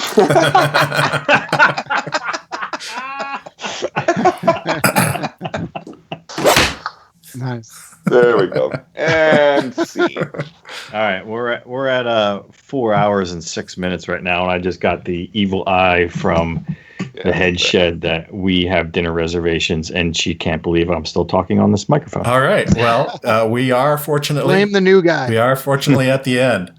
So we want to thank Markisan for coming on. Yeah, man, it was a pleasure to talk to you. Dude. Yeah, thanks so much for having to meet you, man. Guys. I really enjoyed doing this. You know, if you ever need somebody to fill in or do anything, sure. I will do this cast anytime you want. Yeah, you're part of the family now. You're a good fit. Yeah, I really appreciate it. Are you on? I assume you're on Facebook and whatnot. Yeah, man. Follow me on Facebook. I think it's just Markisan Naso on Facebook. I sent your request. On Twitter, it's Darth San. And I'll send you guys my guide to Chicago. You know, once you guys friend me on that, and I can send you my comic if you want to read it. Yes, I would like that. that. I checked it out on Comixology. Comixology. Comixology. I can't say. Yeah. Damn it, anyway. Will.